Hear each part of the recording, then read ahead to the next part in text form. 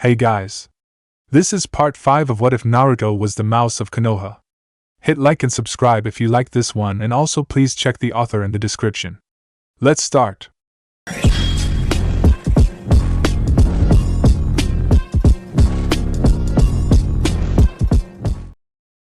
Chapter 14, Mouse in the Cloud.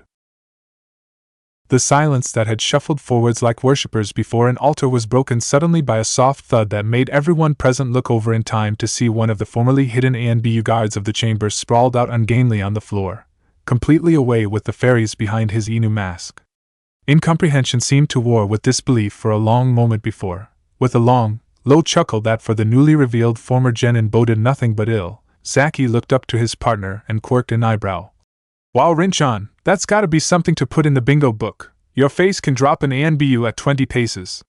Totally worth it, he declared a second later as she didn't miss a second time, the liberated kunoichi rubbing the knuckles she just bruised against his scalp with a vindicated expression, grateful that the purple patches on her cheeks hid at least some of her embarrassed blush. I did not drop an anbu, you disrespectful little brat. He's probably just... She tailed off lamely, taking in the limp form before her and trying hard to ignore the very obvious smirk that the gaki she'd been forced to spend the past 4 months, nearly a third of a year, in close proximity to was sporting, even by a torturer's standards. Surely that would have to class as cruel and unusual punishment. Tired. Luckily for Rin's sense of self-worth and Zaki's immediate health, before either of them could say anything else they were interrupted by the arrival of a third party. Having been sat next to her, Inoichi would be the first to admit that, had some not been on the end of the council chamber table, and therefore able to skip around the edge of it so easily. With the mindset she was in at the moment following the apparent resurrection of another of her clan, she'd probably have run straight through it. Rin didn't even have a chance to squeak before she found herself caught in an embrace only marginally less tight and painful than the one Zaki had been subject to at the pause of Kuramura towards the start of the evening. Rin, little Rinchan.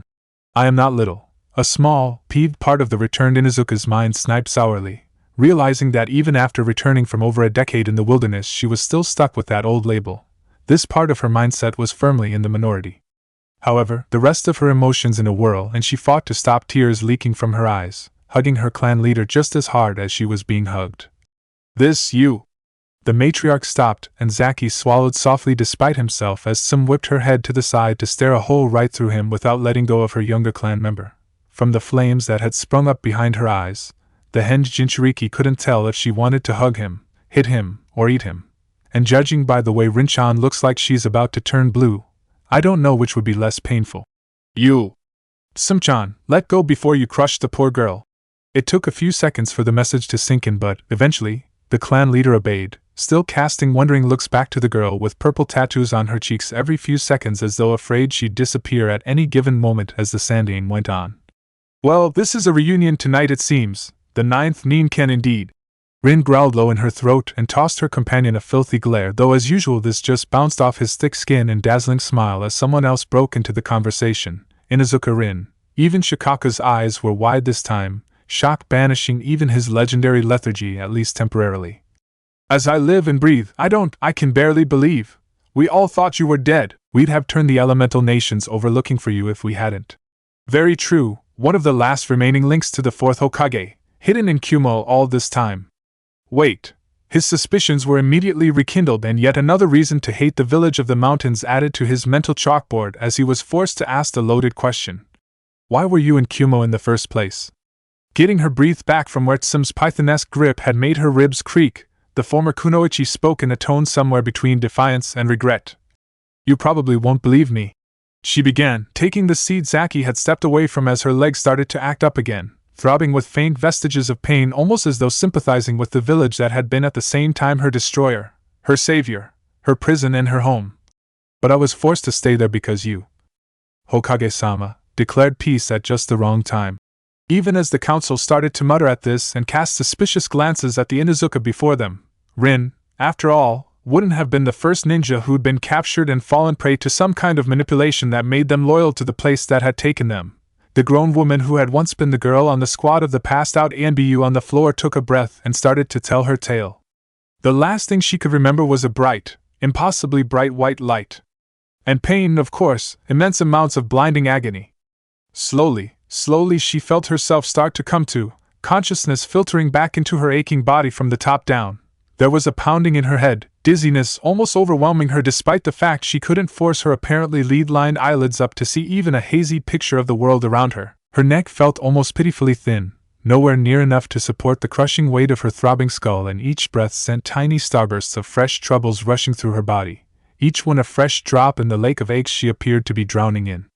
Letting out a low, wheezing groan and bracing herself against the nausea the action caused, Rin tried to command her body to move a little, wriggling upwards to try and alleviate a knot of tension in the back of her neck. Easy, a voice, low but soft next to her, spoke, a slight twinge high up her left leg as something warm pinched it slightly.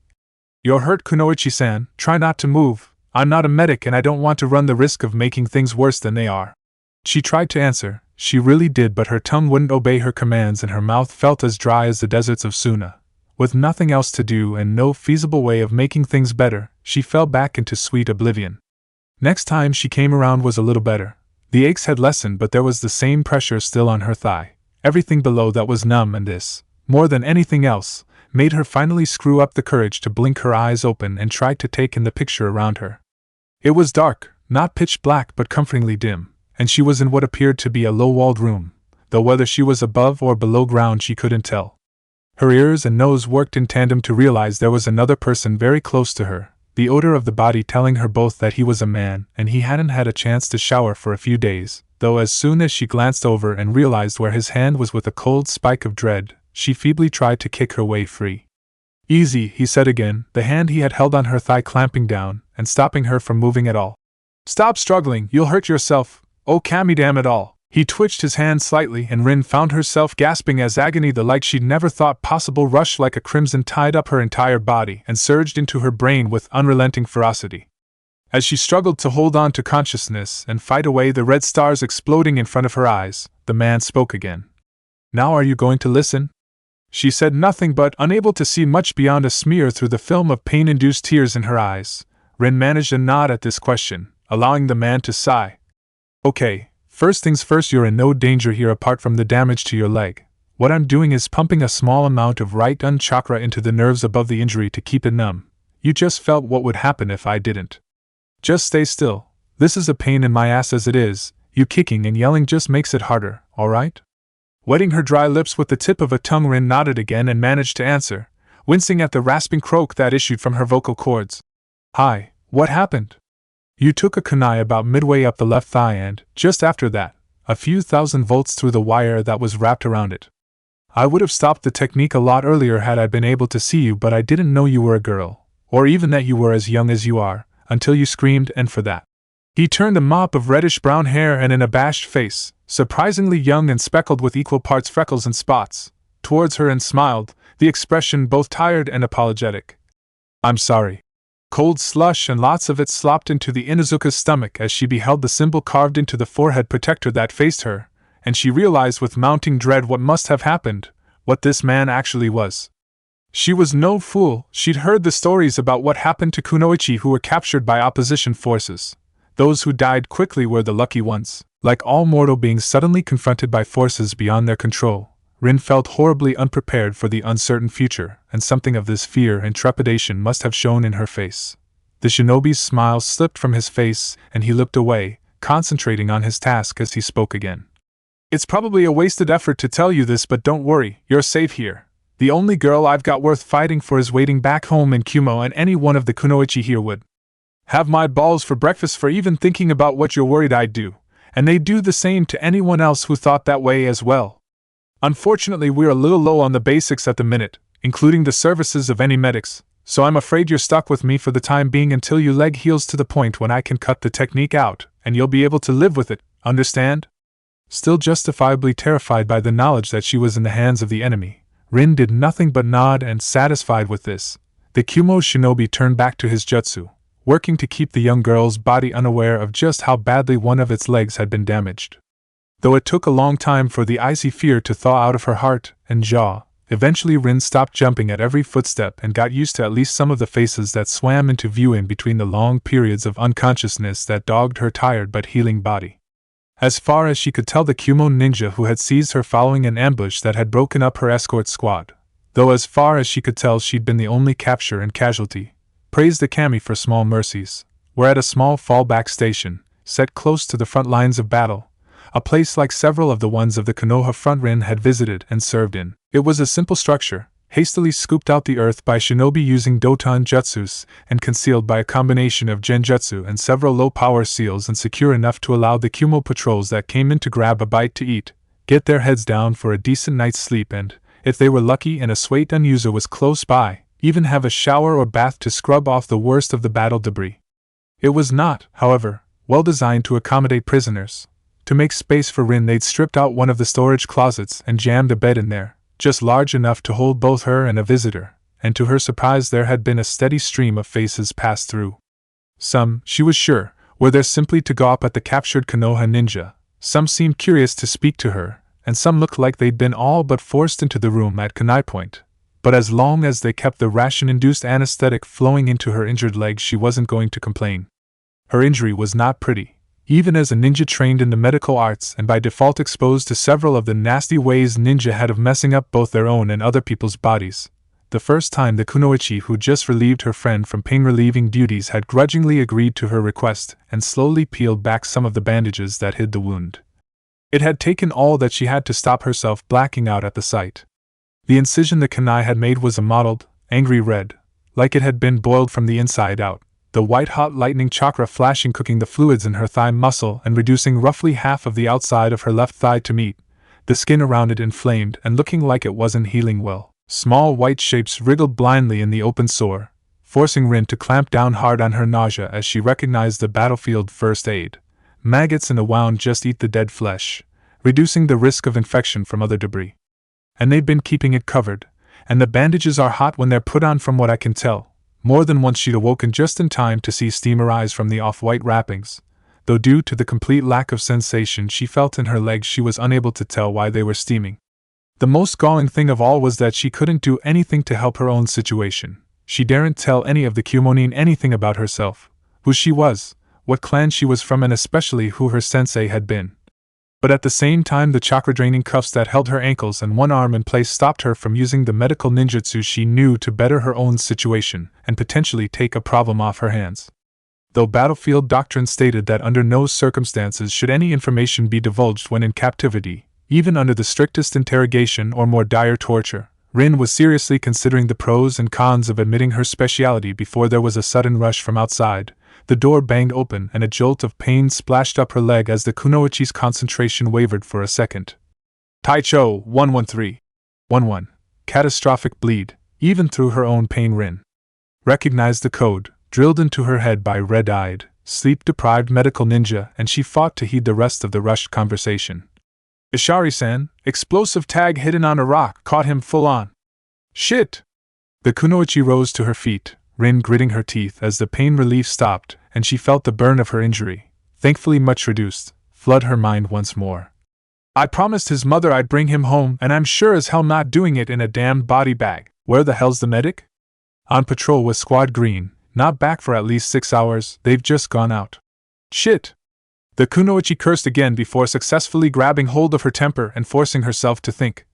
Okay. Get anyone, and I mean anyone who knows more about medicine than which end of the syringe is the sharp bit.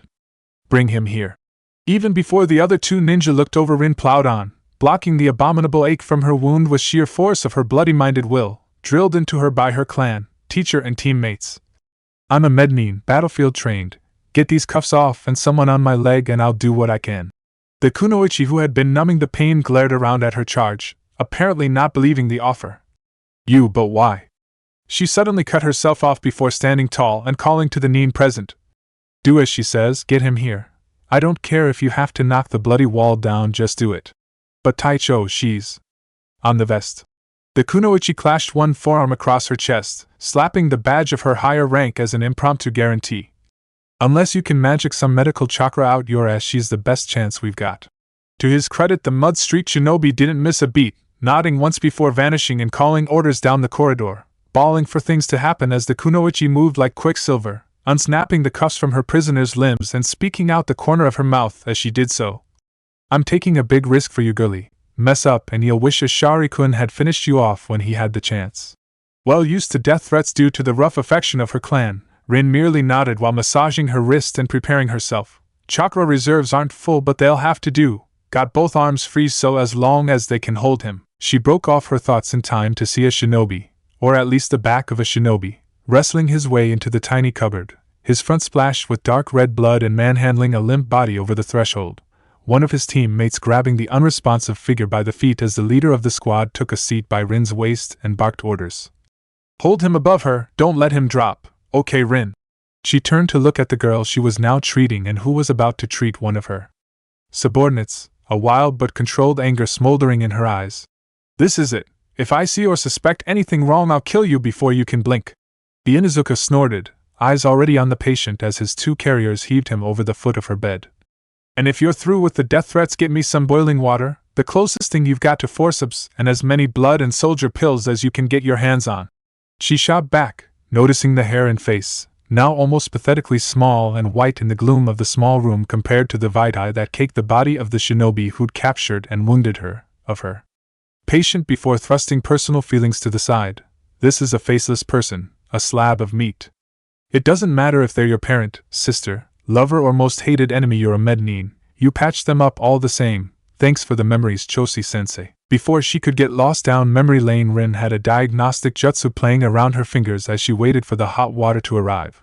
Much as she'd like to go diving in, to do so into wounds this serious with unwashed hands would be little more than a delayed death sentence for the Kumonin. Damn it, blast injuries, shrapnel wounds puncturing the ileum, duodenum and possibly colon, liver perforated but hepatic veins and arteries intact. Rin recited as much to remind herself of what to do next as to keep the Kumo ninja near her in the know.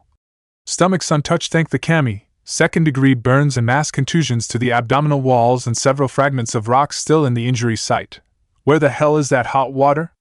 You lift his legs higher to get more blood to the internal organs so he doesn't go into cardiac shock and you. She flashed a glance sideways, meeting the eyes of the kunoichi whose hand had clenched around her own injury, as soothing green medicinal chakra swirled into being around her fingertips, ready to be used as soon as her hands were clean. Make sure I don't get distracted because of my damn leg. What happened next happened like a blur, but a horrible one where she could see and hear almost everything about it. She remembered the stickiness that began to coagulate around her waist as the lifeblood of the shinobi. But he looked so young, he must be at most the same age as me. Had we been born to different parents, would we have served side by side instead of on opposing forces? No, enough, he's the patient, he must be saved. Saturated her blanket, biting down on and swallowing the grainy, gritty powder of soldier pill after soldier pill to try and keep enough chakra in her techniques to force Ashari's soul to stay tethered to his mortal coil, her orders going from yells to low, growled commands to murmurs as fatigue and chakra exhaustion took hold. The background graying out and her vision tunneling to a smaller and smaller field showing only the injuries she could only stem the flow of, not heal, and, at the very last, hearing a low shout before the tunnel caved in upon her, and she passed gratefully into the blackness of the void that rushed up to claim her. Is this heaven? It was certainly warm and comfortable enough, just the right temperature for her, and whatever she lay upon felt as light and airy as a cloud. But she was still so sleepy she just couldn't bring herself to shatter the illusion by forcing her eyes to peel back their lead-lined lids. The scent around her was slightly odd though. Cammy must have known she'd grown to detest cleaning chemicals in her life. So why did this place smell like bleach? And surely if she had passed into paradise, why did her body still throb and ache so much, though admittedly nowhere near as much as she remembered it doing while she'd been alive? Having formed a few half-baked conclusions in her own mind, Rin knew what she had to do to prove them outright and cursed in advance for doing it. But after a long battle of wills and efforts at negotiations, she forced her body to reluctantly peel its eyes open and take in the scene around her. And, as I suspected, I'm in a hospital. Nowhere else I know has ceilings that awful shade of white. So she wasn't dead. That was a good thing overall, she decided, and someone had obviously gone through the hassle of arranging her proper medical treatment and keeping her alive through what she could only guess, as she felt for her chakra reserves and winced as she realized she still couldn't feel them in the slightest, was or had been a near-fatal case of chakra exhaustion. She had no idea how long she'd been out, but judging by how weak her arms felt and the level of muscle atrophy she could roughly judge from the look of the one she wriggled free of the blanket she was tucked under, it must have been a while. Realizing there was only one way she could possibly get her answers, the Inuzuka reached up to above her head, groped around for a minute before locating the button she was searching for and, after a second of mentally reciting a very brief prayer, stabbed down on it with her thumb. Obviously no one up in the higher kingdoms was paying her any attention. As soon as the door to the hospital opened up, as she was met by the curious face of a nurse that very quickly blossomed into a bright smile, it was all Rin could do to mirror the expression with a sickly grimace of her own. As far as she was aware, no one in Konoha had skin tones that dark. "Oh, you poor thing, the doctor said there was a chance you'd wake up today." She immediately bustled over, checking the bed and patient. Over with an easy, well-practiced eye before reaching down, Rin leaning forwards as much as she was able to allow the taller woman to fluff up her pillow. "I was just about to start my rounds as well. WH." To the Mednine's relief and surprise, her voice was actually relatively intact following her coma once the nurse poured a glass of cold water from the container at the side and helped her to drink. "What was wrong with me?" "Chakra, exhaustion mostly, one of the worst cases I personally have ever seen, though I've not actually been here that long," the nurse admitted, leaning against a nearby wall. "Though apart from that, the shock injury to your leg was quite severe. You had a few operations to clear the worst of the damage, but I'm afraid there will always be some scarring there, and it'll take physiotherapy for you to get full muscle control back." Could have been worse. Ren admitted more to herself than anything else. Too right. With a wound that severe, I was afraid I'd lose it completely. Now she was out of the woods and at no risk of becoming an amputee. The Inuzuka could focus on her next few problems. Like what Kumo had planned for her, now she was recovered. "So, what happens now?" To her slight surprise, the nurse was forced to stifle a quick chuckle and brought a hand to her lips before answering. "Now," she began before fighting off a second grin, "I have to go and inform someone who wants to speak to you. No, don't worry." Seeing the sudden flash of fear across the girl's face, the older woman held up a hand to soothe her worries. "Of course, you wouldn't know, there's no war anymore. Reikage-sama signed the peace treaty about 2 weeks before you were brought in." That news and the realization that it brought hit Rin worse than the lightning jutsu that had incapacitated her. It was over, the third war had finished. And I survived it. Not unscathed, but who cares, I did it. I lived through a world war. It was a liberating feeling, but, as always, the cold hand of reality swiftly fell and smothered the sudden good cheer. She was on her own, isolated in the hands of an enemy nation that, unless they had actually won the war, were likely to be in a bitter, vengeful mood and none too picky about who they took their temper out on, so an injured Konoha ninja was likely to be very high on the list for vengeance. Assuming she wasn't just parceled off to the TNI department as soon as they were made aware of the situation. Before she could sink too far into pessimism, however, she was distracted by the sound of shoes on a well-polished floor, the nurse answering her question even as her mind formed it. "Don't worry, I'll be back soon. Someone high up said they wanted to be made aware as soon as you regained consciousness," she explained gently, smiling once more as she paused halfway out the door. "Obviously they couldn't just drop in and deliver a card, but I'll tell you now for nothing that whatever you did to put you in that state made you a lot of friends in the ninja corps, so don't look so worried. Or pout," she advised with a laugh as Rin folded her arms, trying to deny the butterflies she was feeling in her stomach at the idea of potential interrogation. "I promise you're in no danger here. Your notes say you're a Mednine, so you should know the code all medical staff work under. As long as you're here with no ill intentions, you're in no risk of danger." It was true after a fashion. Whether military or civilian, medical staff of any description were, or at least should have been, afforded slightly more protection and leeway from enemy forces when healing the combatants of either side. However, shinobi wars being what they were, the lines of combat were often blurred enough that mistakes were made and Mednine were taken out in battle. This had been the case with Rin herself. Technically she shouldn't have been targeted with a potentially lethal ration jutsu, but as Mednine looked identical to other serving shinobi on the basis that standing out made you an easier target, it had been an easy mistake to make, and she'd been hit and captured. Also, she mulled it over in her mind as the door wafted shut behind the departing nurse. As the war was over, surely there'd be no point interrogating her now, a recently promoted chunin, especially after a long convalescent period. Everything she knew back then would be virtually worthless now, so the TNI department wouldn't be able to get anything valid out of her. Overall, more because of these practical values rather than the vague idea of protection due to her medical status, Rin felt slightly more secure of her future prospects as she lay back in her hospital bed and fought to stop herself dozing off. She was expecting, well, she wasn't 100% sure what she'd been expecting to walk through her door next.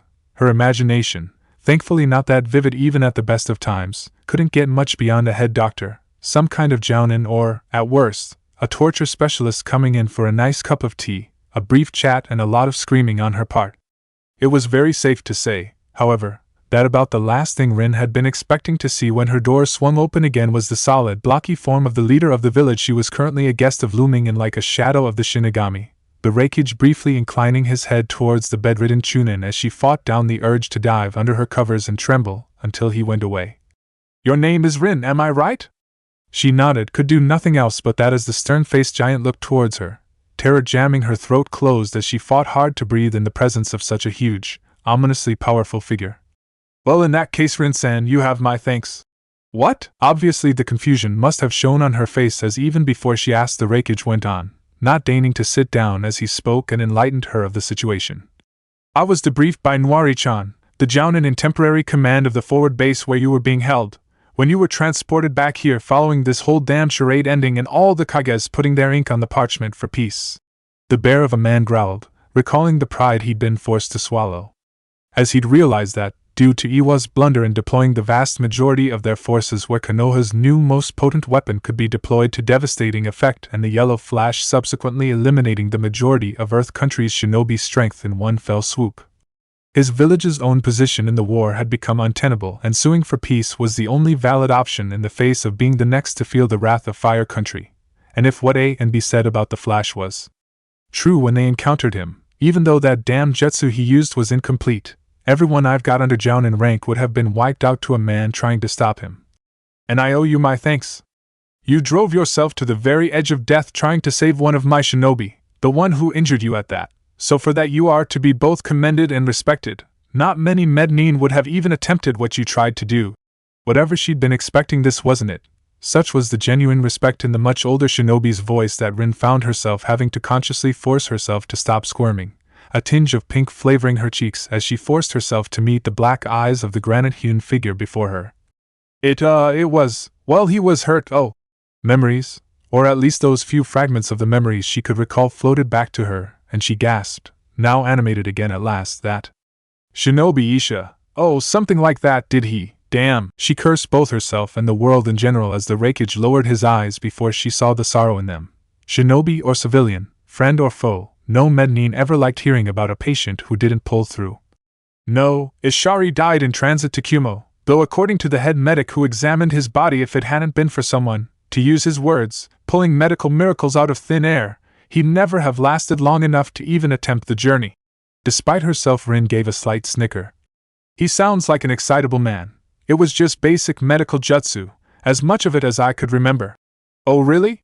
The man quirked an eyebrow as a slight smile played about his lips, the expression reminding Rin somewhat of the strange old man that Minato-sensei had introduced to his team, and then spent the next few hours convincing Obito that yes, it really was Jiraiya of the legendary three he was talking to. I believe he mentioned then named Tsunade and comparable to a few times during that debriefing. At that, Rin truly did blush properly. I'm not that good, nowhere near. Tsunade-sama is a medical genius. I'm barely a Chunin trained on the battleground at holding things together with spit, string and swearwoods. It was the Reikage's turn to snigger a little at this. Excitable or not, I have to respect the opinion of the one man in Kumo who could restrain my sons for long enough to give them their shots. They both hate needles. The older man groused, shaking his head at the thought that, amongst other things, both A and B had inherited one of his childhood phobias.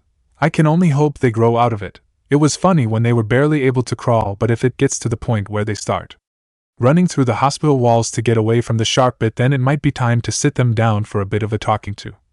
Still, because of your efforts on the behalf of the Kumo Shinobi Corps and the fact there is now peace between our states, you have unfortunately landed on my lap as a potentially very serious problem.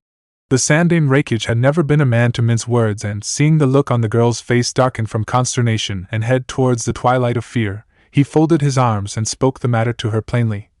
If what the medics are telling me is correct, you've been in a coma for nearly 3 months. You were booked into this hospital about 2.5 months ago, and the prisoner exchange between Kumo and Konoha was overseen and took place about 7, maybe 6 weeks after that.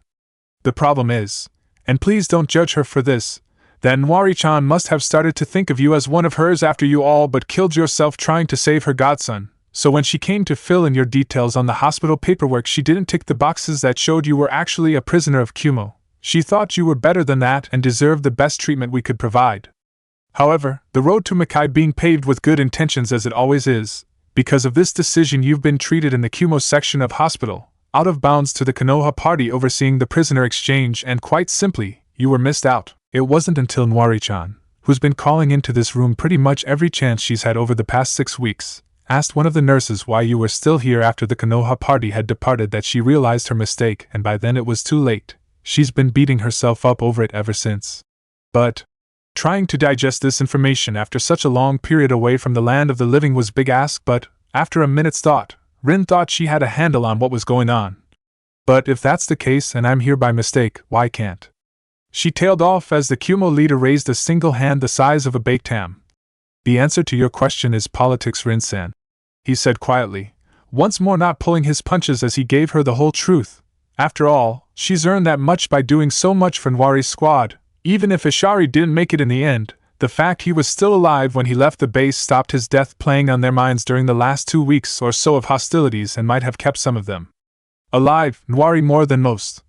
The peace between the elemental nations is fragile at best at the moment.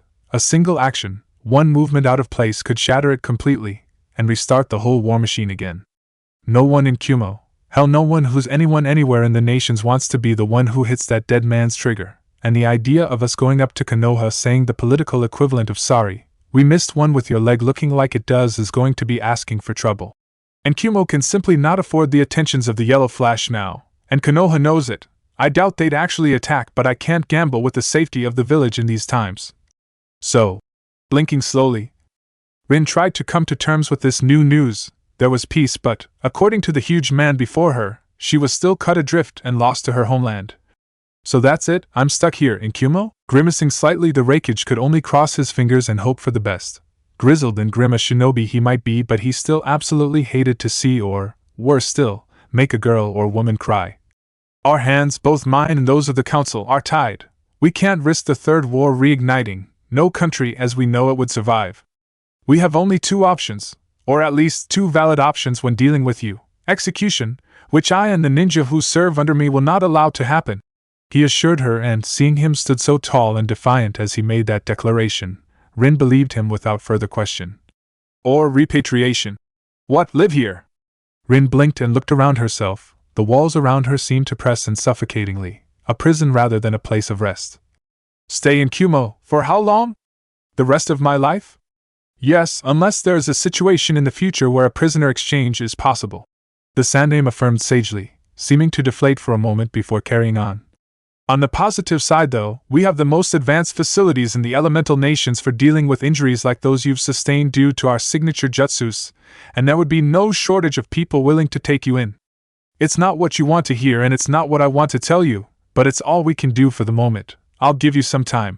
With that, before the situation could go too far downhill, the Raikage bowed once more and retreated from the room, the nurse who had led him here slipping in after his departure, but not quick enough, not quite, for him to avoid hearing the first sniffles of Inuzuka Rin's tears as she fully realized, that though the war was over, she was never going home. Wait! Sim's voice echoed through the council hall, seemingly split somewhere between disbelieving humor and outright ire. Are you telling me that those mountain rat bastards held you in that pit of theirs all this time under the pretense of some paperwork cock-up? Afraid so, Rin shrugged, apparently not seeing her pseudo-aunt's face rapidly turning murderous as she flexed her claws, ready to lead the hunt into the land of lightning herself at any given moment. But after I saw Nwari-san the next day I realized it was an honest mistake. A likely story? Sim scoffed, though as the younger Inuzuka turned a gaze that would have stripped paint her way she fought to defend herself. Kumo's policy of bloodline theft is well known, and though our clan techniques aren't bloodlines as such, the fact they had you and then stole our ninkin just proves this was a long-term plan to usurp part of our pact to the mountains. Well, if it was a long-term plan, it was one Nwari-san had no idea about Obachan. I don't know about you, but when someone offers you the position of second at their seppuku ceremony to make amends for their mistake, and when you turn that down and have to virtually beg them not to kill themselves, they extend their shinobi career for another 5 years to put a roof over your head without so much as another word on the matter. I'd say they were being pretty damn serious about feeling guilty over the whole thing. And anyway, apart from that, who told them I was an Inuzuka anyway? That did put the purple-cheeked Inuzuka back in the spotlight. Even as the council cocked their heads and looked at her askance, she carried on. As the Sandaime told me as soon as I was booked out of the hospital and had my chakra sealed up, Kumo doesn't interrogate its citizens. They asked me my name, rank, and former shinobi number, and that was it. They already knew I was called Rin, so when I said I'd never known my family name, they took me at my word. Not like I'd be the first orphan or bastard child to become a ninja, is it? And it was true. As far as I knew, I've always been part of the pack. Never knew what my original family name was, so, in that respect, they could never have pinned anything on me if it came to light later, and let's face it, I don't look much like an Inuzuka. Not a word you. Suitably chastised, Zaki closed the mouth he just opened and sat quiescent as someone else turned his attention to Rin's story. A most elegant and cunning ploy to deny the enemy information, Inuzuka-san. Danzo spoke softly after a moment of ruminating on the subject. But why did you let it fall to that point?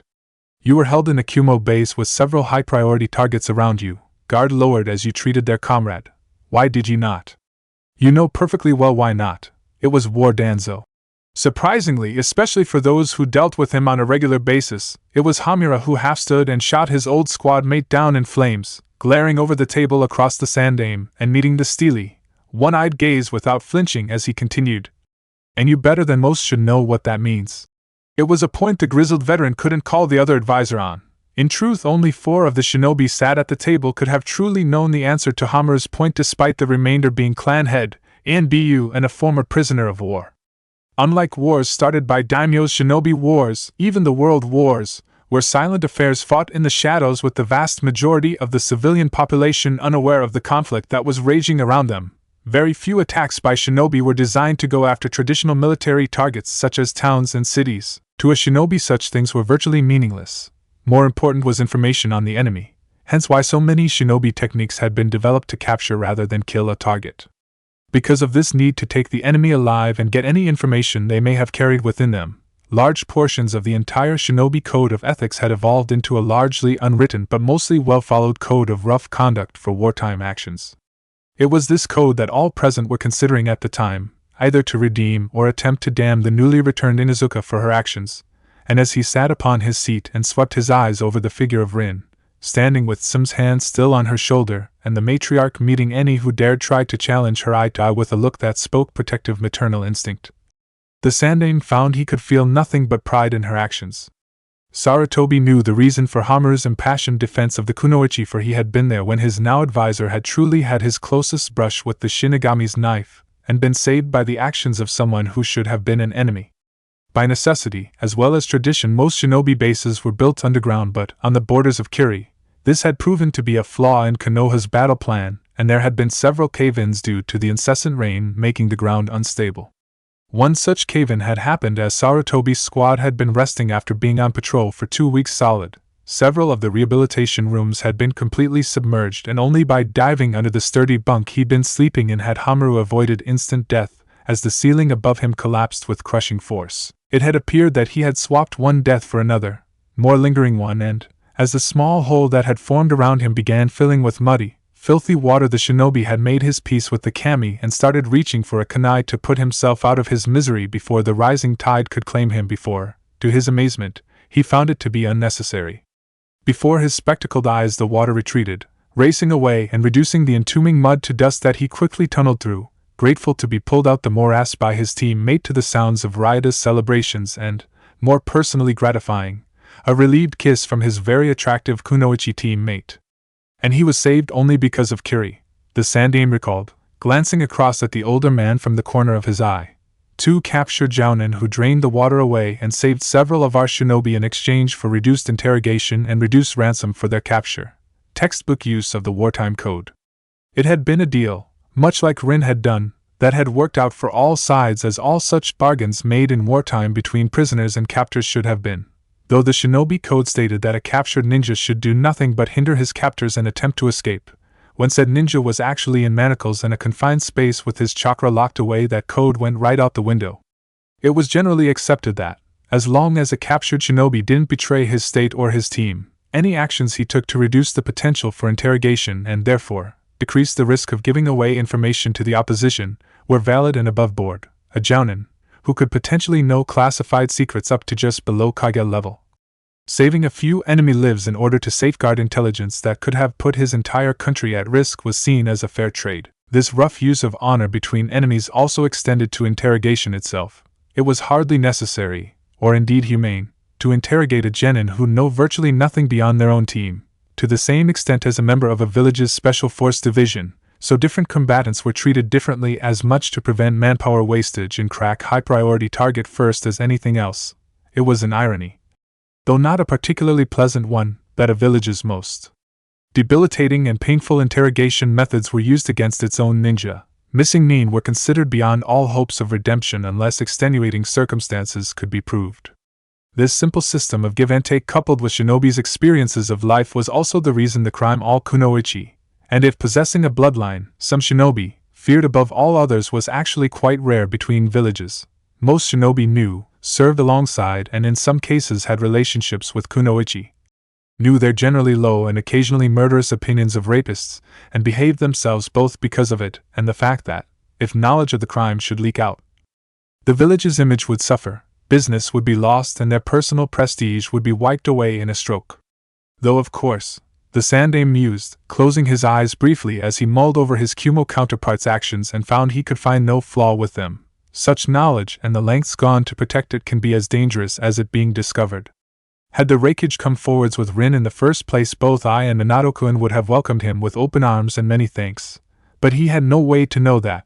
Because of that, he was forced to hide one of Minato-kun's students from us for all this time because he couldn't risk the wrath of the Yellow Flash visiting his village. Curse this world of secrets we all live in. All these thoughts flashed across the memory of the god of shinobi in an instant. He knew and could quote several other examples where wheeling and dealing had played a part in the history of shinobi wars. But for now those could be locked away in his mind to focus on the matter at hand as Danzo lowered his head slightly at Hamaru's ire. My apologies, Hamaru-san, and you too, Inuzuka-san.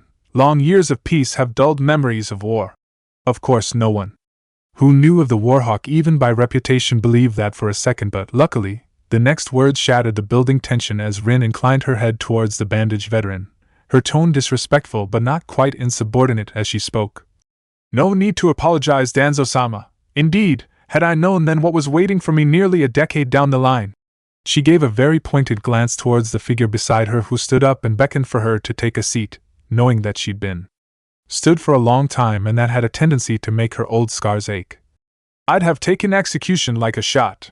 Not enough that she'd had a brand new problem, or to be more accurate 8 separate furry problems, dropped onto her completely unsuspecting shoulders from a great height, each of which were angry and upset at being uprooted from their home and dropped into this brave new world. But now the Reikage's assistant needed to see her? For a long, horrible moment Rin was convinced that someone, somehow had connected her to her former clan, one she'd not seen in the past decade, but then she ironed her face blank, remembered that was in the past, used what little of the beast's speech she'd been able to dimly recall to try and reassure the newly arrived dogs that she was a friend and they were safe as much as she was able to before answering the summons. Nodding her way inside the Reikage tower, the former Inuzuka stepped forwards into the room and smiled at the woman she'd come to know first as a contact in the tower, and then, more closely, as a loose sort of friend. Good morning, Maba-chan, you wanted to see me? The Reikage's assistant smiled back, but before she could say anything another voice piped up and both women looked over, Rin narrowing her eyes as she beheld the figure inspecting her. So this is your so-called dog person? Well, I have to say this much, she's got the look for it. Formerly narrowed eyes widened in shock before Rin reasserted control, strode forwards without so much as a limp and soundly cuffed the cheeky brat across the head, not noticing Maba close her eyes resignedly as she did so. Let me tell you something that'll get you far in this life, child. Rin began, hand still raised as the boy before her glanced up at her through watering eyes. Respect your elders and betters and you'll live a lot longer, especially in a ninja village. Okay, I apologize, got that wrong. The kid relented, physically beaten but not browbeaten as he glanced up with his ears ringing. You've got the looks and the temper for it. Still, can't complain too much when it nets me a bit of cash on the side, now can I? Even before Rin's jaw had finished dropping, Zaki had held his hand out and, after a moment of disgruntled muttering and shuffling around in her desk drawers, the secretary forked over a small sheaf of crisp Rio notes, before glancing over and making eyes at Rin. Thanks for that, Rin-chan. I was hoping you'd hold your temper better than that, but obviously not. She had to gape for a minute before her brain chimed in with a timely reminder about the importance of breathing and maintaining everyday life. You put a bet on me? No, I lost a bet on you, but anyway, enough of that. Getting through to the heart of the matter, Maba went on, pointing to the boy who was putting his ill-gotten gains in a grubby pocket with her pen. Rin, this is Mamoru Zaki, a Kyarabankeo who's staying in Kumo until the next festival rolls around and needs a place to stay. I know you. Oh no. Rin shook her head, already knowing where this was going. No, don't do this to me, Maba-chan. I've just had too much work dumped on my plate. A road grubber like this eating me out of house and home is just a Naruto on the ramen I don't need right now. Heh, sounds like I'd be just what you need, Rin-chan. I like dogs, get on well with them, and with you looking like you do, that's probably just as well. Still. He clapped his hands softly as Rin started to turn a mottled shade of puce while Maba tried her hardest to suppress a laugh. Let's get the paperwork signed and get out of here. I'm desperate to get something decent to eat and get my head down. No, I refuse. Do that and you'll just be turfing me out your kennels every night until you say yes. Rin glowered before smirking darkly. I'll just let the dogs eat you, assuming they don't mind snacking on roadkill.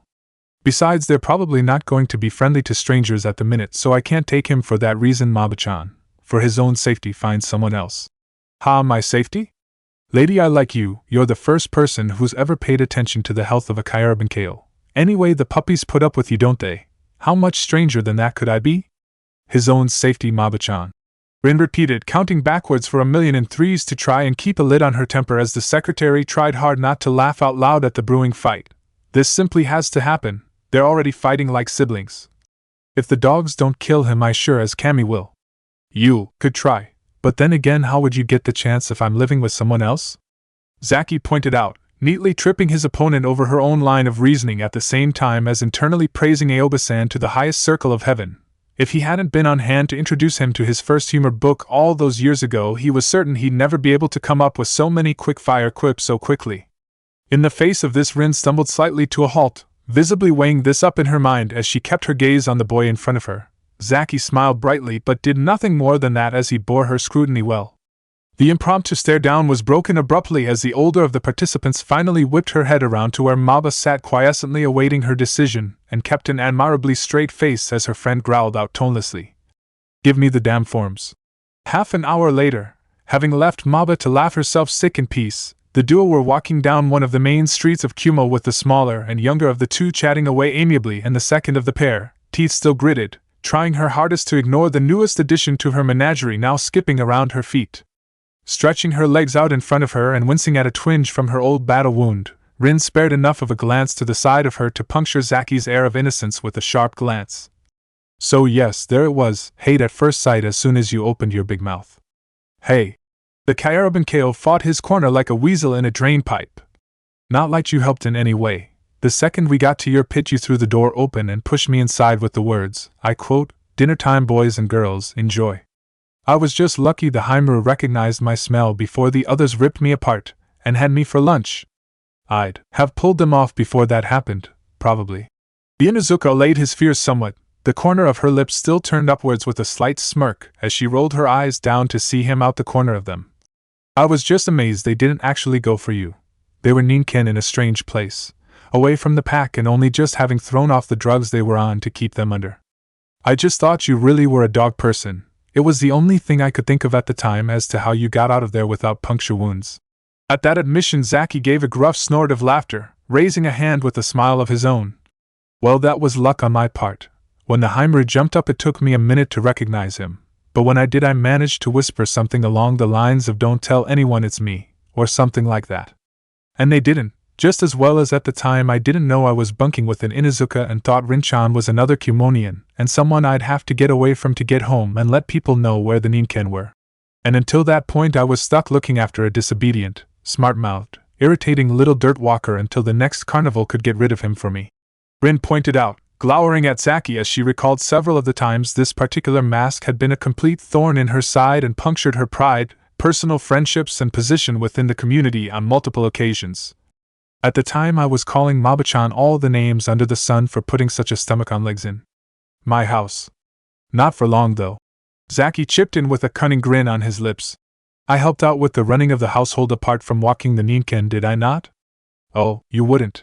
Even as she squeezed her eyes closed to try and deny the truth, Rin knew that yes, he would. For some reason the boy who had masqueraded as Momara's Zaki for so long seemed to revel in recalling the most embarrassing incidents from the past, and somehow twisting them so that most of the resultant embarrassment cascaded off his back like water from a ship's bow. Very noble of you, Naruto-kun. the Sandaime admitted, smiling thinly as he saw the smirk playing over the boy's features at the same time as Rin's expression darkened slightly. What exactly did you contribute though, and how? I hope you didn't go getting light-fingered around the mountain village. No way, after what the Raikage told me I believed him. That guy scared me just by looking at me. The Jinchuriki admitted, shuddering at the thought of having that shinobi coming after his blood. But what I did was simple really, Gigi. The Kyarabenkeo shrugged.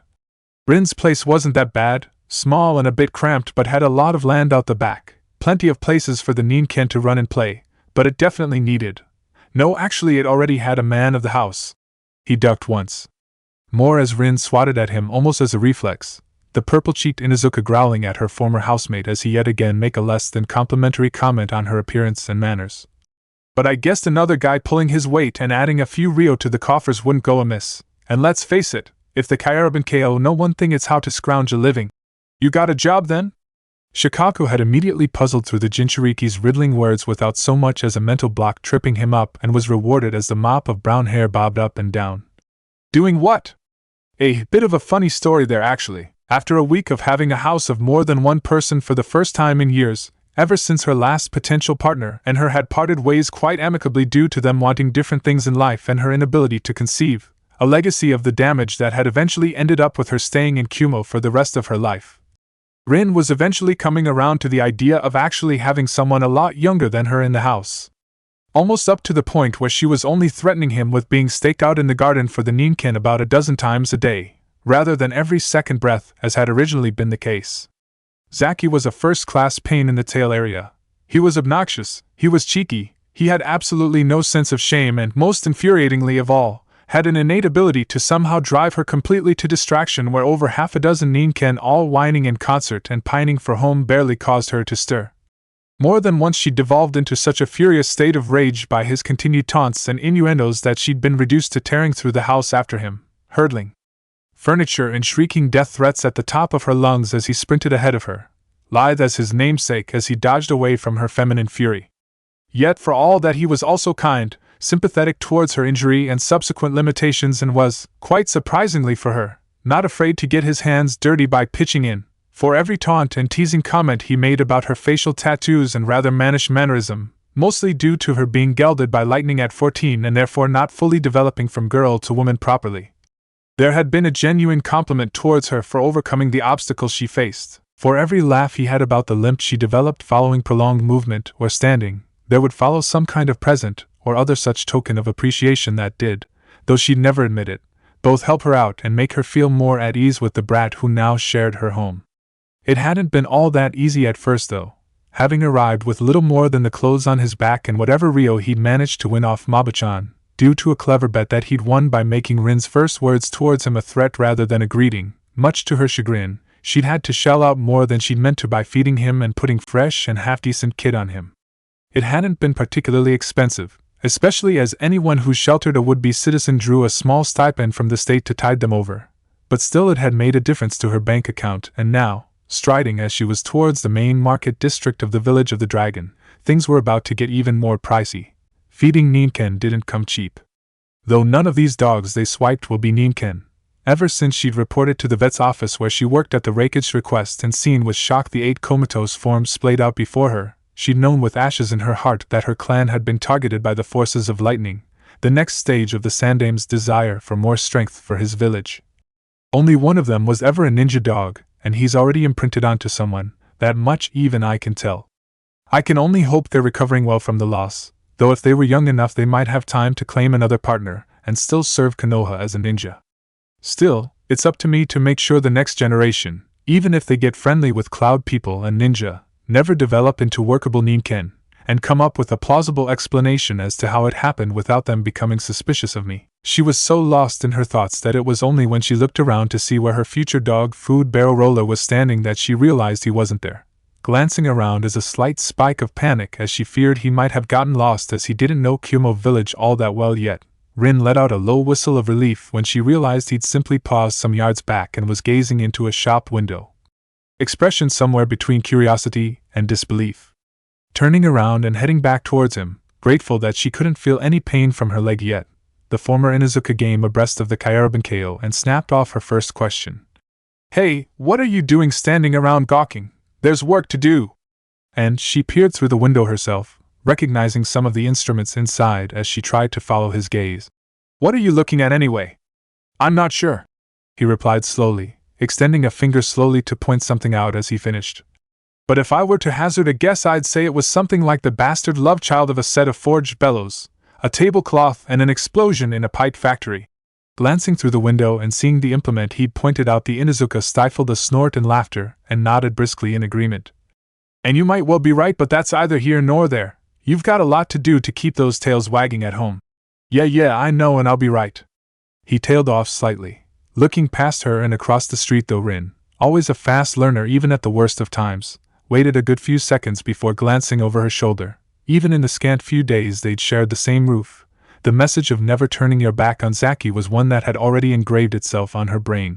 I'll be right behind you as soon as I've done the gentlemanly thing. Before she could even think about stopping him, the Kyarabankeo had nipped past her and crossed the track, approaching a figure who appeared to be struggling slightly with what looked like a very large and unwieldy bundle of something. Luckily, as Zaki approached, for it was a girl, Rin realized as she saw the delicate features and traces of makeup as the woman, or growing girl, as the former kunoichi couldn't gauge her age accurately at this range, turned at the call of her lodger. The two held a brief and hushed conversation, Rin amusing herself and smiling thinly as she watched the Kyarabankeo made his new partner's expression more from amusement to curiosity, to startled amazement and consideration to, finally, a reluctant kind of acquiescence that the former Inuzuka was already depressingly familiar with. If nothing else, he taught me this life lesson: never let a Kyarabankeo talk. He could sell water to aim if you let him open his mouth. Rin-chan. She was jerked back to reality by his shout. I'll catch you at the place later. Just gotta do my civic duty and help this beautiful princess home. Just about holding in a smile as the taller girl flushed slightly at the compliment, the older woman cupped a hand to her mouth and calling back. Okay, brat, if you're not at the surgery in half an hour, I'll send out a four-legged search party. Zaki merely sketched out a half-mocking bow and, gathering the bundle in his arms, tottered off following the lead of the girl he'd spent the last 5 minutes wheedling around to his point of view, as Rin was left to shake her head and inwardly pray to Kami that sometime next year there wasn't going to be some poor woman left raising another future Kyarabankeo, as his father had hit the open road again. Luckily, though he was 15 minutes late to the surgery where she was picking up the barrels of dried dog kibble for the puppies, she didn't think even he'd had enough time to get to know much more than the girl's name and where she lived. However, upon looking a little closer, as seeing his slightly flushed features and eyes that appeared to deviate between breaching the barrier of full alertness and sinking into the morass of glazed recollection, Rin inwardly shuddered. Please don't tell me he found out her favorite drink as well, and if he did, it really was just tea she invited him in for. Where have you been? As always, Rin's voice didn't betray any of her gnawing inner concerns. Get lost again, did you? Well, I shouldn't be surprised. Even alley rats take time to find their way around a new city. Unusually, Zaki didn't have a quick-fire quip ready, instead glancing up at her and giving a quirky kind of grin as he raised one hand to rub the back of his neck. Well, no, I didn't get lost really. I helped the girl, Rizu-chan, back to her place. She showed me where to put the laundry and was just about to bow me out the room when one of the other girls rushed in shouting that her Ka-san needed to see her. She must have forgotten about me, or assumed I'd just leave either way, because Rizu-chan just bowed to me and ran off like the fiends of Makai were at her heels, leaving me in the lurch. So what? Why'd it take you so long to get here, unless she lives on the other side of the village? Oh no, it's just that I didn't leave straight away, Zaki explained with a casual shrug. Far as I could see, there was a lot of clean laundry just dumped on a side, a pressing board close by, and a pretty girl who'd be left having to get her hands scalded when her Ka-san was finished with her. So I just did as I've been taught and started ironing. Must have done a half-decent job of it as well. When she, Rizu-chan that is, came back about 10 minutes later, I thought she was going to pass out, seeing me there with a small pile of folded laundry to the side, though before I could say anything she raced off, calling for the Ka-san. Next thing I know, there's an older woman coming towards me, and believe me, Rin-chan, if anyone was ever unsure why Kumo was called the Dragon Village, seeing that old battle axe for even a few minutes would be enough to clear up any confusion. BRR. So we talk for a bit. She asks what I'm doing here, what my intentions are, blah blah blah. I give her the spiel about being a good Kyarabankeo and the fact that even if I did have any ungentlemanly ideas, I could never afford any of her Nechan anyway. Anyway, long story short, I've got some good and bad news. At this declaration, Rin had to resist the urge to roll her eyes up and shudder. As far as she knew Zaki, the term bad news could be anything from the water he'd been making tea with accidentally boiling over to. As had happened once before, the bag he'd been using on the routine morning poop patrol had split open all over the pair of her shoes he'd borrowed to get around the dewy garden. Do I dare ask? Okay, get it over with. Bad news first. Well, the bad news is that the Ka-san isn't actually Rizuchan's Ka-san. She's the proprietor of a very respectable and well-patronied business in the southwest side. And what?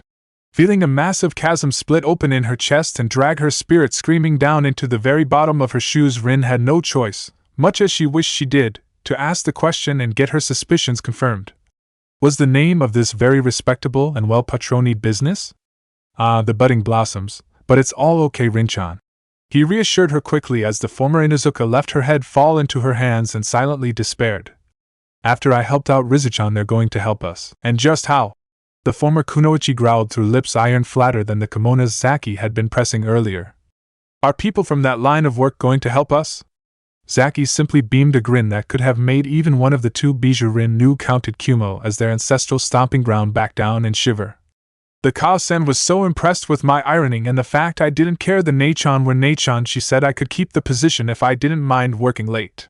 He exclaimed excitedly, Rin for her part simply doing her best not to outright gape as the idea took root in her brain. It won't pay all that well, but it should be enough to cover bed, board, and lodging. Just don't say anything bad about the Neichan and it'll all turn out fine. The Budding Blossoms? Shikaku rolled the words around in his mouth as though it were a flavor he hadn't yet decided he liked or not. His tone likewise seemed to suggest he wasn't sure if he should be offended, amused, impressed, or irked. You got a job in a Kumo flophouse? Yep, but I'll tell you all what I told She-Beast over there. He didn't break stride even as Rin flicked his closest ear for the jibe. Don't say anything bad about the Neichan. I met them all and got to know most of them while I was there, and they're still people, just like you and me. They've got their own dreams and desires, most of which revolve around making sure their own children don't end up in their line of business, so no one, least of all shinobi, should judge them based on what they have to do for a living. This much was true, especially to one shinobi in the gathering more than any others, though the women usually known as, at best, the sisters or the Neichan were often considered scum and worth little more than dirt by some of the more upstanding citizens of anywhere in the world.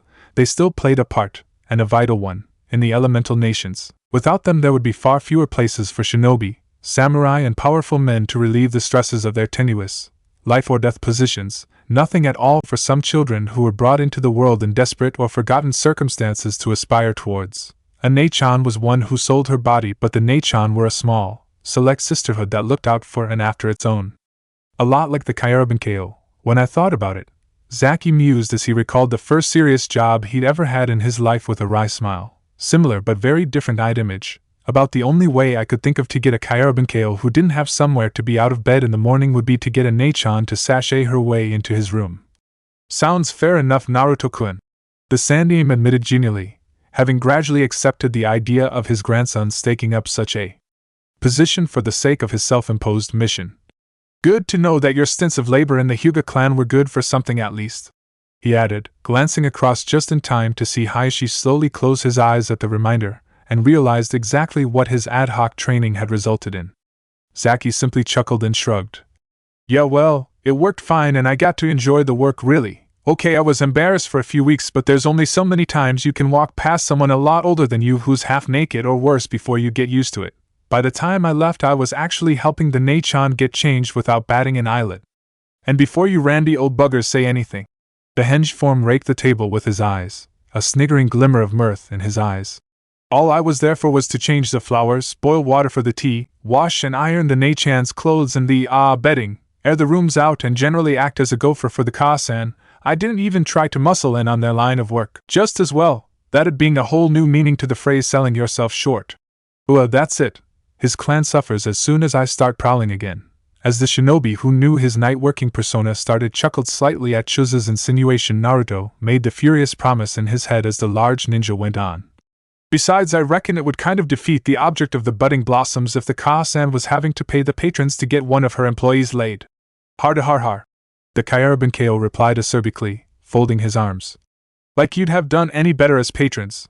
the Ka-san would have turfed you dirty old men out on the street as soon as you showed up knocking on the door and looking hopeful," he declared before glancing to the side of him again. "But yeah, that was a bit of a bonus. The fact I had a job made it a lot easier to just blend in, especially as I was working late, usually till midnight, every day except the weekend, so had a legitimate excuse to keep sleeping in, though the look on Maba-chan's face when she heard what I was doing for a living was an absolute peach. It was also quite handy because, without Kumo being quite as paranoid as it is," Rin huffed and folded her arms as he leant on the side of her chair, patting her shoulder with his closest hand, "I might never have figured out I was actually living with someone who could help get me and the Ninken out of there. Remind me again why we're going to the Reikage Tower later." "Because," Rin sighed long-sufferingly, wiping her hands as she finished washing the last of the used dog bowls and cast a glance at the multiple dog leads that hung suspended from the pegs near the back door like miniature, colorful tassels. "It's Kumo policy that anyone who's resettled in Kumo for less than 6 months reports there once a week, usually at the weekend as that's when the tower's quietest and not many civilians are working. If, Kami-sama forbid, you're still lurking under my roof after 6 months and I haven't buried you under the backyard by then, the time period increases to once every 2 weeks. Zaki considered this as he reached for the last of the sud-covered bowls, a damp dish rag in his hands before he rephrased his original question. "No, I know why I have to go to the tower. I was asking why we have to. You that desperate to see your Maba-chan again? I thought there was something going on there. The only thing that's ever been between myself and Maba-chan is her desk," Rin assured his forcefully, biting her cheek to keep her temper in check as she knew that getting angry was about the worst thing she could do when speaking with Zaki. "In case you weren't aware of it, she's got a husband and a daughter who's just made genin." The Kaerabankeo's smirk merely widened.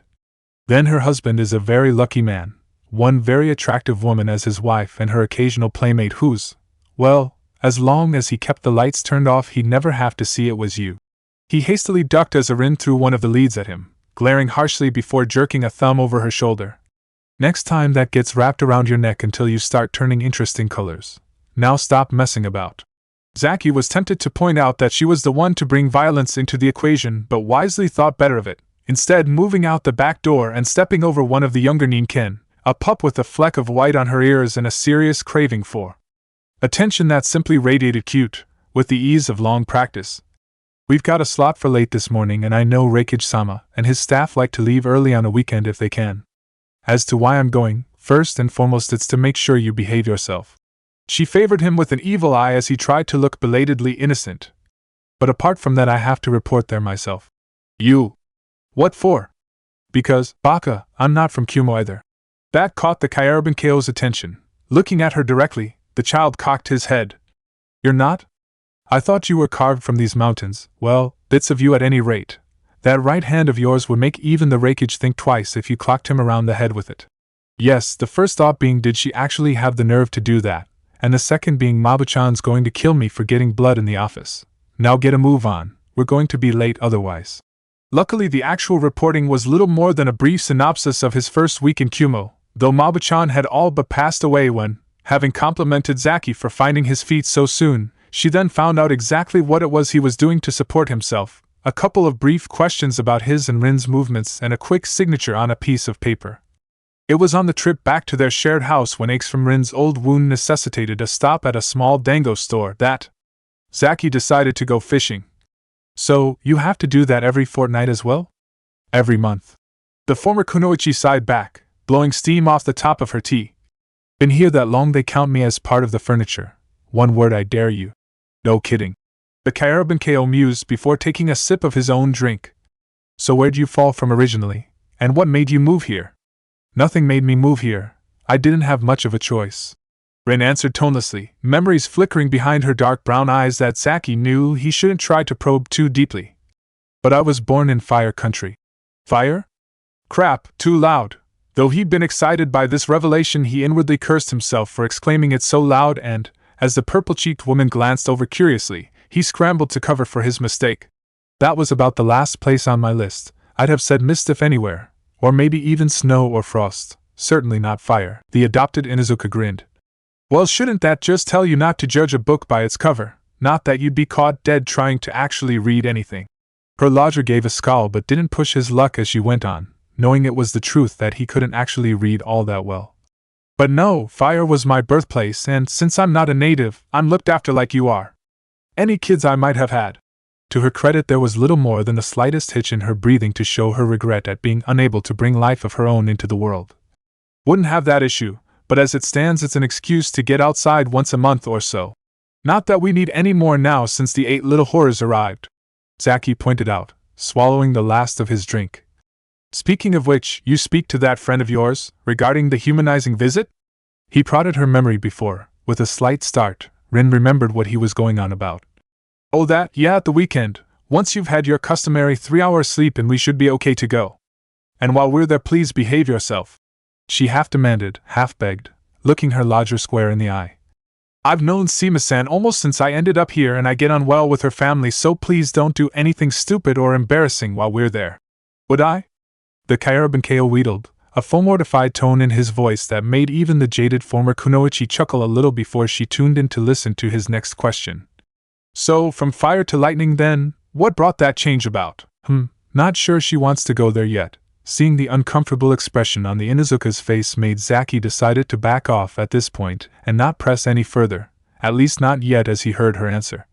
I didn't really have too much of a choice. Circumstances beyond my control mean it's almost impossible to go home, and, let's face it, after so long here I'd bet I couldn't settle back down there. So that means she's likely to be a runaway or an outcast, seeing these as her most likely reasons for leaving his home country. Zaki inwardly groaned. If that was the case, Rin was going to be another obstacle, and a big one, in trying to rescue any of the ninja hounds present within the dragon village. Though, having said that, I wonder. It was a gamble he was taking, but a calculated one that, if it went wrong, he felt he could safely ascribe to misplaced curiosity as he opened his mouth once more.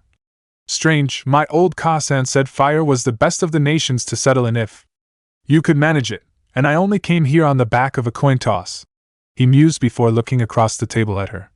Wouldn't you even like to go back just to visit, assuming you could at some stage?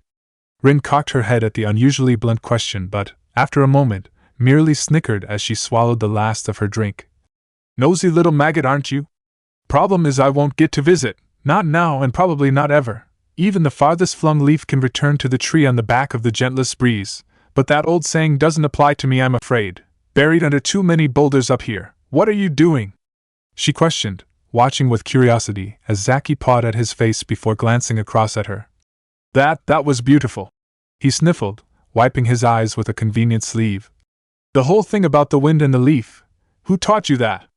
Memories, and painful ones, of the man who had won a war and achieved his lifelong goal only to have it cut agonizingly short danced through the back of the former kunoichi's eyes. She had wept, in private and away from the eyes of Kumo, for many a lonely night when the news of her former sensei's death had been relayed to the land of lightning.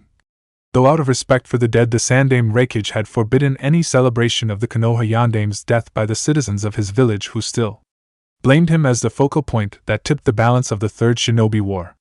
Rin, however, remembered not the Minato the Hokage. She remembered Minato, her first crush, Minato, her Jounin sensei and great team leader, Minato, who had mourned with both her and Kakashi when her beloved teammate Obito had passed on and in death granted Kakashi his greatest gift. The man who became the Yandame was her teacher, one of her idols, and a personal loss almost as great and gaping as that of her clan, and those words had been ones she had remembered through the first, hardest years of her integration into Kumo's society.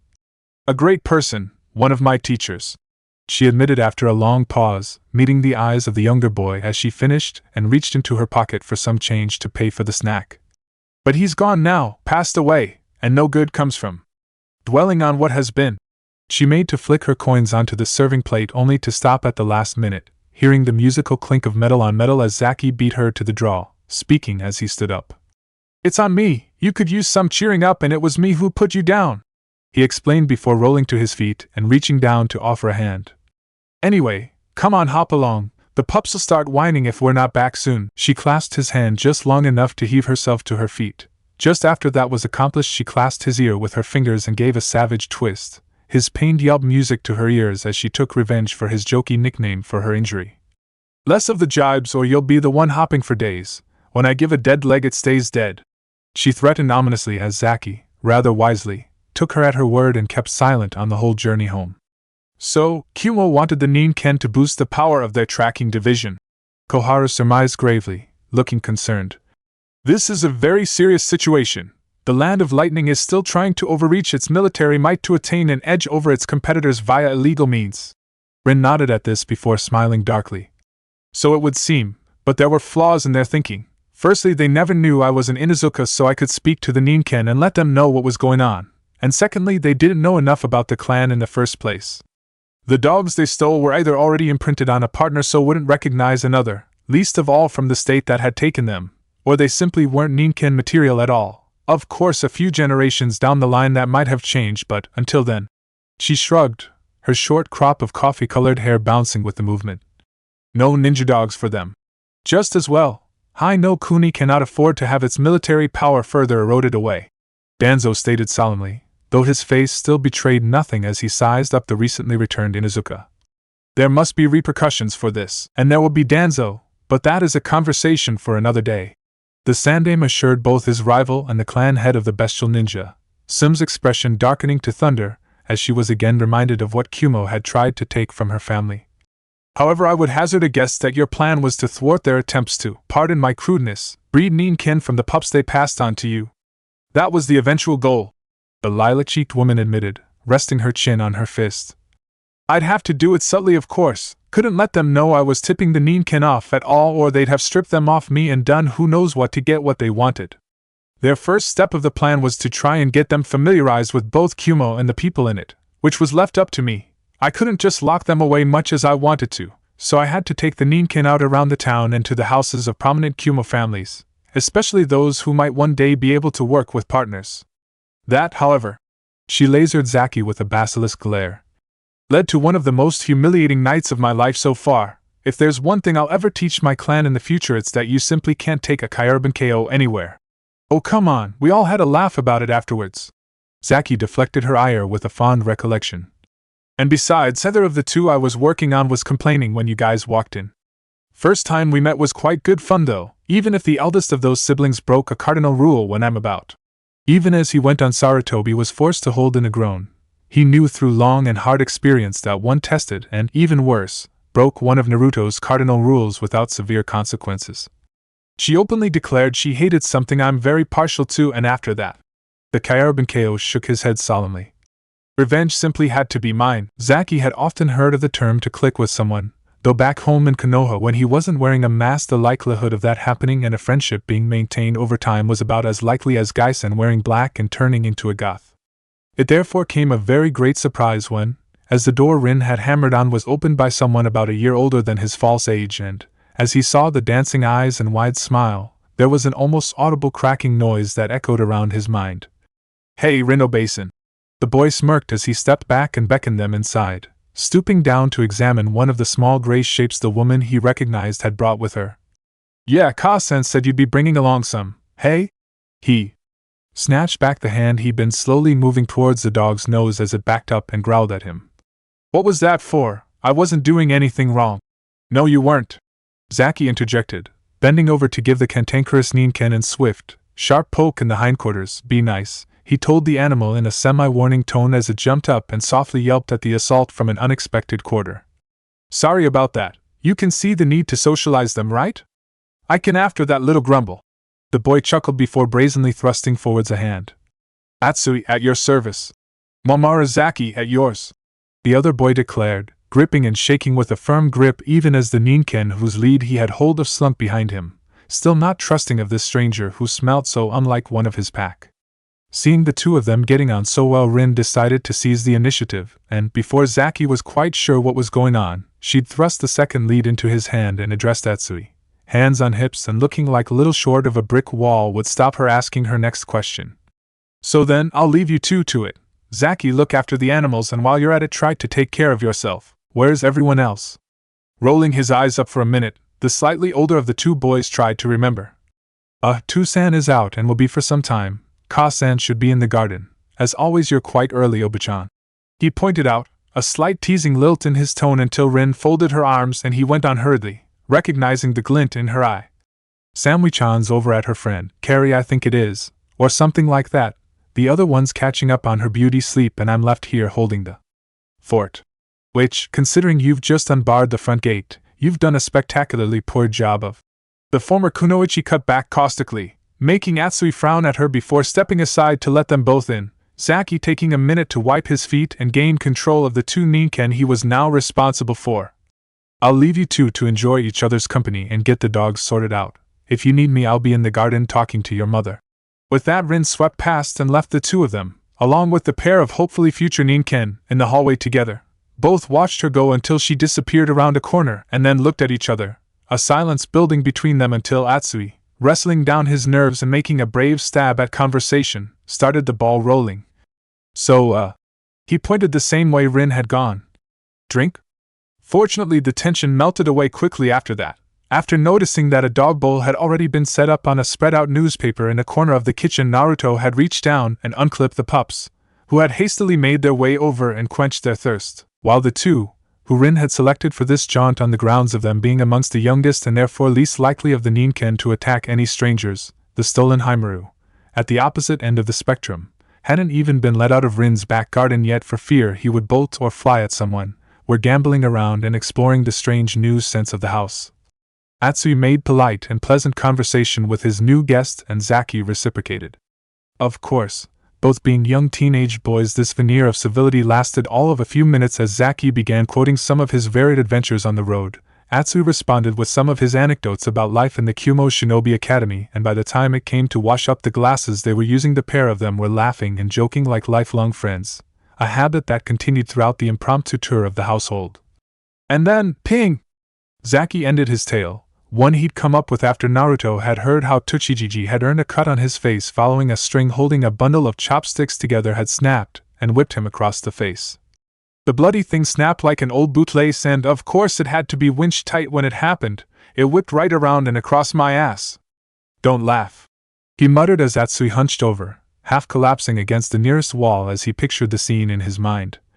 I couldn't sit down for a week afterwards, and crossbow strings cost a packet to buy even when you can find somewhere that stocks them.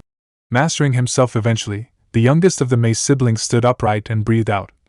Oh ho, that sounded like what happened to Hirani's, but when our homeroom teachers found out who started that massive food fight in the dining hall 3 weeks ago, poor kind, I'm sure it wasn't actually him who kicked it all off, just his bad luck he beamed the Josie no Kocho in the shoulder with a thrown cup. Poor bugger couldn't walk in a straight line afterwards, and our sensei's got a sadistic sense of humor at the best of times.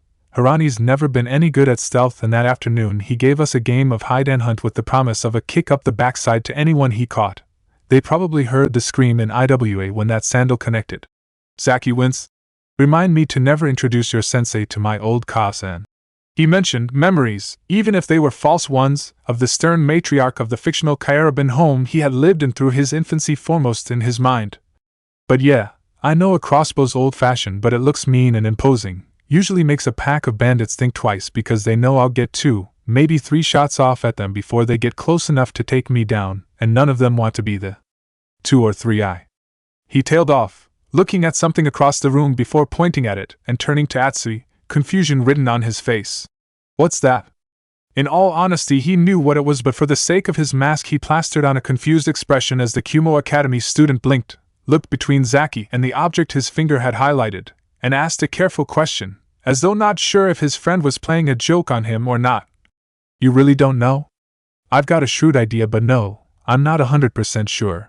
It's a television. It shows things. That's about the best way I can describe it. Atsui shrugged, hunting for the remote control. Here, press this.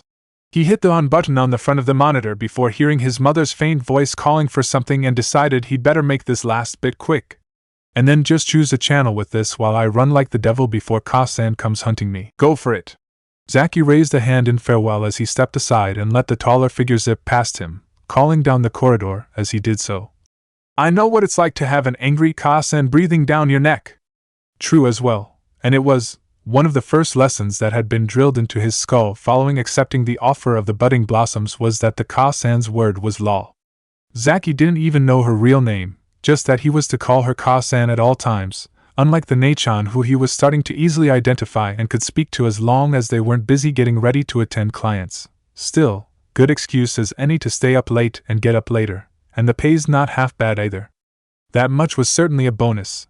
Though he'd only been there a fortnight, the fact he got a weekly pay packet meant he had enough to cover virtually all the household bills while Rin's money was enough to keep them fed and watered, even to the point where the scarred old grizzly, as he'd once called her first thing in the morning when she was shaking him awake, that had been a mistake he wouldn't be repeating again. Was better off with him being there than without. Still, he had today off and wouldn't be back at work until tomorrow night, enough time to play the awestruck yokel as he fiddled with the controller, and was rewarded as the screen sparked into life. Wow, this is in color. I'd heard of these, but the Hasawadas haven't found one cheap enough to buy yet. Neat. I'll have to tell Tenchan about this when I get back. The thought of the bun-haired Panda-chan was enough to make his chest pang for a second before his idle channel flipping was brought to a sudden, crashing halt. Oh no way, some up there. He rolled his eyes heavenwards at the same time as appearing to be magnetically drawn towards the neat settee, eyes not leaving the screen in front of him. Really likes me at the minute.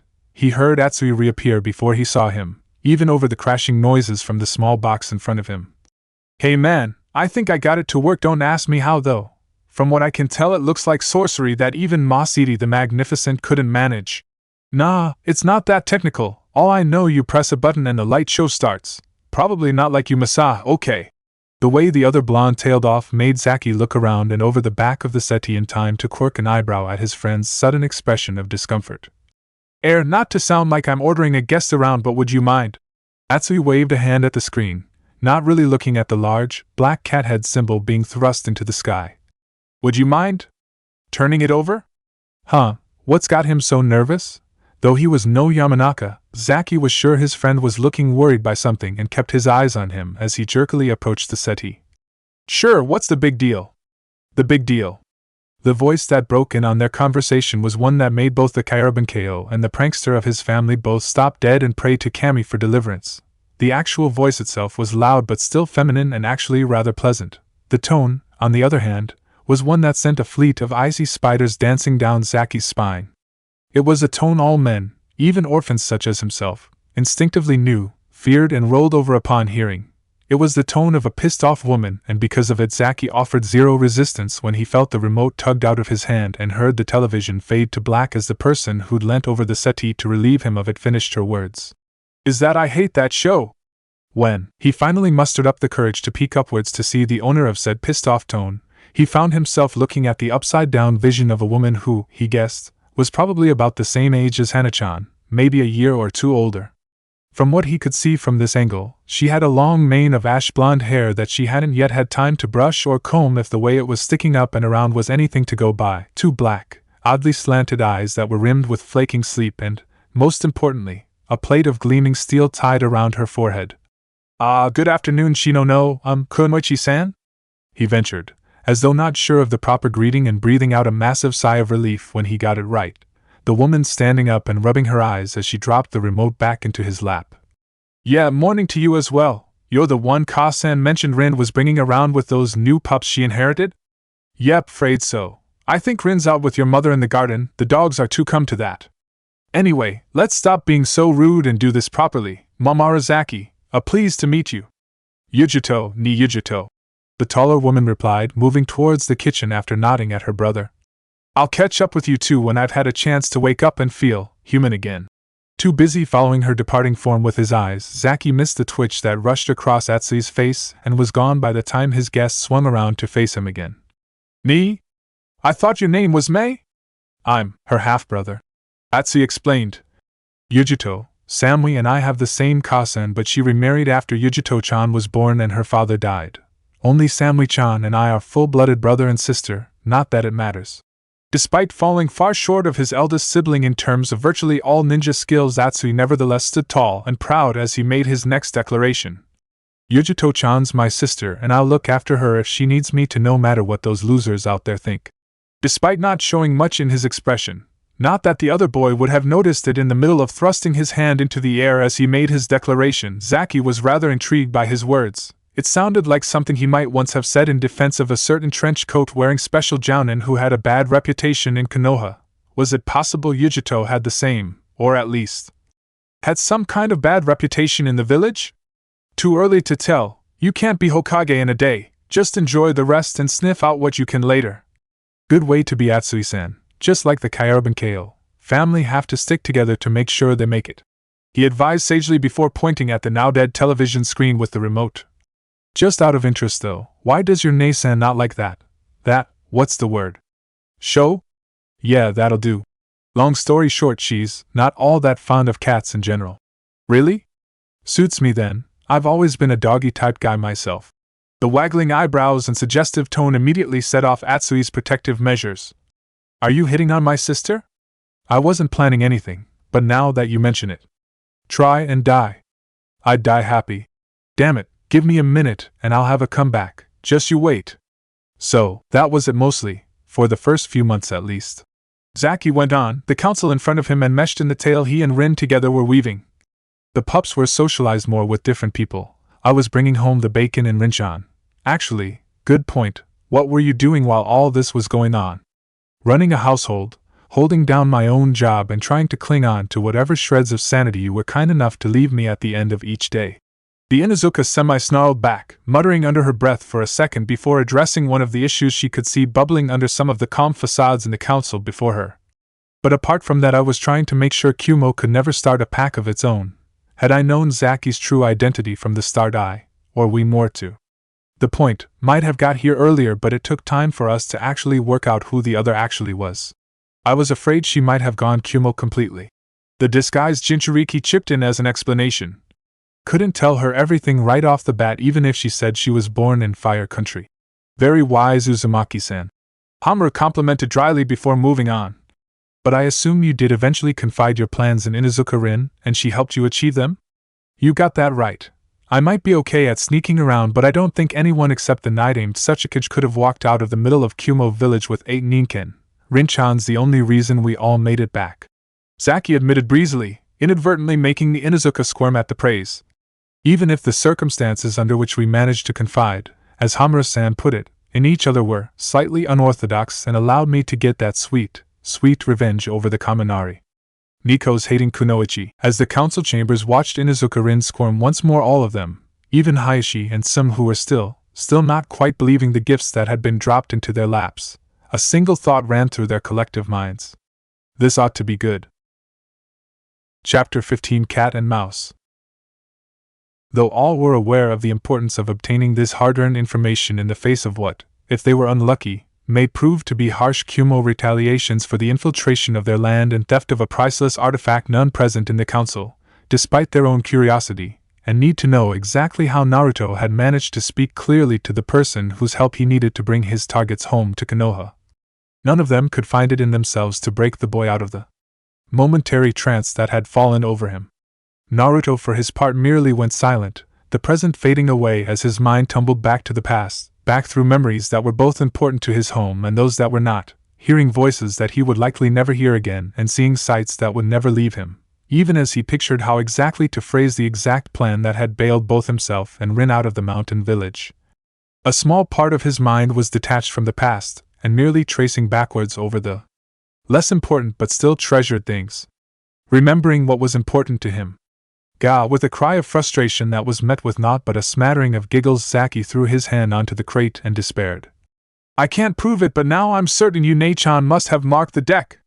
The giggles gave way to a succession of shocked gasps until Isoko, slow-eyed and with skin the color of the newly fallen dusk, managed to speak up. Mew, Zaki-kun. Like all Nei-chan, Isoko was never above using a little emotional blackmail to twist the situation to her favor, and the way she nervously nibbled her lower lip, coupled with just a hint of nervous worry mixed with daring defiance in her eyes, this was more than enough to pierce straight through the Kairabankeo's faux outrage as he lost yet more of his rapidly dwindling supply of buttons. How could you impugn our honor with such harsh words? Have we not been nice to you in the time you've been here? Suddenly well aware of Isoko's sister Nei-chan subtly pressing up against him from either side, Zaki decided to quickly retreat before their attentions reduced him, yet again, to a quivering puddle of goo and laughing stock. Damn it! Does the Kasen teach them how to be this damned devious?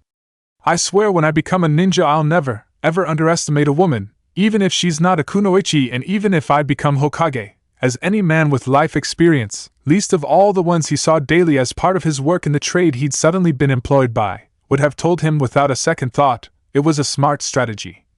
Though he was slowly learning how to ignore the Nei-chan's subtle charms and ability to bend him to their point of view, he was under no illusions that should anyone of the girls of the budding blossoms make anything even close to a concerted effort on him, he'd end up doing anything they asked. He knew this simply by experience. Only by dint of the Kasan reigning in the girls who worked under her had Zaki ever finished the chores she'd set him without being distracted by the seemingly innocent requests of the Nachan to do just a little thing for them while they were getting ready. Never, of course not. He gabbled hastily, hoping he'd worm his way out of this mess with the loss of just a few extra buttons rather than, as he feared, another half a dozen things he'd have to do. Before the Kasan lit the red lantern, though, judging by the teasing, calculating look on Isoko's shapely face, he had a sinking feeling he wasn't going to be that lucky. Haha, the boy learns. Saved by the mad old man, despite his wariness of Zanchu, as having seen the old man add up a night's takings with little more than half a glance, he knew for a fact that the husband of the budding blossoms Kasan was nowhere near as stupid as his gap-toothed, broken-nosed face would have one believe. As the Nachan immediately leapt up in fright and then began admonishing the newcomer for startling them, Zaki had cause to be grateful for the old buzzard as he waved off the attention of the pretty girls and took the heat off of his slip-up. Hi, forgive an old man his joke. It is just good for old Zanchu to know he can ruffle the feathers of such beautiful young things when he has a mind to. Bah, as the oldest of the Nachan present, Isoko had seniority, and therefore answered the older man. You ruffle our feathers only as we all fly away from you. How Ka-san can bear your ugly face Kami only knows. At his gap-toothed smile, and knowing that all comments about his lack of looks simply rolled of him like water from a duck's back, the Nachan simply shook her head. Have you come to take our Zaki-kun away? Hi, and not only me. Come now, girls. Zanchu folded his arms and shook his head as to a woman. The Nachan all sidled closer to the seated Kyurban Ko as though protecting him, Zaki for his part going rigid as the lightsome bodies closed in around him before slowly forcing himself to relax and resigning himself that the card game, for him at least, was over. He must earn his keep, and besides, 'tis bad manners to keep him to yourselves all night. As he'd been expecting, the Nachan all lamented at this loss, but, the more experienced man noted, the boy himself was much quicker to react properly to the command, standing up and gently brushing away the delicate hands that tried to hold him down in his seat. Quite unlike the first night where Zanchu had been all but forced to go in mob-handed and heft the boy away, as in the face of so much pleasurable company he'd simply frozen up like a genin exposed to killing intent. He learns the game, and he learns it well. A flicker of respect lit up in the man's mind as Zaki quickly tiptoed his way through the crowd to his side after splitting up his remaining buttons to the remaining players in the card game, thanking the Nachan and assuring them he'd see them all again soon before straightening up to his employer. What's the job, Zanchu-san? Restock the kitchens and light the fires firstly, then speak to the Kasan. The man ticked off on his fingers as he led the smaller figure away, Zaki giving a last wave to the Nachan before turning to face his employer. She'll have a few other things, I'm sure. Oh, before I forget. Bidding him wait where he was, Zaki only watched as he reopened the door he just slid shut and poked his head around it. Isoko-chan, we've had word that your favorite will be here tonight. Tell Zaki-kun of his orders when the time comes. Hearing the excited gasps and sudden rush of low conversation from the Nachan before it was cut off as Zanchu shut the door again, the Kyurban Ko could only wonder what that was about before he put it from his mind and preceded the part owner of the budding blossoms towards the small storerooms, speaking over his should as he did so.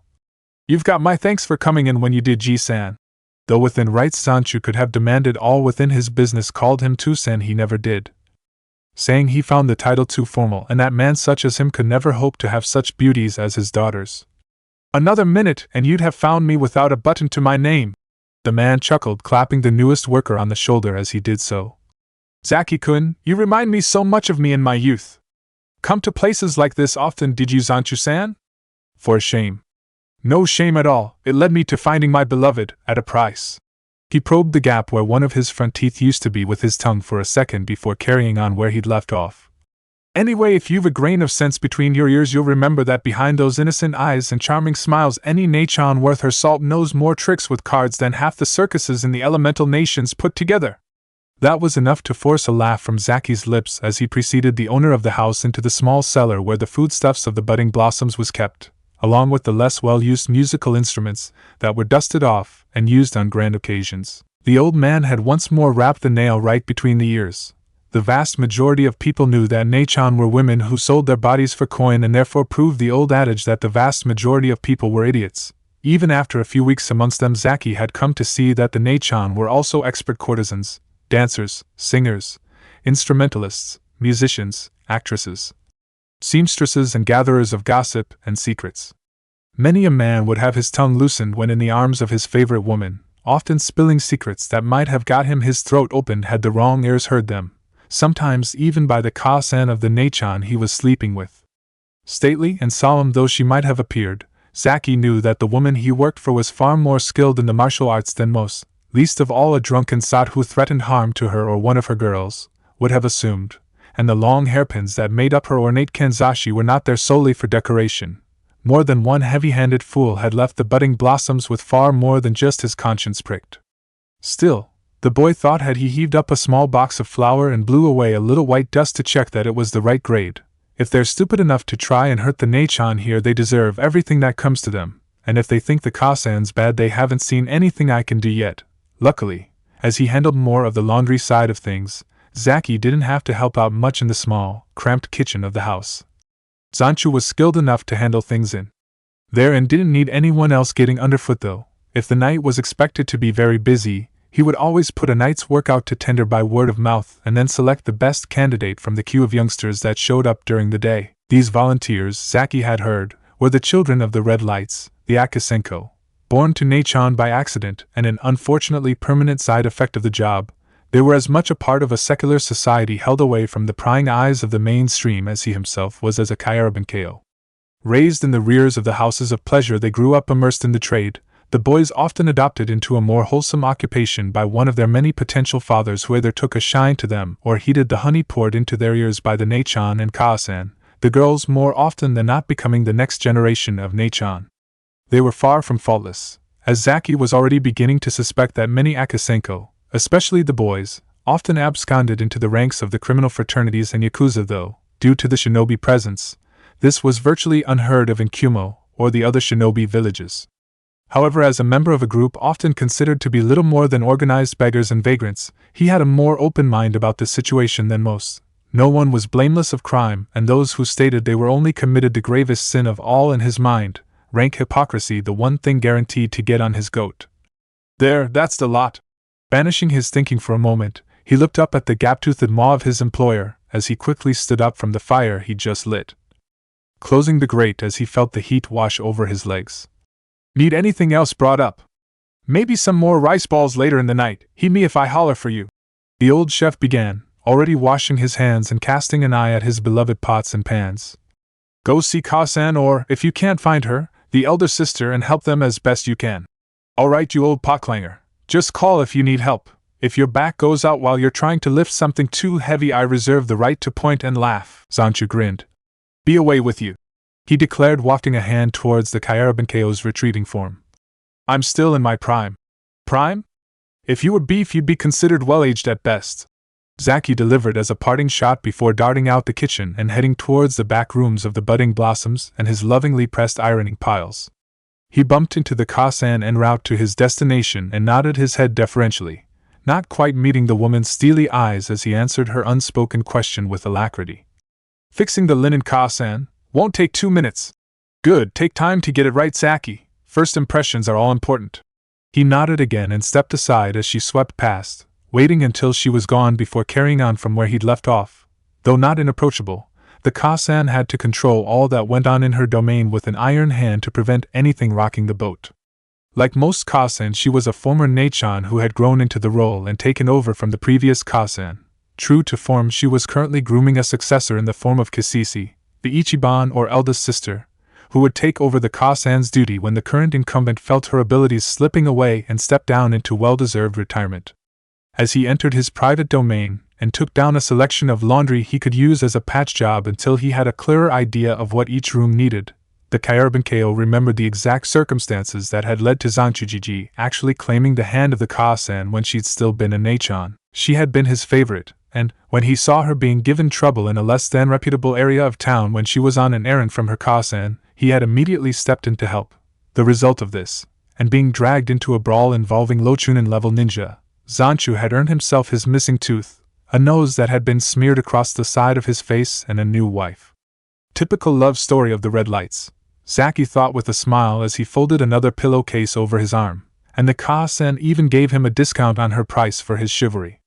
Darting across the upper rooms, the Kairabankeo paused at each door, his knuckles rapping out 5 quick taps, rat-tat-tat, like a frantic woodpecker hunting for grubs in a tree after he'd cocked his ear and made sure there were no intimate noises coming from within.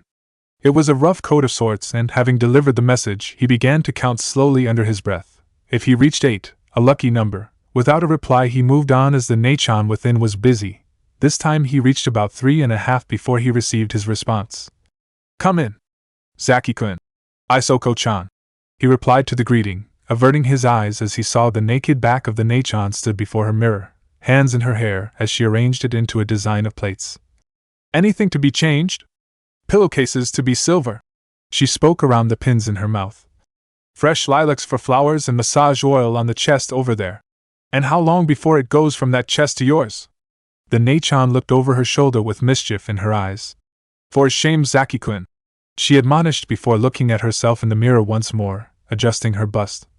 "Though I'm sure these are part of the reason Hishiro-kun considers me his favorite." Zaki chuckled as he hastily stripped the white pillowcases from the luxurious pillows at the head of the bed and hastily stuffed the down-filled linen bags into crisp, fresh silver cases with a trim of red flowers at the corners. "Those I'm sure came later. Your other skills must first have entranced him, Nachan. There are none who perform the ceremony of the tea so well." Isoko chuckled as she fully turned around, folding a kimono around herself in a manner that would, Zaki noticed, make it much easier than normal for a man not completely confident with feminine clothing to remove. "You could charm the birds from trees, little roadwalker, please." She offered a small pot of blusher forwards and Zaki dipped in a finger, acknowledged as being a bit of a dab hand at painting on the slap as the Kyarabankeo called it. Delicately tracing a small amount of the cosmetics onto the cheeks of the taller woman as she took a knee to compensate his lack of height, Zaki took a second to survey his work before deciding that the rosy blush effect he's given rise to on the woman's cheeks was exactly what had been required and stepped back nodding. Placing his finger in his mouth to suck off the residue of the makeup and prevent it staining the laundry he still carried. "That should do it, Nachan." After checking for herself by looking into the mirror over her shoulder, Isoko nodded and smiled down at him. "Perfect, many thanks, Zaki-kun. No problem, I'll finish my rounds and get the oil you need. Just a question though." She prompted him to go on with her eyes as he faltered for a minute before gesturing at the table by the side of her bed. "Do I dare ask what this Ishiro subjects you to that needs those cords and oil?" Isoko considered this for a minute before she gave a teasing smirk, raising an eyebrow as she stood to her full height. "Listen in if you can on your rounds and ask me again when the lantern's snuffed," she suggested, a tone in her voice that he couldn't quite place. "Until then, be away quickly, before Ka-sen or Ichiban catches you loitering." Before the lantern was lit, Zaki's main job was to iron the clothes and bedding and prepare the rooms the Nachan would be using before the night began. When the patrons were coming in, Zanchu's kitchen was fired up baking small, complimentary treats and tea for the guests, and the sake was flowing.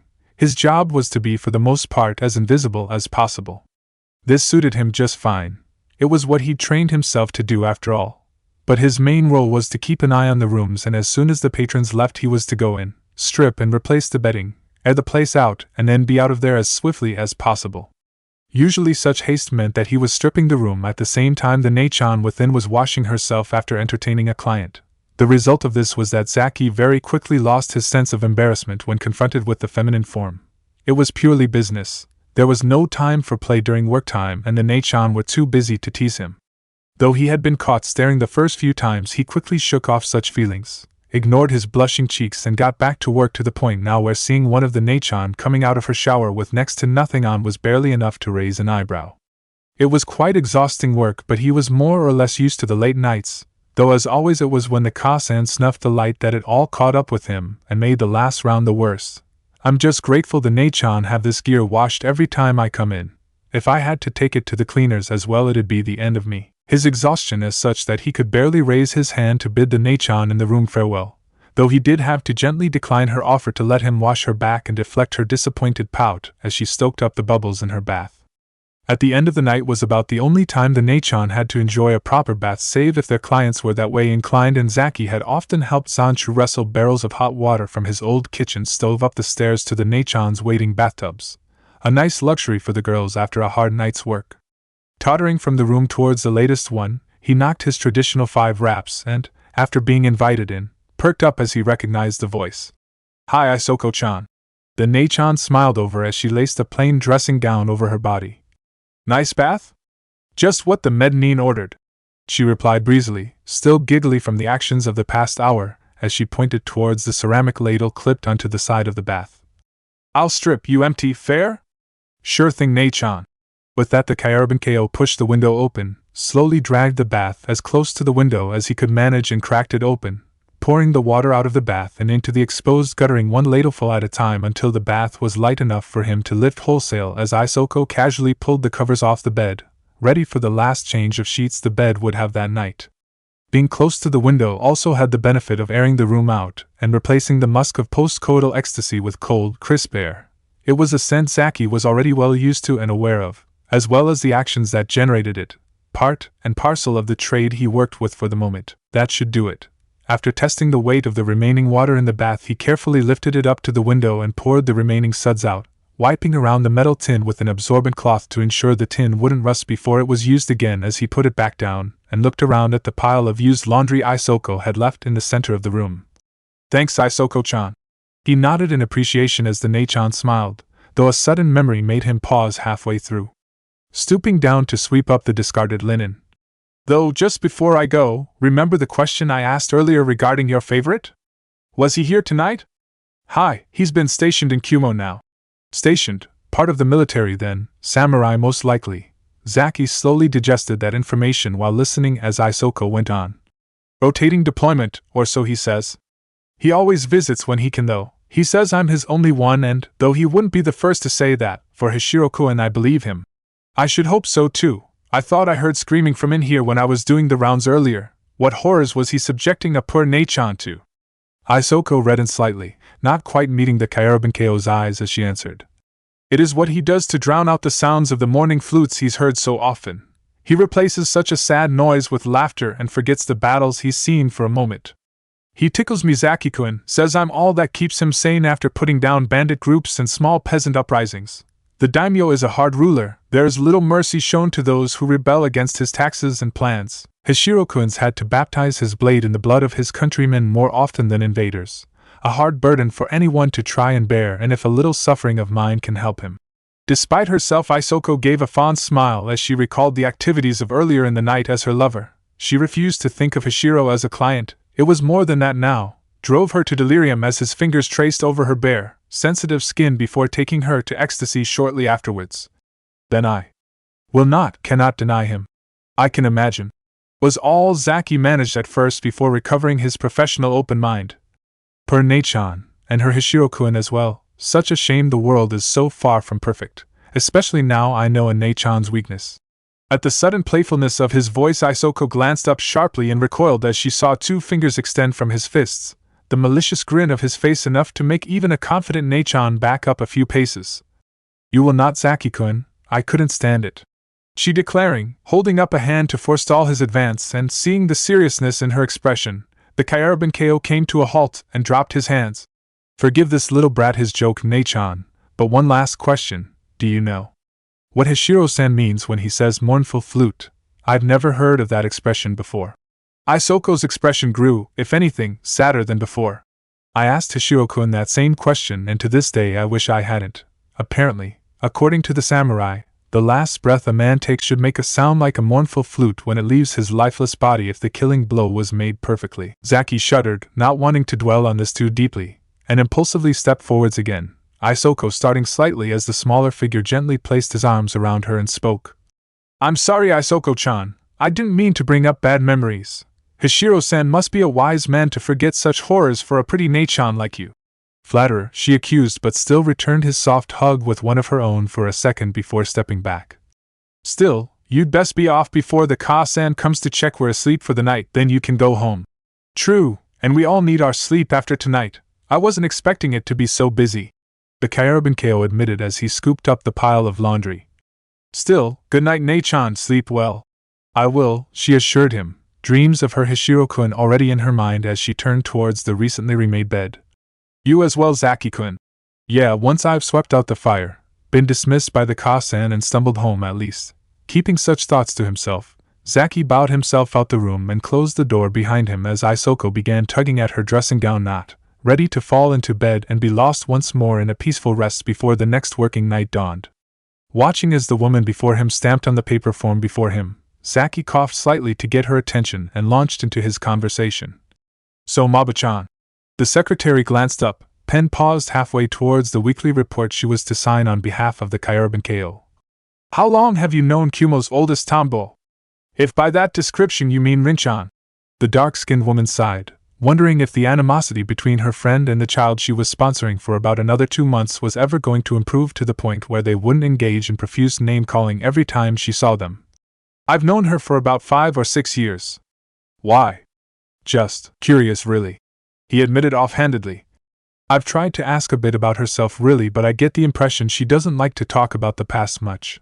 I know she was born in fire, but if I had to hazard a guess, I'd have to say something terrible happened that drove her out of there, like she was exiled or something. Maba's head whipped up so fast he leapt 6 feet backwards before, with an effort, the kunoichi controlled herself and answered. Please do not assume such things about Rin. Her past is her own, but I'll tell you this much, she was never driven out of fire, and, even if she had been, many shinobi here past and present have a lot of respect for her. So don't stick your nose in where it's likely to get broken, understand? Hi, I got it. And I think I do. She can't be in exile because if she was and people knew it, no one would give her the time of day. I know she wants to go home on some level, so I doubt she's here willingly, at least at first, and she's been injured for a long time. Of course. The pieces came together with an almost audible click in the back of his mind, but even as a fierce rush of excitement coursed through him, he fought to keep his face blank and carry on his conversation as though he'd hit nothing more than a slight snag in his mental plan. So, that's everything then? Maba opened her mouth to answer before, with a sudden crackle of static, she was beaten to it by a disembodied voice that spoke from the desk. Maba-chan, could I see you a moment? An article of state has been, unfortunately, mislaid and... Biting back a sigh and resetting her mental calendar back to 0 after 3 days of good behavior, the kunoichi stabbed a finger onto a button on her desk and spoke into the intercom while Zaki looked on amazed. Reikage-sama, you are useless. Wait there and don't move. There was a disgruntled hi from the other end of the line, and Maba stood up from behind her desk and headed towards her boss while Zaki, having nothing better to do and not having been told to stay where he was, quietly dogged her heels into the Sandame's office. So this is what the Reikage's office looks like.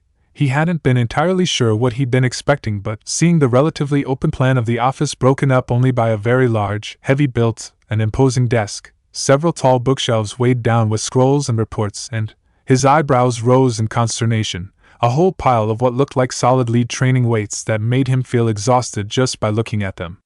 The village leader himself didn't spare the Kyurban KO a glance, too busy fending off the insistent questions of the reinforcements he'd called upon for this scouting mission. Where was it last? Think I put it on the corner of the desk. When? The huge man sank his granite chin onto a fist that could, and had, cut the chakra tails off a bijou. About half an hour ago, just before I started my mid-morning workout. Reckon I must have knocked the table or something because I can't find it anywhere. Would you mind? From where he was standing, it appeared to Zaki that Maba merely sighed before concentrating for a second. She then walked around to one of the bookshelves and, stooping down into its shadow, standing back up with a small shiny something in her hand that made the Reikage beam. Maba-chan, where would I be without you? No idea about you, but Kumo would probably be in a state of paralysis because you couldn't get any missions signed off, she retorted, offering the trinket forwards and, as her leader took it, slapping him softly on the shoulder, an action that almost made Zaki's jaw drop at her nerve. Why can't you use a stamp like everyone else? But, you know, I tried that, Maba-chan. They never last long enough. The most recent one wasn't too bad, but it deformed after 3 weeks. It was solid steel edged with that silver steel we imported from Iron Country. The secretary reminded him, fighting off the urge to slap her face with her palm with admirable tenacity. If you wouldn't slam them so hard they'd last longer. Hell no. Everything's training, Maba-chan. How do you think I got my hammerhand techniques so fearsome? It wasn't by wimping out and tapping this desk. He informed her with a nod, slipping the thing that Zaki now realized was a ring that would probably have swallowed any 3 of his fingers whole with room to spare onto his middle finger, and dipping it into the inkwell at the side of him. If you want to get ahead in this world. The blow that followed was so fast Zaki couldn't even see it. He heard it though, heard and felt it as the Reikage slammed his fist onto the desk so hard it made everything on it jump and sent tremors running through his sandals. Just about swallowing his heart back down into his chest after it had leapt up into his throat, Zaki realized what had happened and felt his mind boggle. Gigi just uses that seal of his. Of all the ways to stamp a paper, whacking it with an inky ring must take the cake. You've got to be prepared to bring the hammer down a bit. The formidable warrior grinned at his subordinate, though the expression faltered slightly as he took in her cool, if not exactly frosty demeanor. Just as long as you remember where you tossed your hammer last, Reikage-sama, she commented acidly, though at the sight of a proverbial rain cloud springing up around her boss's head she relented slightly. Or have someone close to you who does at least. Hi. The older ninja conceded, readying himself to sign another parchment. Well, thanks for your help. Now if you get the hired hand out the way, we can both get back to work. I want to have dinner with the family tonight if I can manage it. Maba merely bowed before the village leader before turning towards the door, and without even being told, Zaki zipped out the office ahead of the kunoichi, waiting for her to reappear and sit back down behind her desk.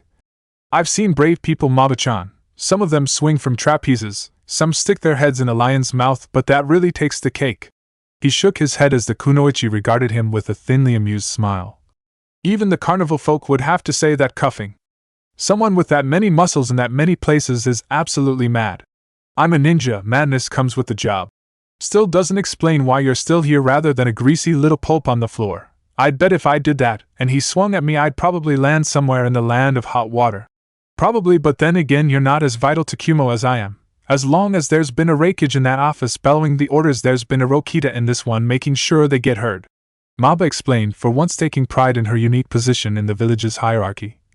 Love him though I assuredly do. The sad fact is that old ox would lose his knuckled head if it wasn't welded onto that thick neck of his. He can't be that bad, surely? Maba merely raised an eyebrow. That ring has been in his family for 7 generations and is arguably one of the most recognizable things in Kumo. Its worth is probably sentimental, but regardless, there's a lot of emotional baggage with it, and you saw how easily it went missing when he had hold of it. True, but I also saw how easily you sniffed it out, Zaki pointed out. You must have really sharp eyes to find something that small so quickly. Not so much sharp eyes as a quick mind, and enough knowledge to place a tracking seal on the damn thing. About every week he loses it. Usually on a Saturday, as that's when he does more workouts in his office. Maba shook her head, huffing in equal parts fondness and exasperation for the kage who labored in his office at the back. He's hopeless, I swear he is. I can only pray his sons picked up their mother's tidiness, though I'm not holding out much hope for that one. Ah well, hope springs eternal and all that. Zaki commiserated before pointing to the side of him, highlighting what looked like a small black box that was perched above one of the windows of her office like a spider waiting to pounce. Though before that thing springs on an unsuspecting victim, can you let me know what it is? Following his finger, the kunoichi bit back a smirk, quite proud of herself in wrangling a contract for obtaining that piece of technology from the recalcitrant land of snow. Something that's helped the bolts out like you wouldn't believe. Invisible eyes, she explained, a hint of mystery infiltrating her voice as she went on. Not sure exactly how they work, but if you trip them, they activate alarms that we can pick up on. Because of that, we don't need bolts in the Reikage Tower anymore, so there's more out on ops or patrolling the village. Really? Wow. Filing that tidbit of information away for the future, Zaki looked up at the featureless black thing with new respect in his eyes. Powerful bit of kit, but aren't you worried they'll replace you in the end? Maba snorted, jerking a thumb over her shoulder. Oh yeah, like they'll ever come up with a machine that can put up with that meathead and his short-term memory problems. You do realize the intercom is still on, right? What? Oh Kami, I'm sorry, Rai, you're a bastard. Completely unashamed, Zaki grinned and bowed low as Maba fought both to get her heart rate down from the rapid tattoo it had started hammering before she'd realized the Kyaraban-ko had been pulling her leg, and to stop herself flushing too much at the idea that she, a fully fledged Chunin kunoichi, had been caught up by a civilian. Probably. Never knew who my parents were, but seeing as they were circus folk, it's a fairly safe bet, he admitted breezily. Still, you said it. Gets boring in the office sometimes. Have to provide the entertainment when I can. The sooner the carnival rolls in the better. Maba sniffed before turning back to her work. Then you'll be gone and we can all get back to normality. Normality's overrated, he shot back without missing a beat. Anyway, see you later, Maba-chan. I'll let the she-beast know you miss her. He ducked out of her office just in time to avoid having his ear pierced by a well-aimed pencil and gave a grin, partly because he'd gotten yet another rise from the cool-natured secretary of the Reikage, but also, and more importantly, because he now knew a lot more about his housemate than he had a few minutes ago, and if he was right, it was information more priceless than gold. She was injured. She came to Kumo over 10 years ago, and she's not an exile or a disgrace from the land of fire. She was a ninja, had to be. 10 years or so was the time of the last war. Is she a prisoner here? No, though that had been his first, though it didn't quite fit. Too well treated for that. And I don't think she's a collaborator either, because she's hinted she'd like to go home but feels for some reason she can't anymore. Could that be because of the Ninken? Does that mean she knows what they are? If she's from Konoha and is, or was, a kunoichi, surely she'd know about the Inuzuka and their hounds. The picture was still slightly smeared but had been a lot clearer than he'd ever seen it before, and if he could smudge a few more details into place it might yet paint a portrait he could use to full advantage. But not yet. I've still got time, just need a few more days, maybe a week, to get the last few details I need and come up with a way to present the facts to her that won't give me away if she is enthralled to the dragon. That last bit will be tricky, but I only need one chance.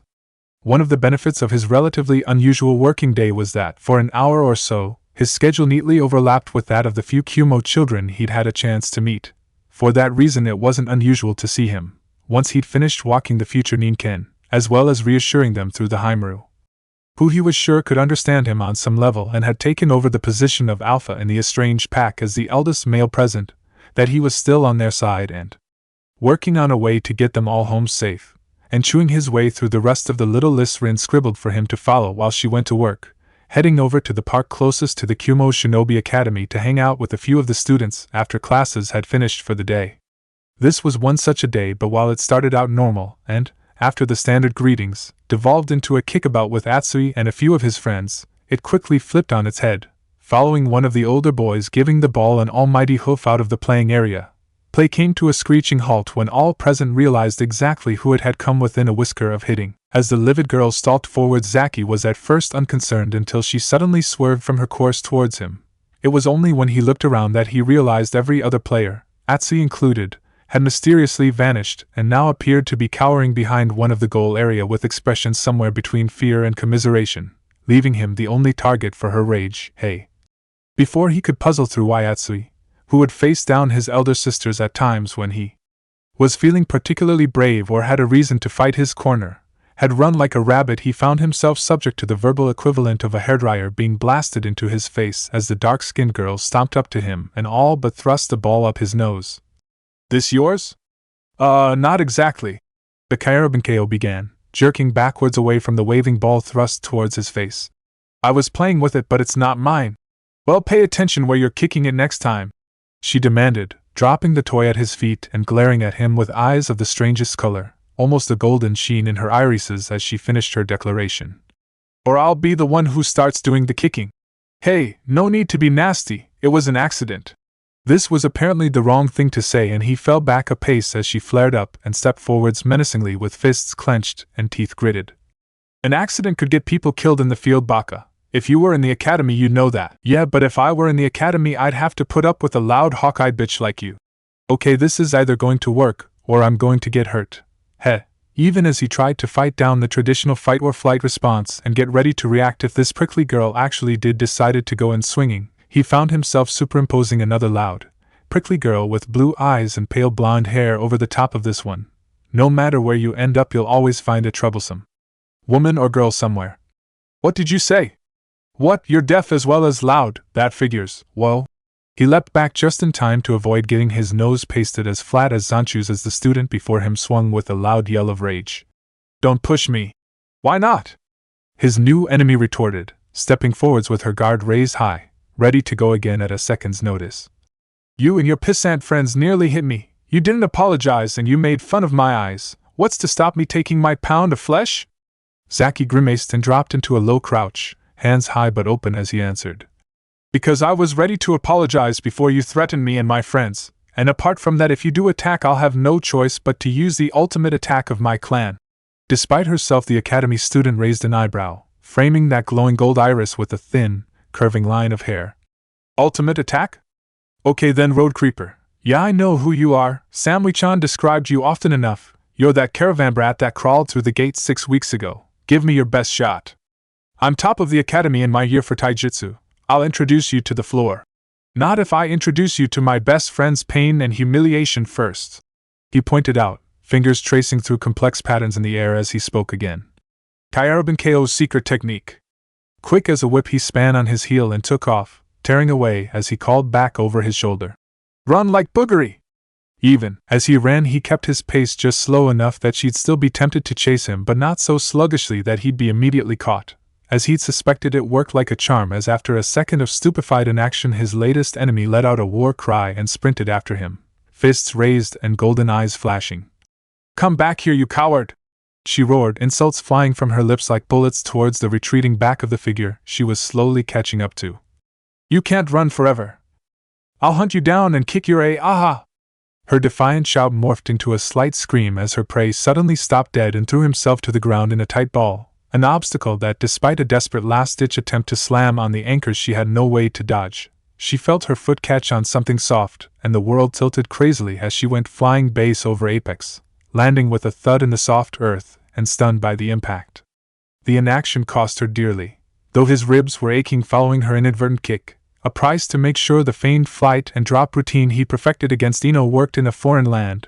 The boy who was wearing the mask of Momara Zaki pounced on the back of the prone girl, stopping her standing back up by wrapping both his legs around hers and winding them up like an octopus.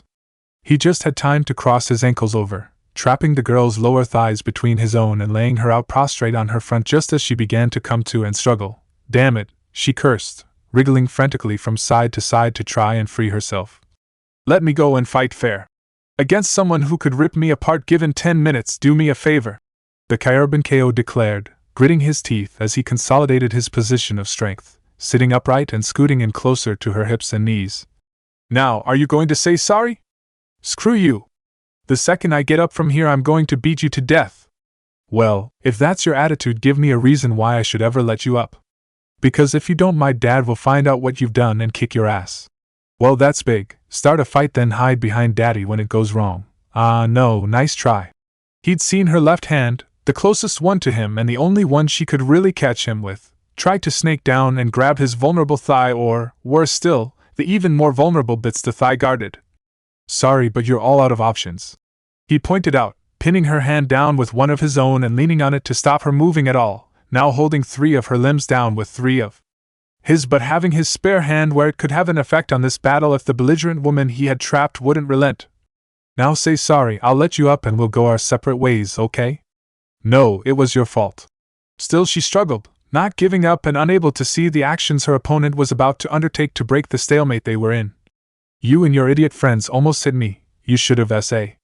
She tailed off as a loud slapping noise hit her ears with almost physical force. For a fraction of a second she heard the noise and had no idea what was happening. Then the slow, burning, agonizing sting crept up to her brain like a fire, and she bellowed in pain.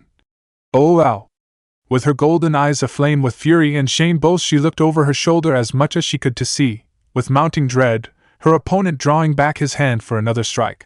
What the hell are you doing? Something your Kasan should have done a long time ago. The boy retorted, brandishing his palm threatening. Now swallow your pride and say sorry, or this just gets worse from here on out. In the end, it took 6 blows for the quarrel to be settled in a manner that Zaki felt was admirable, and another 3 on top of that to extract the grudging promise from her lips that she wouldn't hit or kick him when he let her up, something Zaki was quite grateful for. His arm was starting to tire. However, even mad hawk-eyed girls apparently had breaking points, and therefore the Kyurban KO was eventually able to release his constrictive grip on the girl's legs, ready to roll away and run at a second's notice. Luckily this wasn't necessary. His opponent, whoever she was, eventually stood up straight and wiped a small smudge of blood from where it had welled up from a cut on her lip, glaring back at him as he too came to his feet. Both regarded the other with mutual loathing and grudging respect before, pride stinging worse than her chastised behind. The girl muttered blackly under her breath. That was a cheap trick. True, but it worked, anyway. He surprised both her and himself by giving a sharp jerk forwards from the waist. I'm sorry we almost hit you with the ball. We'll be more careful next time. Oh, well, good. The unexpected apology seemed to catch her off guard, and she returned his gesture of respect with one of her own almost without realizing it. Pay attention next time. I'm tough enough to shrug it off, but not everyone is. And next time I see you out here, I'm gonna kick your ass. Zaki merely smirked. As long as I don't paddle yours first. Maybe next time you'll know when to turn the other cheek.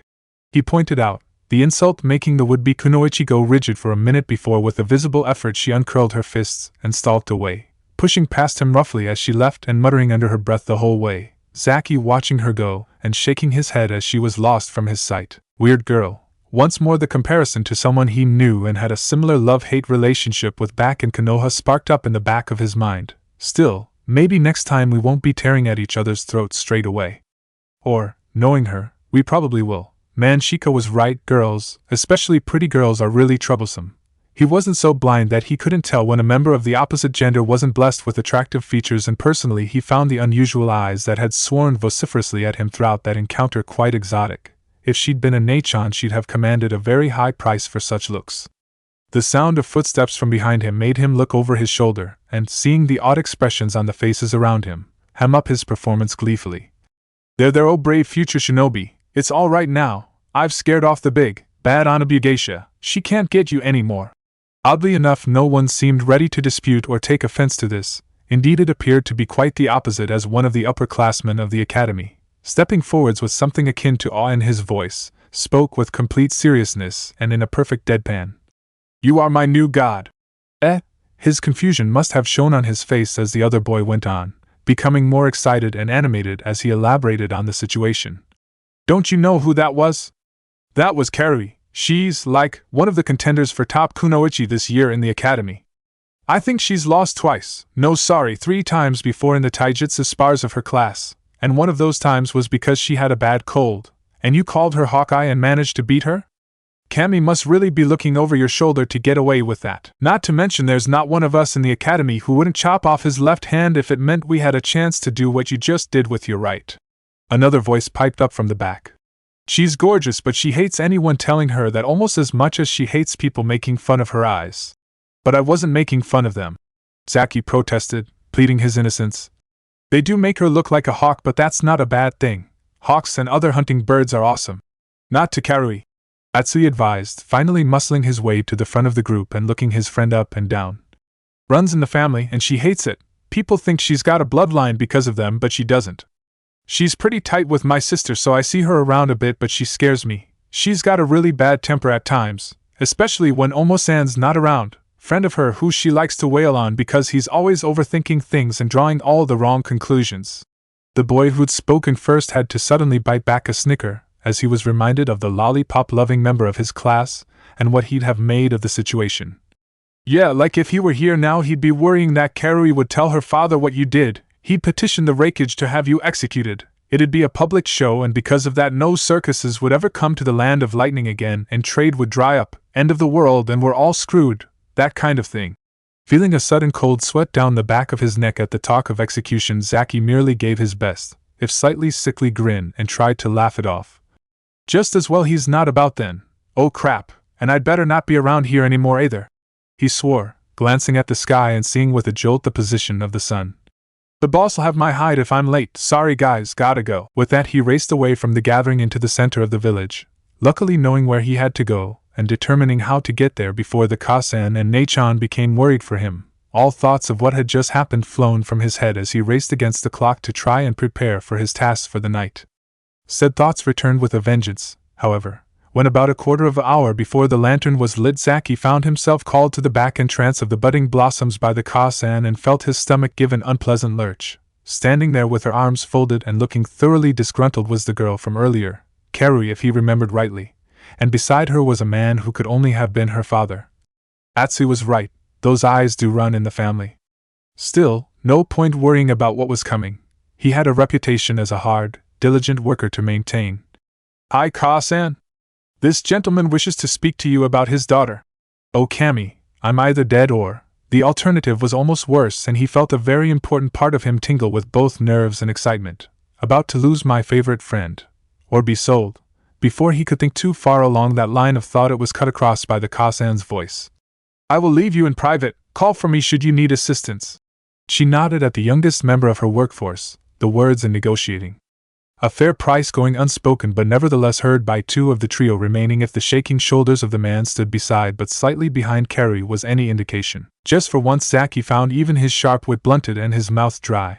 Ideally he should have been face down on the ground begging forgiveness and mercy, but right now, he was paralyzed with indecision and doubt, the only saving grace being that the girl he'd spanked, quite justifiably in his opinion, though that opinion counted for nothing right now, seemed to be as tongue-tied as he was.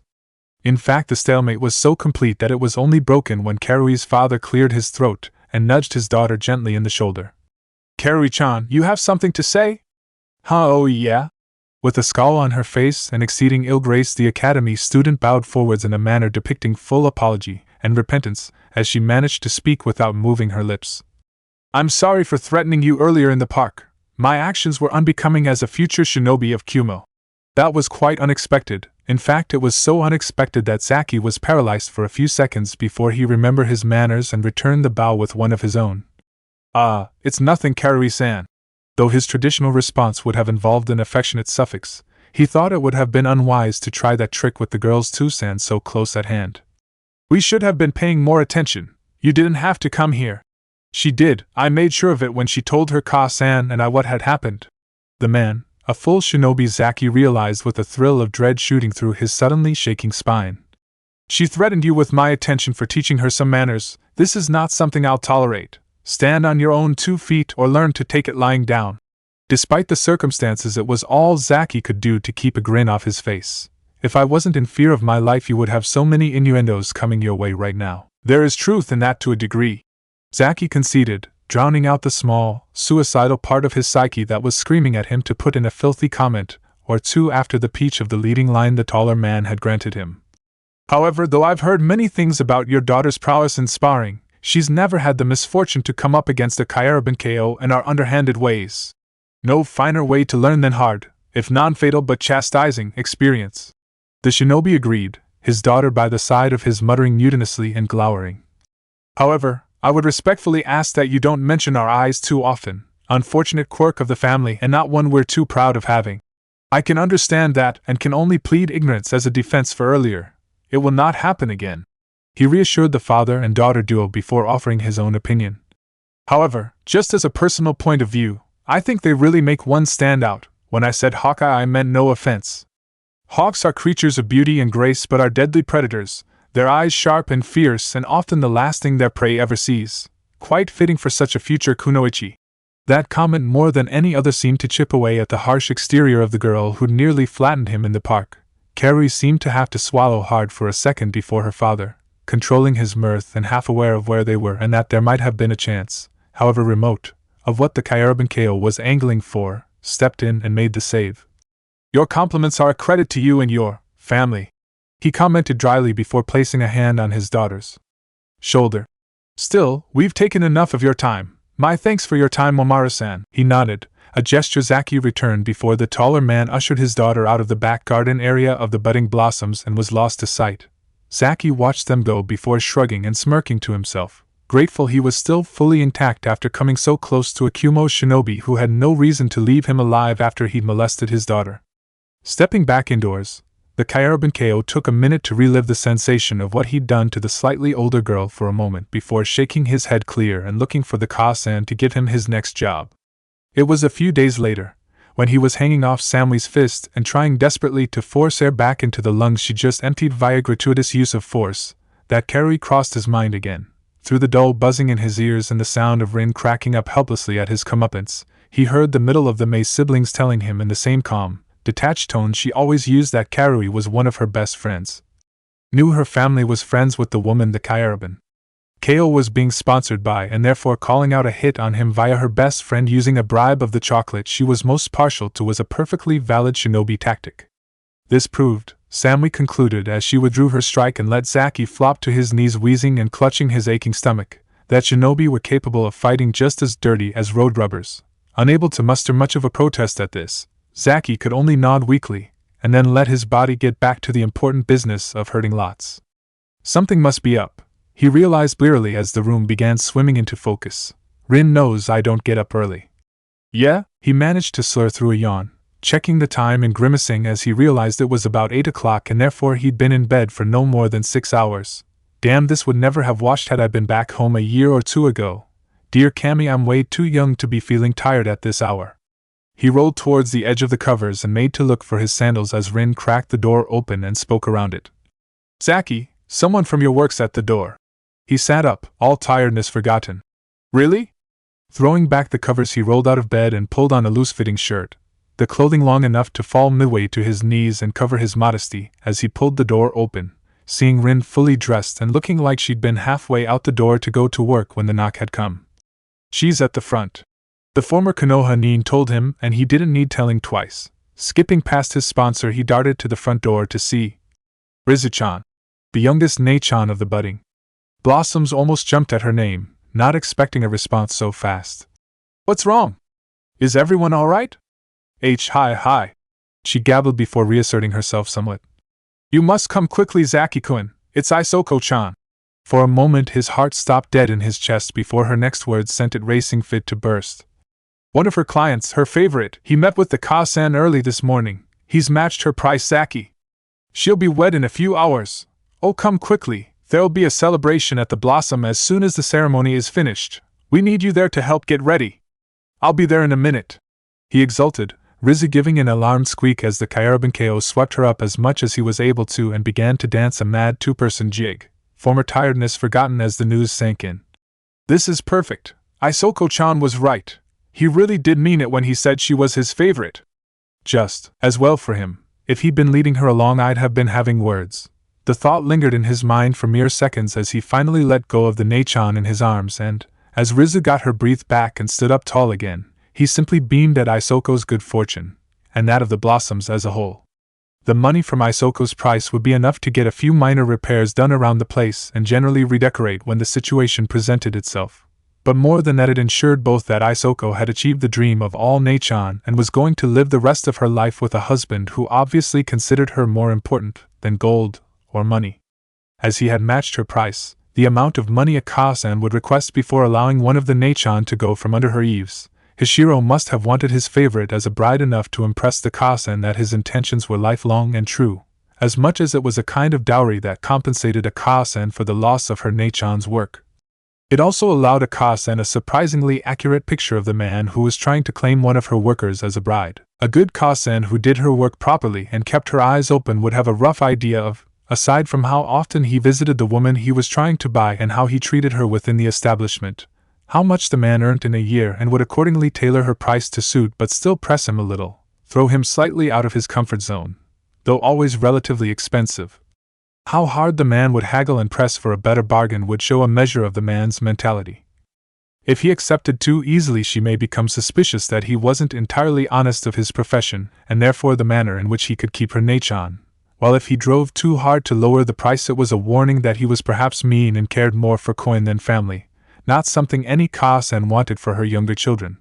The art of crafting and sticking to a price was another game the nei-chan played, though it was one that was usually mastered only by the Ka-sans of the pleasure houses, and they utilized it to both ensure they received a decent price for their hard work in grooming the nei-chan to find suitable husbands and make sure in their own minds that the potential husband was a man who would put his bride first in all things, even over money.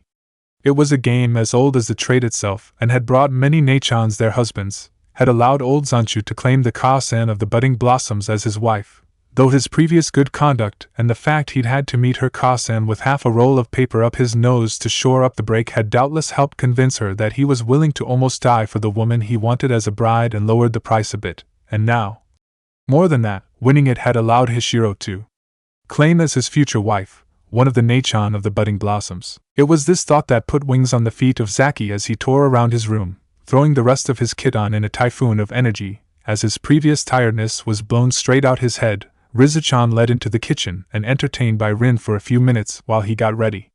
As soon as he'd pulled on and tightened up his last sandal, he bounded to his feet, darted to pick up Rizu-chan, shot a less than complimentary goodbye at Rin, and dodged the spoon that was thrown his way in retaliation before shooting out the front door. Rizu on his heels and trying hard not to laugh as she witnessed firsthand the dysfunctional relationship the Kyaraban-ko had with the woman sponsoring him, and remembering fondly the young pups that had crowded around her ankles and jumped up. Small paws on her knees and thighs as the little noses sniffed inquiringly at her palms as the older woman pouring a small cup of tea gently admonished them for leaping up at a guest and explained quickly that they were still getting used to people and hadn't quite broken bad habits like this. Out in the street he drew in a deep breath and turned to Rizu, snickering slightly as he watched her trying to brush off the worst of the hair the Ninken had shed all over them. "Sorry about that, it's molting season for them." "Oh, it's no bother." The girl stood up, having disposed of the worst of the gray and black fur. "We're all getting changed anyway while Soko-chan gets married." Zaki groaned. Perfect, the ironing pile's going to be up to the roof, he pointed out, rubbing his eyes as the Nei-chan smirked and chuckled, shoving his shoulder gently. Hey, look on the bright side, you don't have to lug all the way to the washing station. Just as well, on top of everything else I have to do to keep your shack held together that would probably crush me, literally as well as figuratively. You mean figuratively? Yeah, that one. Anyway, we can't stand here nattering like old women. A sudden buzz of excitement rushing through his body, the Kyarban Ko grabbed her hand softly and raced away towards their workplace. It's Isoko-chan's big day, we've gotta be there. Once she'd overcome her shock, Rizu was able to easily keep pace with her slightly younger friend. As the youngest Nei-chan of the budding blossom, she was the only one who did not fully work as the others did. She was still considered too young to entertain a man completely, so was instead learning the softer part of her profession, mastering the ceremony of the tea, the arts of music and dance, as well as the less intimate ways women could please men. To ensure she earned her keep, however, the Kasen generally considered her more of a runabout than the other Nei-chan. Up until Zaki had joined up following, almost bumping into her in the street, Rizu had been tasked with most of the more menial chores and errands that needed to be run outside the blossoms itself. The upside of this was that she knew the streets of Kumo like the back of her hand and was able to guide the boy through some of the back ways to the silent house, letting herself and him in with the key the Ka-san had made for her on accepting her services as a future Nei-chan. She cocked her head slightly and quickly tracked down where most of her companions were with her ears. Come on, Zaki-kun, they're up here.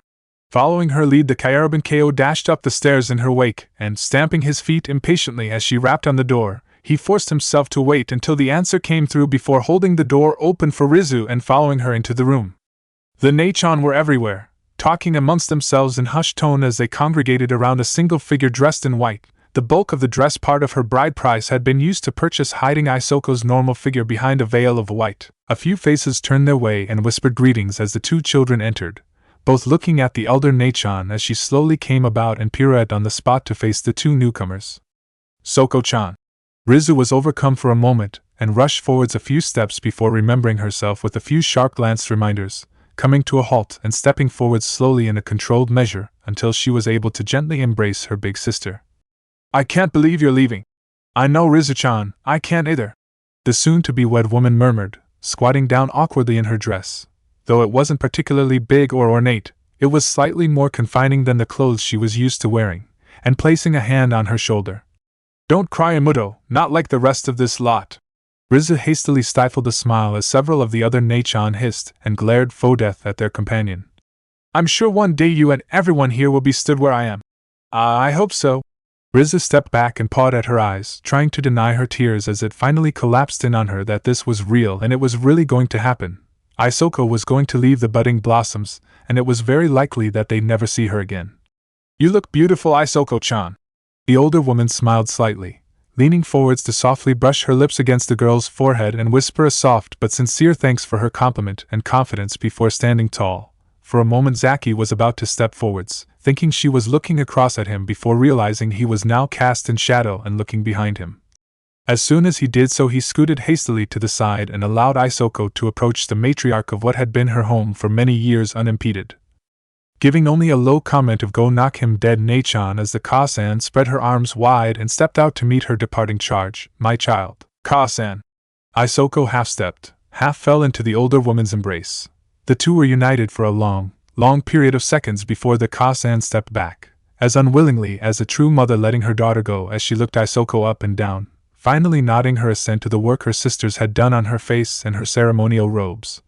Offering a few last words as she tucked a small strand of hair back behind one of her crystal blue hair clips. Be proud and strong, Isoko-chan, you will make a fine wife for your favorite, just never be ashamed of where you came from. Though Zaki couldn't see her face, he saw the back of her head bob as she nodded at the wise words and then stepped away, through the door as the Ka-san stepped to the side to allow her to pass. As expected in a ceremony such as this, only the Ka-san would accompany Isoko to the temple and oversee the wedding itself. Glancing over his shoulder at the other Nei-chan as they watched their contemporary leave, he saw what he'd half been expecting to see. They were all pleased, ecstatic even for their compatriot and excited for the celebration to come, but even so, none of them could quite quash the sense of jealousy that smoldered within them. Still, it's not like I can't understand it. I always felt the same when I saw someone get adopted, even if I was smiling at the time. Isoko-chan's done what they all aspire to do, so it's natural to feel a bit cheated. But as long as they don't do anything to ruin the night, it's not a bad thing. In fact, it might inspire them to try harder to impress a potential favorite, especially amongst the samurai coming here tonight. Watch her well, my precious little beauties. The voice almost made him jump. Up until the broken-faced man had spoken, the Kyaraban hadn't even realized Zanchu was in the room, the trade veteran speaking from the heart, as he heard the front door close softly behind the departing duo. She was smiled upon by Kami-sama to find a favorite so early, but don't begrudge her today of all days. She will never forget you and all that you've done for her, so enough moping around. He clapped his hands sharply and made everyone, Zaki included, jump a foot in the air as his tone became more authoritarian. We have a celebration to get ready for. Zaki, get the fire lit, and then see me. Rizu-chan, put the word on the street that I'll need a hand in the kitchen tonight, then start wiping down those old instruments in the lower storeroom, and the rest of you start getting changed. With any luck, the last thing Isoko-chan will do for you is help you find a husband of your own. Some hours later, Zaki saw the chance he'd been waiting for and went for it. Though most of the time he spent as little time as possible close to the clients, today was a special, busy occasion when it was all hands to the pumps. All of the Nei-chan were entertaining, taking turns between dancing, playing a variety of instruments, and serving the squadron of samurai who had followed Hishiro into the budding blossoms at the end of his wedding. There was a broad brush stroke of the daimyo's warriors present, the eldest being a hoary old veteran with his topknot looped around his shoulder, while the youngest, currently doing his best to try and hold a conversation with the Nei-chan serving him without stuttering and fumbling like a fool, looked barely older than Rizu-chan and was obviously experiencing his first time in a pleasure house. Sticking to the edge of the room under the guise of collecting empty sake bottles and dishes, Zaki carefully crept around where Isoko was speaking to her husband and nodding softly, pouring him a saucer of sake as he stood up carefully and edged towards the outside, the tips of his fingers lingering on the back of the woman's hand throughout the motion. Zaki smiled fondly at the motion before carefully depositing all the empties he'd found in a semi-concealed recess in the wall he was skirting around, walked behind where Shala-chan was sat next to one of Hishiro's comrades and skillfully running her fingers along the kongho, a small angled harp that sang in accordance with her movements, and finally followed the now married man outside to the rear of the budding blossoms. Here he paused slightly, regarding the back of the man who'd wed one of his Nei-chan. While Kumo had quite a large samurai presence, the same wasn't true of Konoha, and therefore it was a chance for the future shinobi to see one of the daimyo's troops up close. Though he'd be the first to admit he knew little about this elite cadre of fighting men, the cutting edge of a feudal lord's blade, he did know that they lived their lives according to a code they called Bushido. Far more than just the art of fighting he'd originally taken it for, he now knew it was an entire way of living a life in preparation for an honorable death. Rather a morbid idea, but then again, these guys do fight on the front lines. So I guess it makes sense to pave the way to the afterlife as best they can, by the light shed from the nearby lantern and the gibbous moon that bloomed in a crisp, cloudless sky. The Kyaraban could pick out a few distinctive features of the warrior before him. Unlike all other clients of the Blossoms, samurai were not required to leave their weapons at the door, as to do so would insult their honor. However, that same honor prevented them from raising those same weapons against people who had no way to defend themselves, such as innocent Nei-chan, and for a samurai to even threaten to do such a thing would be considered a dishonor redeemable only by seppuku. Hishiro's topknot, long enough to reach just below his ear but not quite to his shoulder, was another custom of the samurai, but why this was Zaki didn't know. What he did know, and had been made clear to him by the Nei-chan who consorted with these warriors, was that samurai were considered honored clients who always treated the Nei-chan with respect and paid generously for their services, and that they considered ninja to be honorless dogs who were, nevertheless, good at what they did and mean as hell in a fight. In most cases, so he'd heard, shinobi and samurai rarely had anything to do with each other, but in Kumo the situation was slightly different. Apparently the daimyo liked to remind the incumbent Reikage exactly where the true power lay in the land of lightning, and therefore always had a section of his troops bivouacked in Kumo proper. Not that it would help the poor saps if the shinobi decided to revolt, but a statement of intent nonetheless. Because of this, there had been a small amount of overlap between the different branches of the military.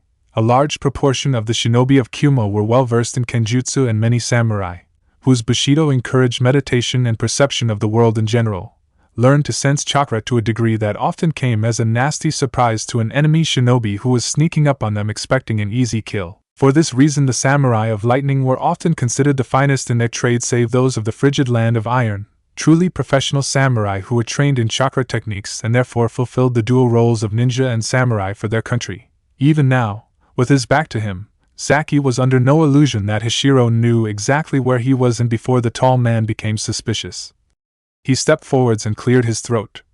Sorry if this is the wrong way to go about doing it," he began, the samurai he was addressing glancing over his shoulder as he filled up a long-stemmed pipe with tobacco, not even looking, having performed the same movements for most of his adult life. "But it needs to be said, hurt Isoko-chan in any way, shape or form, and I don't care how much stronger than me you are, I'll find a way to make you pay for it."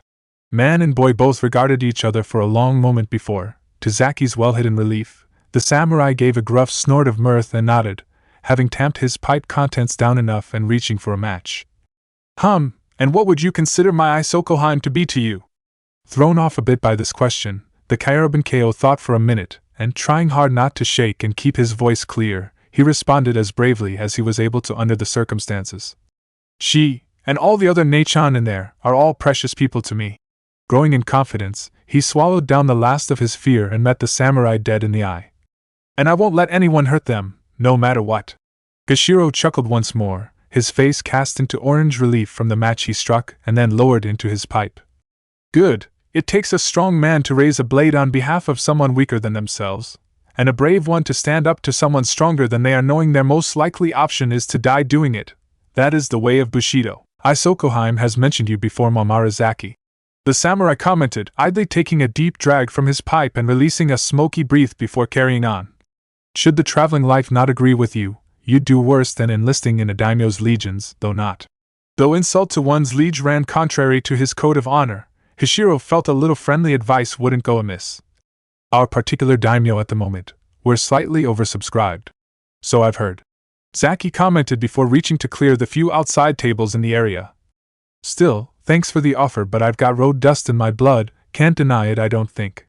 Anyway, I know Isoko-chan thinks the world of you, and your Bushido wouldn't have let you marry her had you not intended to keep your word and cherish her.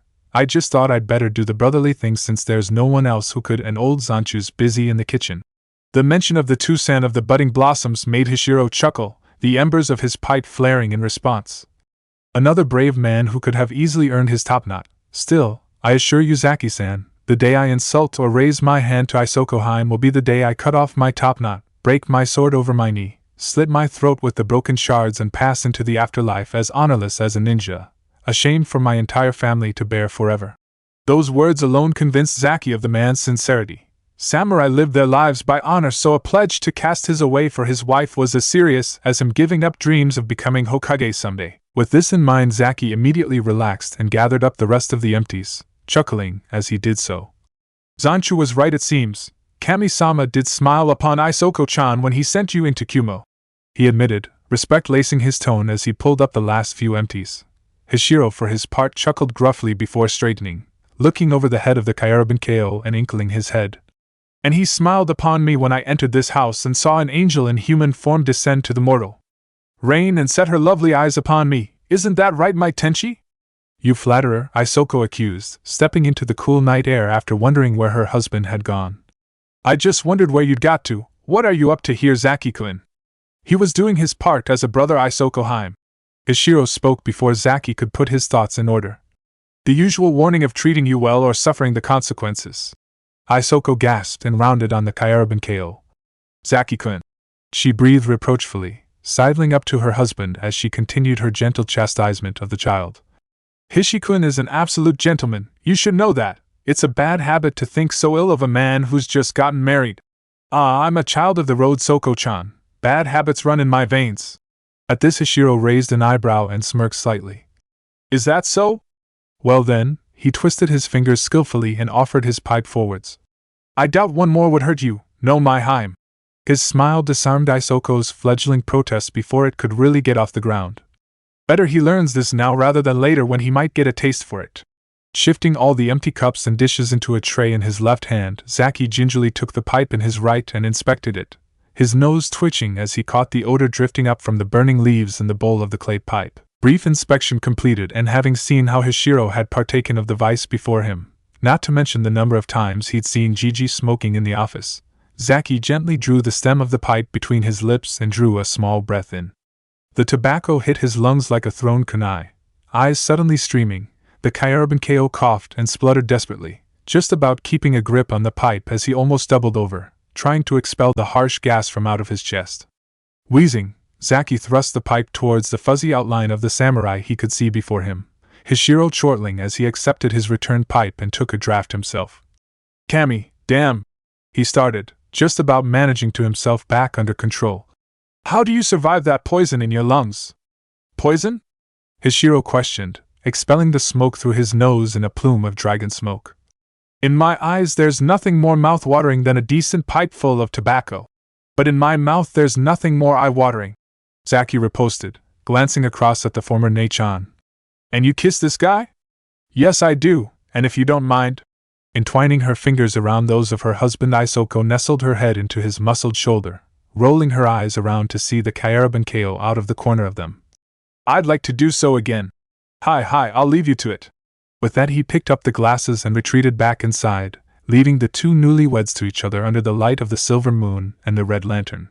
Several hours later, when the reception had finally wound down and all the samurai had bowed themselves off the premises, Hishiro was the last to leave. Bending down and sweeping his new bride off her feet, he carried her out over the threshold of the budding blossoms, symbolically removing her from her life as a Nei-chan and into her new world as the wife of a samurai. Watching from the doorway with most of the other Nei-chan, several of them with tears in their eyes, Zaki saw the Nei-chan held in her new husband's arms, looking lovingly into his face before breaking contact for a moment to glance over his shoulder. In that instant Isoko looked back to her sisters, her mother and her father, and mouthed a single, heartfelt word that summed up her ambivalent feelings. Her joy at her new husband weighed against the loss of her former family. The word she spoke was a word Zaki would grow to understand and loathe bitterly throughout his later life, as very few times he heard it did it bode anything other than ill. Goodbye. Right. How exactly did I not see that this woman was once a ninja? Since he'd cracked that code a couple of weeks back, it had only become more obvious, as Rin had a tendency to plan things, especially things she deemed important, with precision that would have shamed a squad of anbu. We are visiting the Mei family tonight, as they have invited me out for a meal with some friends of theirs. Me attending this meal means I won't be around to keep an eye on you, hence they've employed their younger daughter and their son for that. Pleasure. She broke off her monologue to fix the lounging Kyurban Ko with her beadiest eye as she made her most pertinent point. Last time I checked, the Mei family home was in an excellent condition. I expect it to still be in that same condition when we all get back tonight. Are we clear on this point, Zaki? Hi, I know the drill. The youngster waved off her concerns, clearing out his ear with a convenient pinky. Sit down, sit quietly, and say a prayer for the poor sap the Meis are trying to set up with you during this dinner. Rin disguised her own discomfort with a snort, already knowing this was more likely than not exactly what her friends were up to. Love them as she assuredly did, the day they both finally got the message that she really didn't need or want a man in her life couldn't come too soon. Maybe not. She shot over her shoulder, opening the back door and giving a whistle to bring all the Ninken back in from where they'd been roaming the back garden.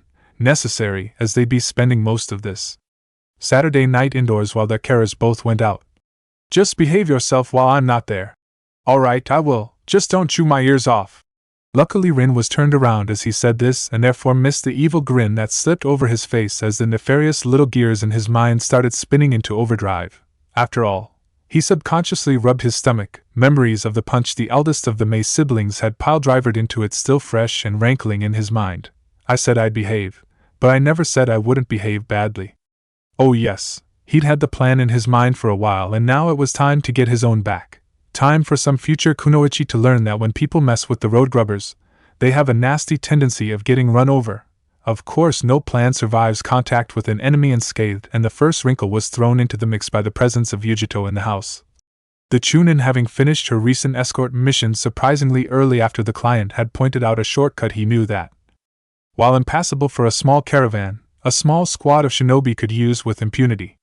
Still, this wasn't too much of a problem. In fact, it would almost be a bonus, as he hadn't forgotten her harsh dismissal of a show that brought back many fond memories of times in the Hasawada household, and he was reasonably sure he could get them both with the same trick. A slightly more intractable issue with his grand scheme came in trying to convince his would-be accomplice that the successful completion of a prank of this magnitude was well worth the virtual certainty of being messily ripped limb from limb in the aftermath by the aggrieved parties. Atsui shook his head slowly from side to side, having heard his friend's plan for the third time, and still not believing what he was hearing. No. No, never and absolutely no way on Kami's good green earth. There's nothing you could say or do that would ever convince me to go along with this, hell no. Was Zaki accused from where he was lying down on the youngest May sibling's bedroom floor, having been reading a brightly colored comic book before dropping the bombshell that had left his friend reeling. Come on, you have to admit it's a good plan. What's the problem? How long a list do you need? Fisting his hands in his hair, Atsui fought off the idea that was certain to damn his friend to the hell of his sister's wrath, and was threatening to drag him along for the ride. First off, Yugi-chan's a ninja. She'll see through this like a shuriken through tissue paper. Even after that, one or other of them will probably not agree, and if I try anything with one of them still in the picture, I'm history. Just know, Zaki, don't do this. At his friend's folded arms and wry smile, the youngest of the May siblings was forced to carry on explaining himself. Just let it go. It's not worth the risk. This plan is mad, idiotic, and virtually suicidal.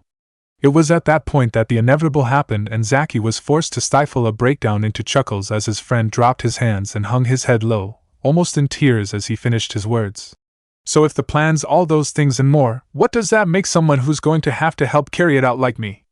That's it, Atsui-kun, come to the mad side.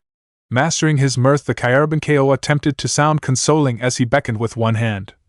We have all the biscuits and red chocolate you could wish for. Atsui's shoulders shook, though whether this was from laughter or a suppressed sob he couldn't tell, until the other boy raised his head and looked his friend in the face, a weary half-smile on his face that was equal parts resigned and cautious about his future survival. Okay, let's get this done before I actually have an outbreak of common sense and change my mind. What do I have to do again? With a smirk, the Kyurban Ko leant in and whispered his scheme to his reluctant but interested disciple. It was under these directions that Atsui took the item Zaki handed him. He watched and said nothing as the Kyurban Ko sat with his sisters and made idle conversation throughout the television shows they were both partial to and watching, and he hated, but for the sake of the plan he held his peace this once, could only marvel as Zaki timed it to perfection to make his move, his offer gently persuading first Yujito, who was still sore from her forced march through the mountains to get back to Kumo, then Samui, who was forced to accept out of politeness and followed meekly as the roadwalker led them into Yujito's room, the only bedroom on the ground floor. When they were gone, and after 5 minutes, with a mere quarter of an hour until his ever-punctual parents were due home, Atsui quickly and soundlessly traveled to the one part of the house he usually avoided like the plague and retrieved a few items necessary to cast the illusion that would snare everyone and, after sitting in silence until he could bear the tension no longer, headed outside and nervously paced around, waiting to fulfill his final act. Fortunately, as he heard a babble of amiable chatter grow steadily louder in the distance, and shortly afterwards, the front gate open, he didn't have to wait all that long. Just as he heard the main door to the house open, he dived into position and quickly stuck his head over the parapet for a split second, enough to make sure Zaki had the message, and, as he heard the sudden groans of his sisters get louder, he did his best to block them out, and held the talisman the Kyurban Ko had given him close to his chest, a small, devious smile seeping over his face as he realized belatedly that yes, if this went according to plan, it quite probably would be worth what his sisters would do to him in the aftermath. On the contrary to their son, the first inkling the elders of the May family had that all was not as it should be was when they opened their front door and immediately came to a juddering halt. The sight of what looked like a badly crumpled shirt haphazardly discarded in the side of their hallway crashing their mental processes for a moment. Rin, having followed on behind and run into the back of her friends, looked over their shoulder and felt her blood simultaneously freeze and boil as she saw the garment and put two and two together. Oh no, not even he would. But as the trail of discarded clothes became ever clearer and more risque, prompting a low moan of horror from the proud mother of the clan as the horrifying truth dawned on her, it appeared he had. Please tell me that's not a BR. Before she could say anything more, the final curtain was torn apart forever as a low, happy-sounding sigh issued from the nearest bedroom door. Ah, lower, just there. He'd seen just a flash of Atsui's characteristic hair for just a second, but it was enough. Luckily, either of the two girls he was currently entertaining could see the evil smile on his face as he realized the hour of reckoning was at hand. Shifting his attention from the elder to the middle sibling, Zaki reached down to the expanse of skin below him and hit some of the sweet spots the Nachan had shown him, grinning like a fool as he heard the blonde-haired girl under him gasp and writhe in response to his touch. "Ah, lower, just there, He would have said something to this. In fact, he had his mouth open to do just that. But before he could react, there was a thunder of feet from outside. The bedroom door was hurled open and several things happened at once. The words that had been on the lips of the mother of the two girls died on her whitened lips as she took in the scene before them.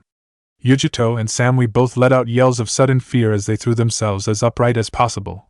Rolling over on the bed, they were sharing and crossing their arms over their partially uncovered chests as Zaki, his work done, bounded to the other side of the room and snickered, trying desperately to contain his laughter at a prank well done. All in the room were suddenly blinded by a white flash of light. As they blinked the spots out of their eyes, they were confronted by the sight of Atsui stood at the window, camera still in his hand, pointing into the room and declaring dramatically, "Caught in the act!"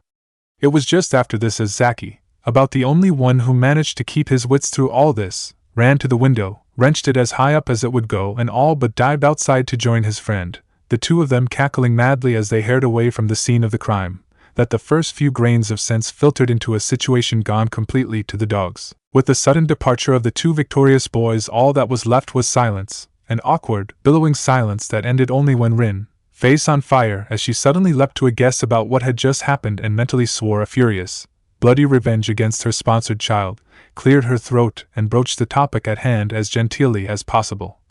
Would you mind putting your things back on, girls? I think you, and we, have all been had."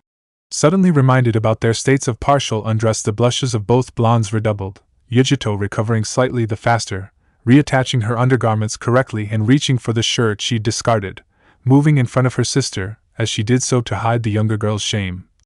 "Had how, Zaki told us the place where he worked had started teaching him massage, and I'm not sure how he did it, but he talked us into being test dummies for us." "What's Atsui done?" She didn't finish. She couldn't, as she saw her stepfather, hiding a grin behind one hand as he saw what his son and friend had done, and it tickled his funny bone no end, stepped to the side and revealed the carnage on the other side of the hall, the sight of one of her favorite t-shirts lying in a crumpled heap by the door stunning her to silence. "But how? I never put that there. It was in the airing cupboard." "How did it?" "Oh, he didn't, they didn't." Even as she realized that yes, they both must have, there was a creak of bed springs behind her, and, just as she looked over her shoulder, she saw her sister losing her grip on her legendary cool and bellowing out of the window at the rapidly retreating backs of the boys. "You're both dead!" Samui shrieked, not hearing as both her sister and her cousin let their furiously flushing faces fall into their hands, her two-san erupting into full-blown laughter and Rin retreating into a quiet corner and silently praying for the floor to split asunder and swallow her whole. "You hear me? Dead!" Good times. And indeed they were, so good that he didn't realize he was being called until Rin snapped her fingers in front of his eyes, jerking him back to the present.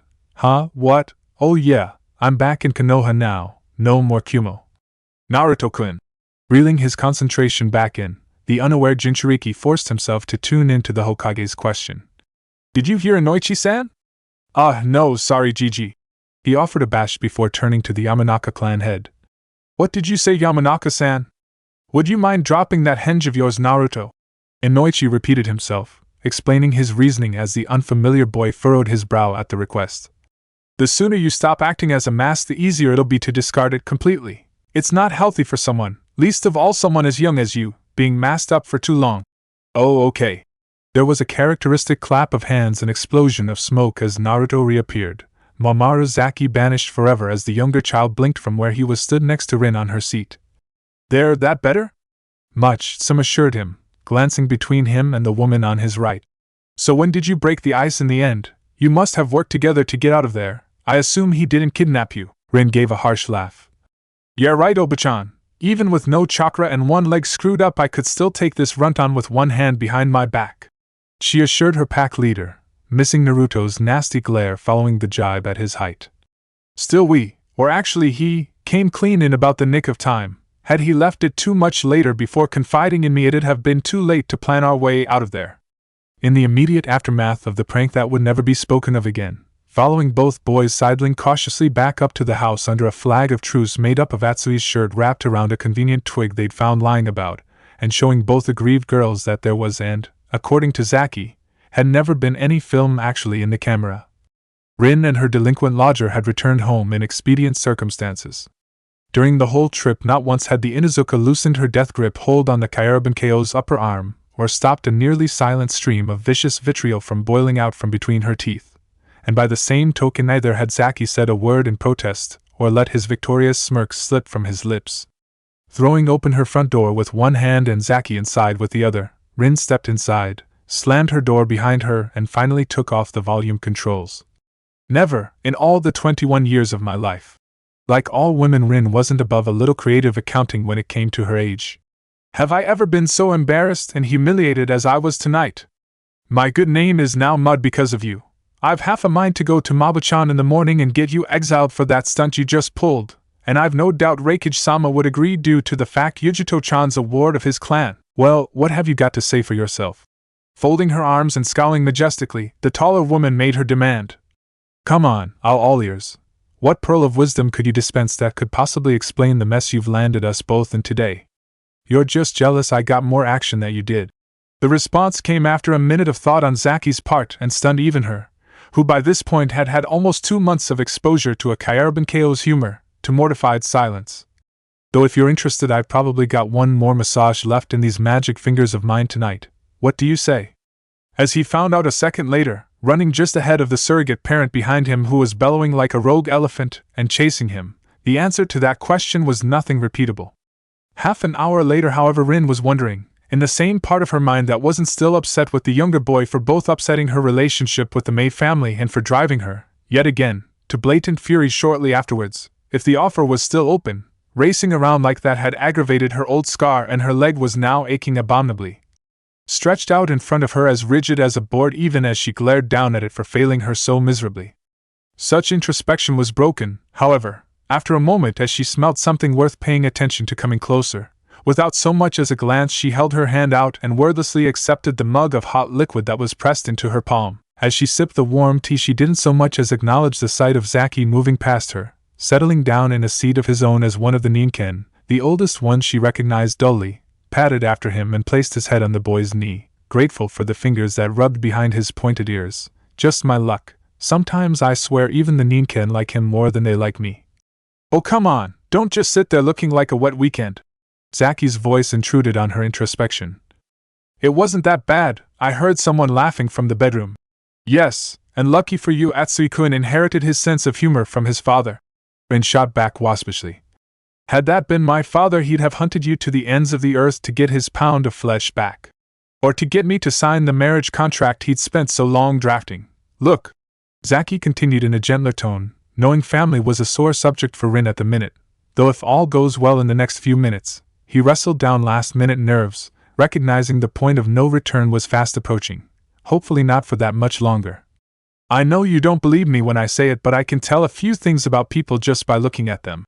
Really? Rin looked dubious at this, so, emboldened, the Kyarabankeo went on.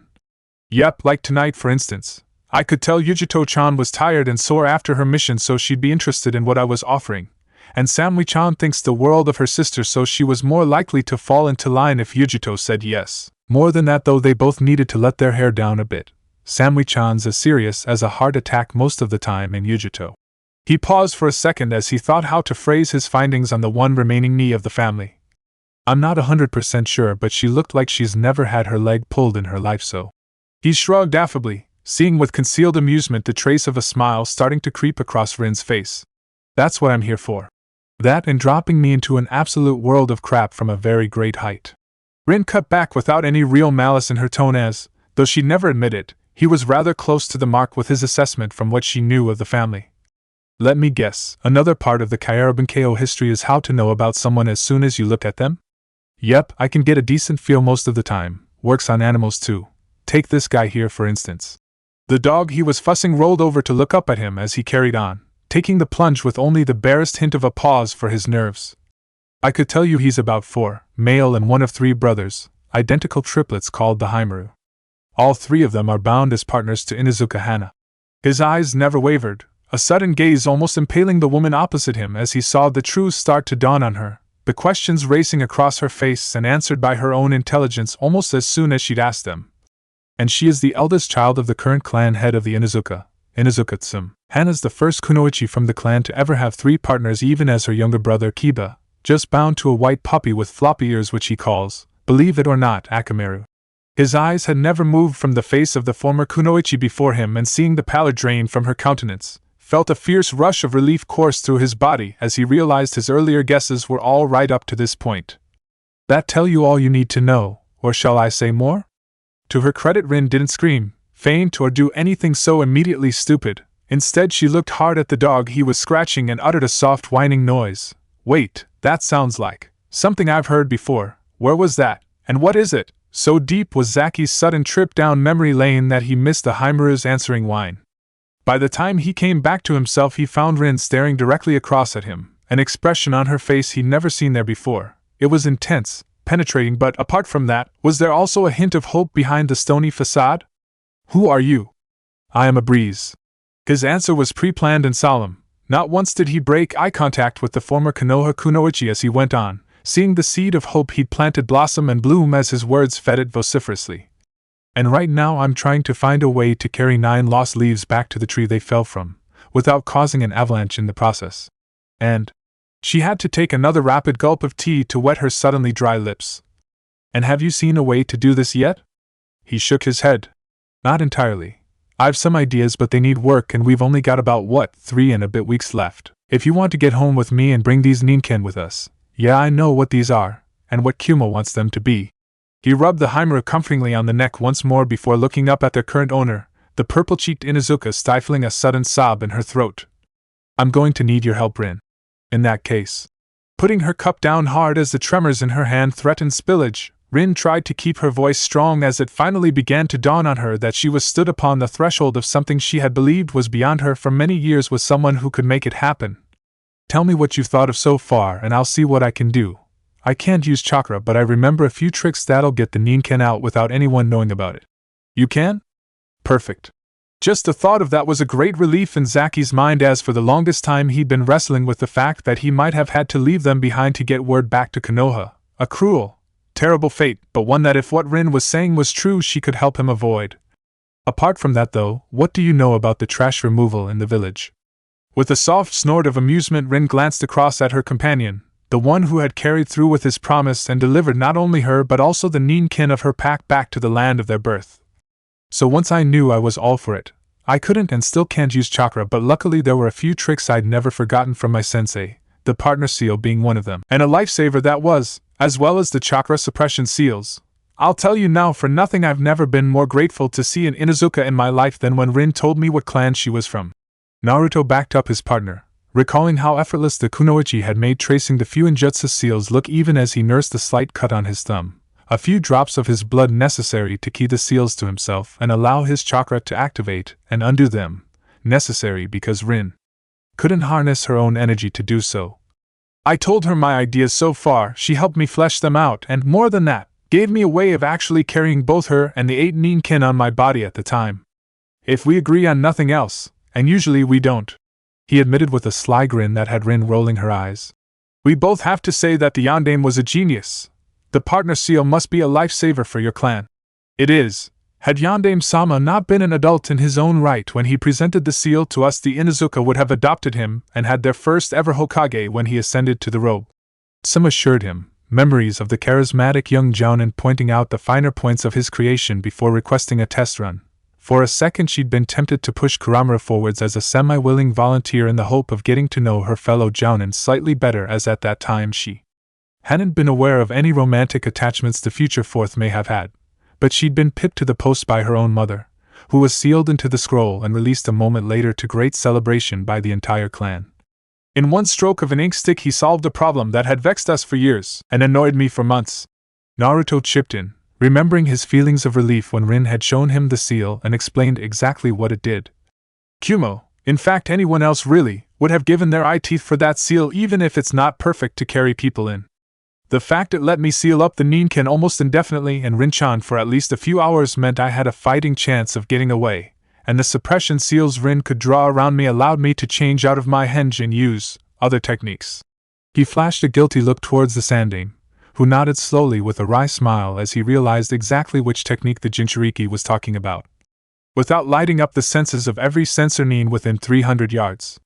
So we had our plan, Just as well, really, because by the time we were happy with it, the circus was almost in town, and all that was left for me before we put it into action was a small heist, a proposition, and a near-death experience.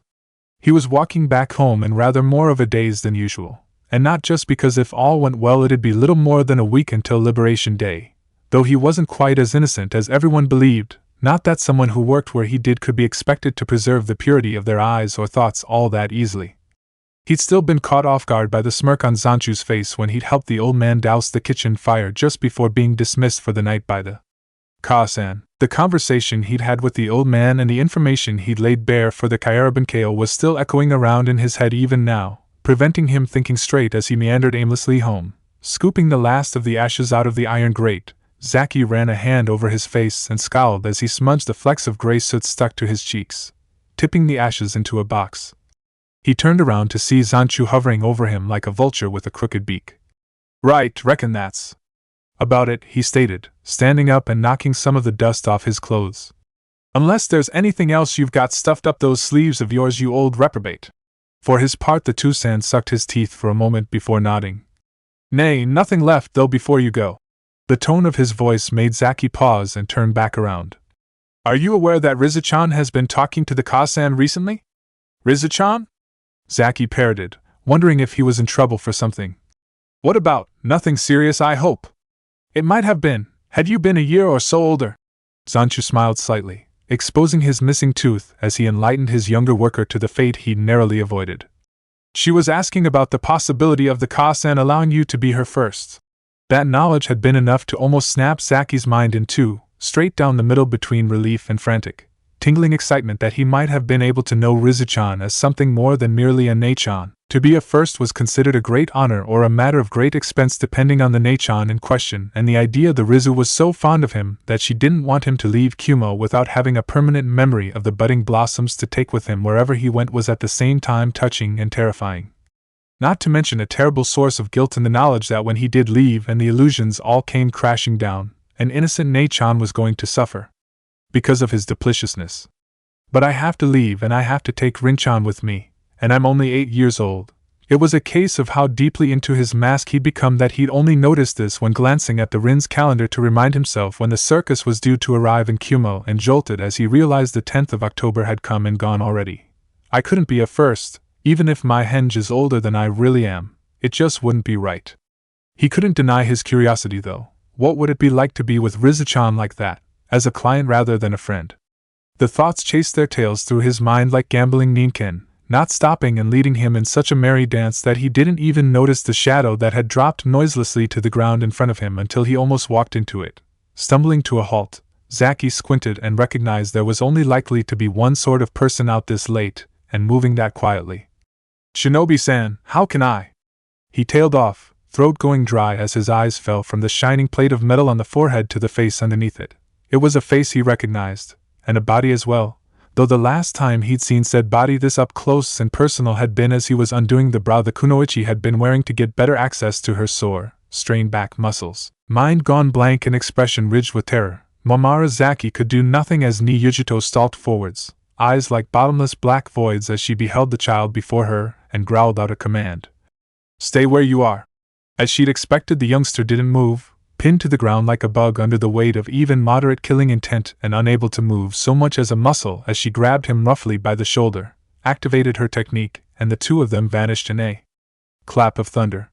They reappeared in the place Yujito called her home from home, the ground blackened and burnt by demon fire, a legacy of the brutal training she'd endured to try and control the Nibi that raged within her, angry that the bargain it had made with her land had been ruptured so prematurely and struggling to adapt to the new, unfamiliar host. Her power was growing, but compared to the man who was training her, with his perfect rapport with the more powerful Bija held within his iron seal, she was a candle in sunlight, not strong enough to be considered even Jounin level, something B had been when he was a year younger than her. Though her mission record was good, the Raikage was loath to send her out on missions unaccompanied until she could fully master her two-tailed cloak, and beyond that, the full manifestation and her last argument on the topic had been loud and very one-sided. On top of that, her temper had been further irked by a late-night run back to Kumo, and then after that the final indignity. Her and her sister having their honor impugned by some lowlife from the gutter who'd humiliated them both in front of their whole family. Well, no longer. Yujito assured herself, setting a pale gaze on the miscreant who was still shivering as he tried to shake off the after effect of the lightning shunshin. Atsui already got what was coming to him and is on airing cupboard duty until Samui-chan graduates from the academy. Now all that's left is this little bastard. I suppose you thought that stunt you pulled was funny? Still blinking spots out of his eyes, Zaki was caught rather flat-footed by this, hence his less than intelligent answer. Which one? Yujito ground her teeth and folded her arms tightly in an effort not to just beat the gaki into a greasy smear and leave it at that. How about the one where you tricked everyone into thinking? Oh yeah, sorry Yujito-chan. The fact he'd cut her off in the first place, to say nothing of the fact he'd used such a term of affection with her name, stunned her to muteness as he went on. Sorry, didn't recognize you for a second there. Yeah, I guess it was pretty funny, and obviously at least 2 people in your family agreed with me. I haven't seen Atsui laugh so hard since I've met him, and I heard someone else cracking up while I was running like hell. Well, yes, but this was not how it was supposed to go. Right now he should have been on his knees begging to be allowed to go with all his limbs still attached to the right bits of his body, not throwing off the last few afterimages of the right chakra and meeting her ire with a slightly guilty grin of his own. It wasn't funny to me, or Samui-chan. What, so it's illegal for people to pull tricks on shinobi in this village? You get an exemption from all forms of fun as soon as you wrap that cloth around your head. Come on Yujito-chan, do me a favor. I know absolutely nothing about you or what you do, but I could hazard a guess that if you didn't have a way to blow off steam you'd already be stark raving mad by now. Besides, Atsui and I both apologized and you both accepted. Admittedly through gritted teeth. So what's the problem? Yujito scowled and narrowed her eyes. The problem is that I don't like being laughed at. So that makes it okay to bully and threaten someone who can't defend themselves. Zaki shot back, hands on hips as he sniffed at her threat. Wow, what a strong shinobi you must be. Guess the samurai were right about ninja and Han. A hand, strong as steel and twice as cold, clamped around his neck and cut off his last words. Heart hammering and trying hard to breathe, Zaki kicked out frantically but gained nothing save a pain in his toe as Yujito, despite her deceptively slender frame, appeared to be carved from marble, absorbing the flailing punishment without so much as a grunt as she leant forwards and hissed her answer into his face like a poisonous mist. Do not question my honor, boy. She threatened, for the first time, a deeper anger being revealed in her tone as she finally let go, Zaki pulling away, coughing and rubbing his throat. I have and will continue to sweat blood, pain and tears for this village and country. I'll lay down anything, my life if necessary, to make sure Kumo remains and prospers as one of the great 5 villages. What I won't do, she threatened as Zaki looked up at her, green eyes strangely piercing in the darkness as he heard in the back of his mind a disembodied voice speak to him in a grandfatherly tone. A ninja must always look underneath the underneath. What's going on with you, Yujito? Why are you so mad over such a simple prank? Is take abuse from anyone, least of all a bastard from the wrong side of the tracks like you, smearing dirt over all the work I've done to try and become counted as a respectable kunoichi. Zaki said nothing to this, merely continuing to stare for a moment as the sole remaining knee in Kumo didn't back down following her rant. However, just as she was about to demand his reasons for staring, he eventually spoke. Leaving aside the comment about my parentage, mostly for the fact it's probably true, what's up? What? With a sigh, Zaki sat down, crossing his legs and motioning for Yujito to follow suit as she just watched unperplexed. I'm first to admit I don't know anything about shinobi, or kunoichi, or what it is you guys actually do. What I do know is that in your family you've got a bona fide Joe Cracker in your brother, but for some reason he's never so much as looked at you sideways. He and Samui-chan are both very respectful to you. If I didn't know you so well, I'd say they were afraid of you. The wince that raced around the kunoichi's body was a definite tell that he could see even in the moonlight. But why? You're a kunoichi, and a good one. Fine, I wouldn't mess with you, but why not Atsui-kun? Even if it's something silly like pulling your ponytail out once or twice, he should have done it. You'd never beat him up, would you? Due to the darkness of the night, Zaki would never know just how close to the quick that question had cut. To her credit, Yujito gave away nothing more than a soft swallow as she relived her earlier nightmares, thoughts of the force of nature sealed into her belly, breaking free and destroying the last remaining family she had. Bad enough that Toussaint died while they were trying to seal the monster. I'd rather die than let it take Ka-san and the rest as well. For that reason, their protection, she had kept herself aloof from her family. What few friends she had, hell, virtually everyone was kept at arm's length in case she wasn't strong enough to hold the nibby, and through her it lashed out at them. But if what Zaki was saying was right, had that intent been misrepresented, misinterpreted as standoffishness even by her own family? It was a question she had asked herself but repeatedly punted into the long grass, insisting if there was any confusion, she'd clear it up once she could fully control her tenant's chakra, even if it hurt to shy away from everyone. She wasn't sure if it was the right thing to do, but it was the best option she could see to keep all the important people in her life safe from the power she had but couldn't wield perfectly yet. Even as she tried to process all this and reason through her old argument, a soft drumming noise made her glance over and raise an eyebrow at the sight of Zaki patting the ground next to him. "Sit down, come on, I don't bite," he coaxed gently, explaining his point of view as Yujito took a step forwards. "The Nei-chan tell me I'm a good listener. You don't have to tell me everything, but I'm going to be out of here in a week and a bit. You'll probably never see me again, so if there's anything you want to get out in the open." He corrected himself at the last minute, sensibly realizing that the phrase "off your chest" probably wouldn't go down all that well due to his earlier risque comments. "I'm here." After a long moment of mulling this over, Yujito took a half step forwards, hesitated, made another shuffle in the Kaerabankeo's direction before seating herself opposite him and starting, haltingly and with a few embarrassed pauses, to talk about herself. The art of conversation. Zaki remembered the wise words of Shikaku in the back of his mind as he interjected here and there with snippets of his own memories or examples of his own to spice up the kunoichi story. Is one part listening, one part speaking, and many parts of knowing when to keep your mouth shut, smile and nod in agreement. Right now, though, having assured Yujito he could empathize with her to a certain degree as, while she'd lost her father, he had never actually known his, he decided to see if he couldn't cut through to the core of matter. Is the time to ask a question or two. "So sorry if I don't phrase this right, but why do you think your brother and sister don't treat you like what I'd call a normal, or at least as normal as Kaerabankeo can get, sister? In our little world we were forever hiding things, getting in each other's way and generally doing our best to drive our carers and other siblings into an early grave. Why don't Atsui-kun and Samui-chan do the same? I can understand if you've just got back after a mission or something, and Samui-chan's never one to rock the boat anyway. But it looks like they're all hanging back for some reason." The reason, Yujito grated after a long pause, not sure exactly how much she wanted to give away without potentially giving away a secret of her state and trying hard not to let the other kid know that, despite it all, she actually was finding it quite relaxing and different to just talk about something other than a mission, training, or her bijou. "Is that they, and everyone else for that matter, are smart. I'm not like most people, Zaki-san. Sometimes I can be dangerous without meaning to be. Yeah, some of the older girls at the home were like that," Zaki commented, not able to hide his grin as the kunoichi gaped at his seizing her innocuous words. "Usually happened once a month or so for a few days, but they never said why." Yujito spluttered for a minute, absolutely agog at his cheek before, almost against her will, she sniggered and squinted across at him. "Having worked where you have for the better part of 3 months, I trust you've figured it out now?" "Yeah, one of the first things I figured out there, BRR. He shivered as though remembering bad memories before leaning forward slightly. "Still, you're a kunoichi, you've been literally trained to kill.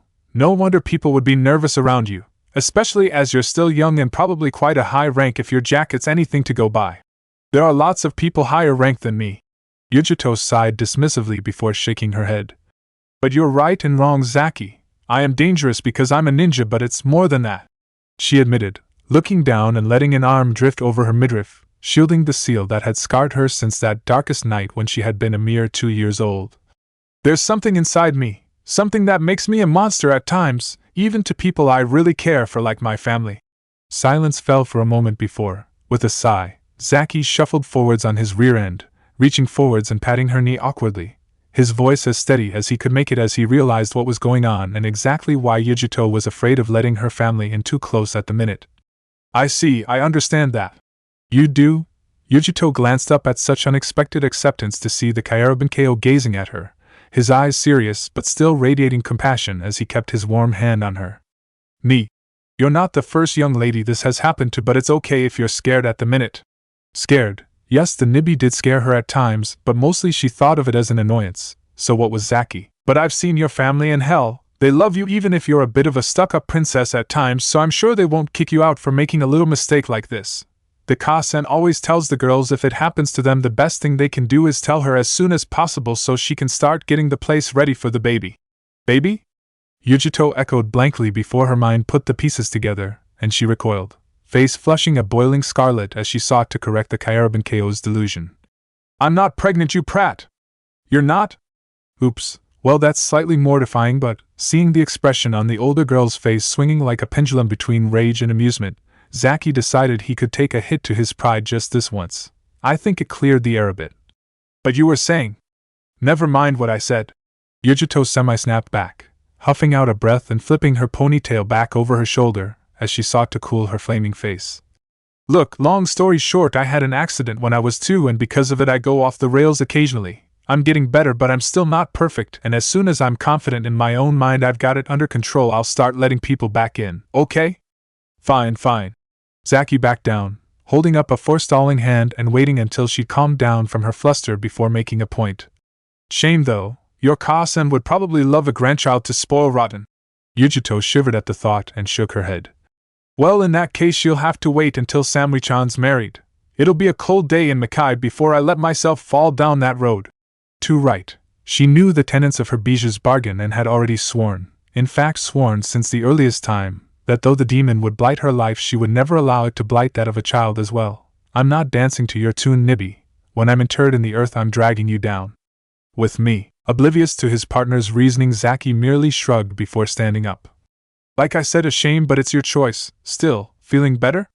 A bit, Yujito replied at length, wanted it to not be true just so he wouldn't have bragging rights over her, but despite that, she couldn't deny she hadn't enjoyed a normal conversation just this once, thanks. No worries, still, I'd best be getting home.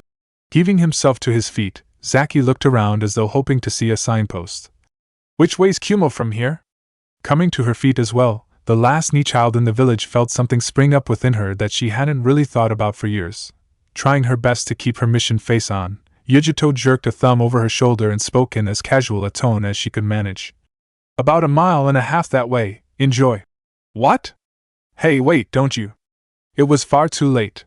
Even by the time he'd seen the malicious smirk on her face she was done with the hand seals and he was left to curse vehemently as the kunoichi disappeared in a flash of light, leaving him with an uncomfortably long slog back to the village for the time of night, while Yujito, for her part, reappeared in the garden of her family, chuckled briefly for a second as she realized that yes, pulling a juvenile prank such as that really was a lot of fun, took a minute to recompose herself, and then let herself in through the back gate. Well, this is it, go time.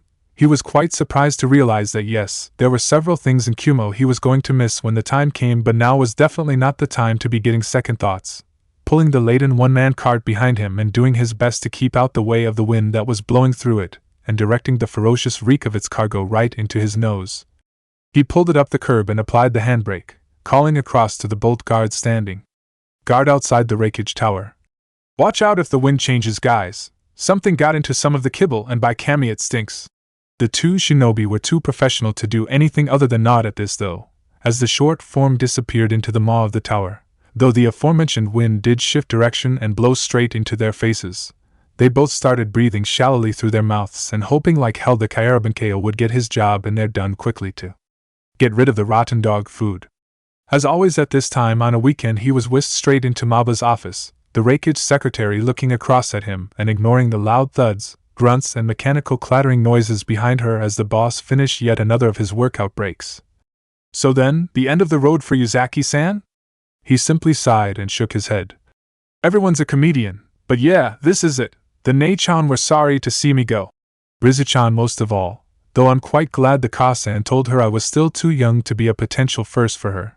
Dismissing that thought and recalling the fierce hug he'd shared with the youngest Nei-chan of the Blossoms on the night he left, even as both of them tried to deny their tears, he looked back up at the secretary with a smile tinged with regret, though the Ka-san said she'd be grateful she could get some work done now I was gone. She still gave me a tip for my help and Zanchu-san gave me a bite to eat for the journey. The Mei clan came over and saw me off last night, and even the old sick note was resurrected off her deathbed for long enough to croak goodbye this morning. Not like she could get rid of the rubbish though, so Muggins here took that job on. Speaking of which, he glanced out the window towards where he'd left the small cart Rin owned. Any chance we could hurry this up before you end up with 2 passed out bolts guarding the towers? You don't have any invisible noses in here, do you? Luckily no, and we also have excellent air conditioning in the building. The Rokita's scion informed him as she quickly let her pen dance along the paper that would release the Kairabankeo back into the world under the guidance of the carnival he'd managed to impress and get apprenticed to. So, just get this stamped off and There was a thump from nearby that made the inkwell on her desk overflow slightly, and a second later, as Maba was glaring down at the mess on her desk, the intercom crackled. Hi Maba-chan, please send through the refreshments." Biting back a sigh as she cleared up the mess with a handy piece of blotting paper, the secretary thumbed the button and answered. "Hi Reikage-sama, be right there. Zaki-san, would you? Way ahead of you." Indeed, he was already opening the small fridge that rested next to one of the bookshelves of Maba's office and withdrawing what looked to him like a plate of sandwiches containing half a cow each. "What flavor does he take today?" "The yellow one. He likes bananas, but they're hard to get here, so it's a treat for him working hard and getting the paperwork done," she explained, opening the door to the lair of the beast and allowing Zaki in, the large lunch held forwards like a talisman as the Reikage, now toweling himself down behind his desk and with the fan on full blast to avoid any lingering odors, turned to face them both. Excellent timing," the great man rumbled, sitting down on his chair with a thump that made Zaki wince.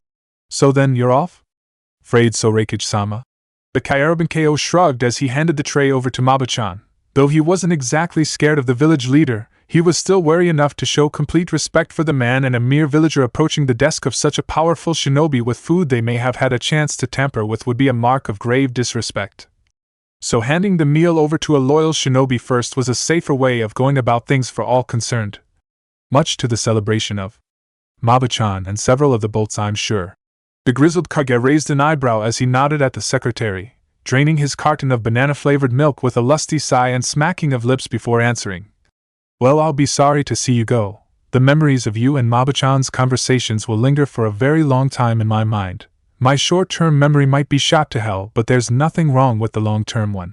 Maba cringed at the reminder while Zaki did his best not to splutter with laughter. Of the two of them, the kunoichi recovered first. "Yes, Reikage-sama.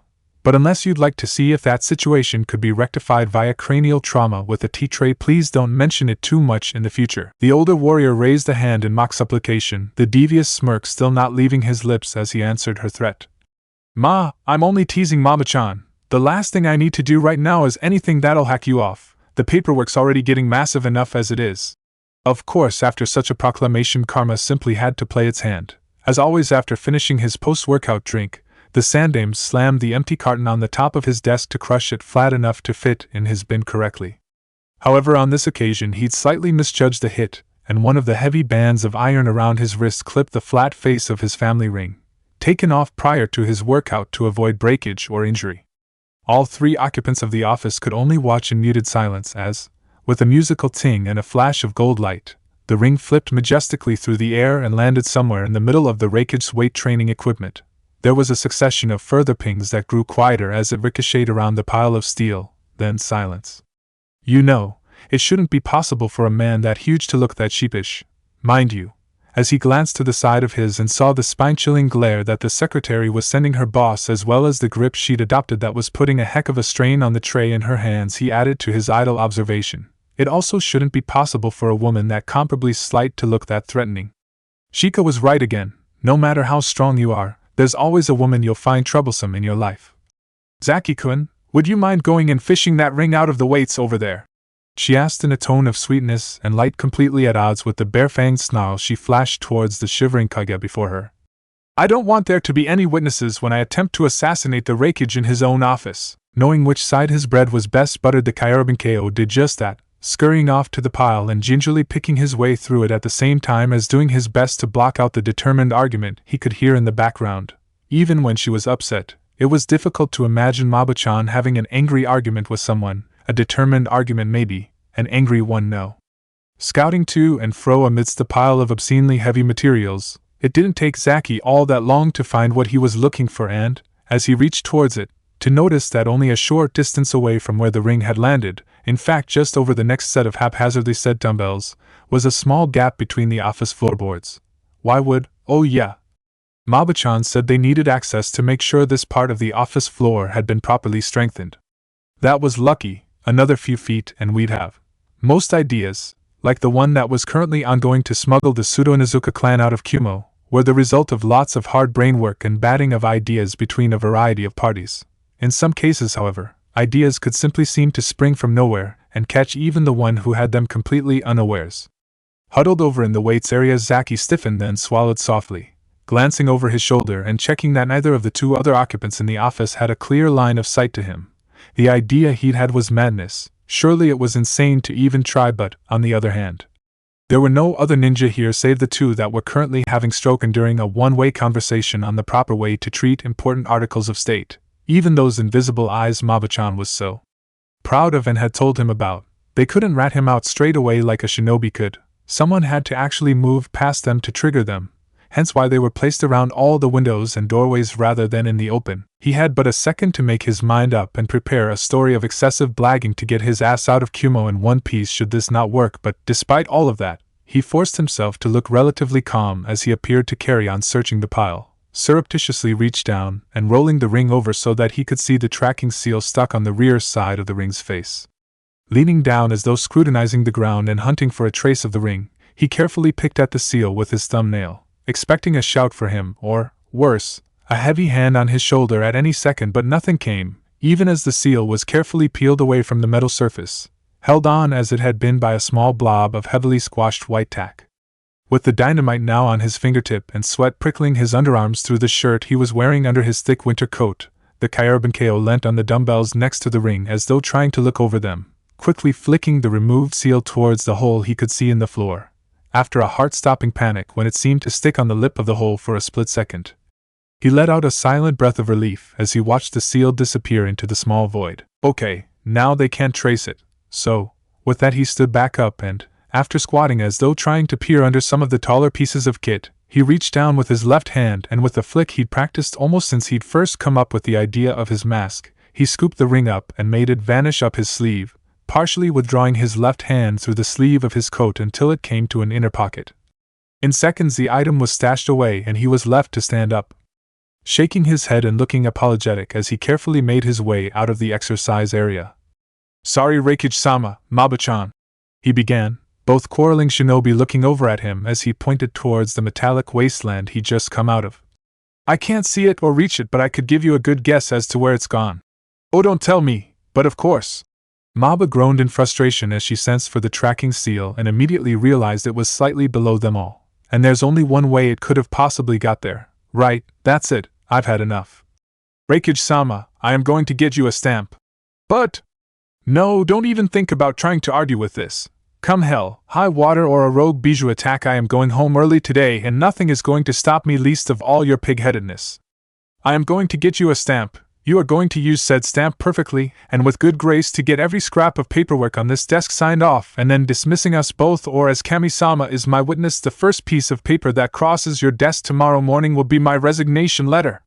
Are we absolutely clear on this point?"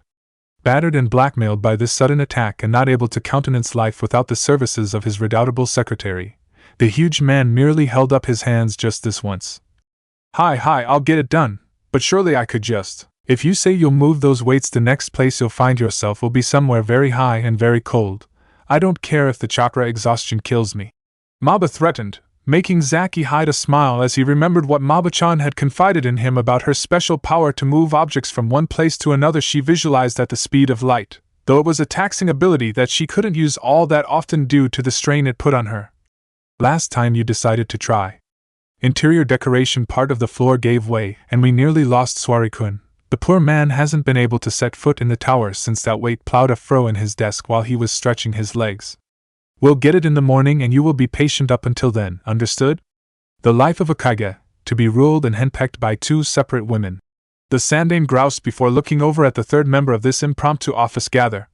"Sometimes I don't wonder if you carnival people have the right idea. Just love and leave them, it makes life so much easier than hanging around."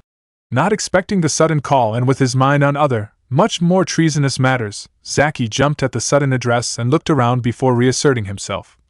"Huh? Who do you… Oh, sorry, I get it now, heh?" He gave a yawn, shaking his head. "Hope I've not been infected by whatever lurgy it is that's laid the she-beast low. It'd be just like her to give me her bugs as a parting gift.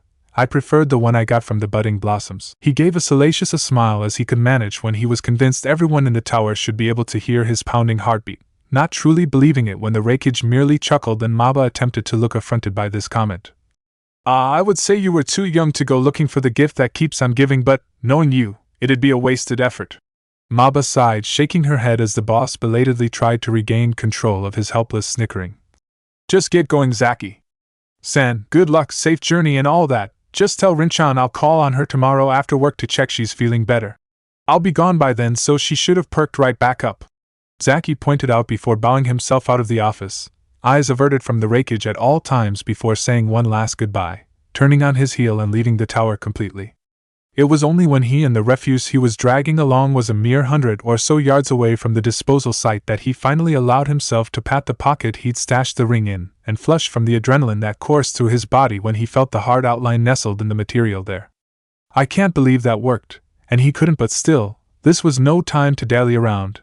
He'd already known he was going to be a wanted man by tomorrow if he was lucky, and running off with an article of state was only going to add to his crime sheet if anyone in that tower put 2 and 2 together and came up with the 5 sticky fingers he'd used to pilfer the ring. Applying the handbrake to the cart he made to stash his cargo, levering off the lid of one of the barrels of bad food and holding his breath against the stench, he hooked the ring into the palm of his hand, plunged his arm as deep into the barrel as it would go, released the ring, whispered a few words of instruction covered by a loud invective against the foul odor assailing him, and then put the lid back on as though nothing had happened, dragging the cart towards its destination as though all was well with the world.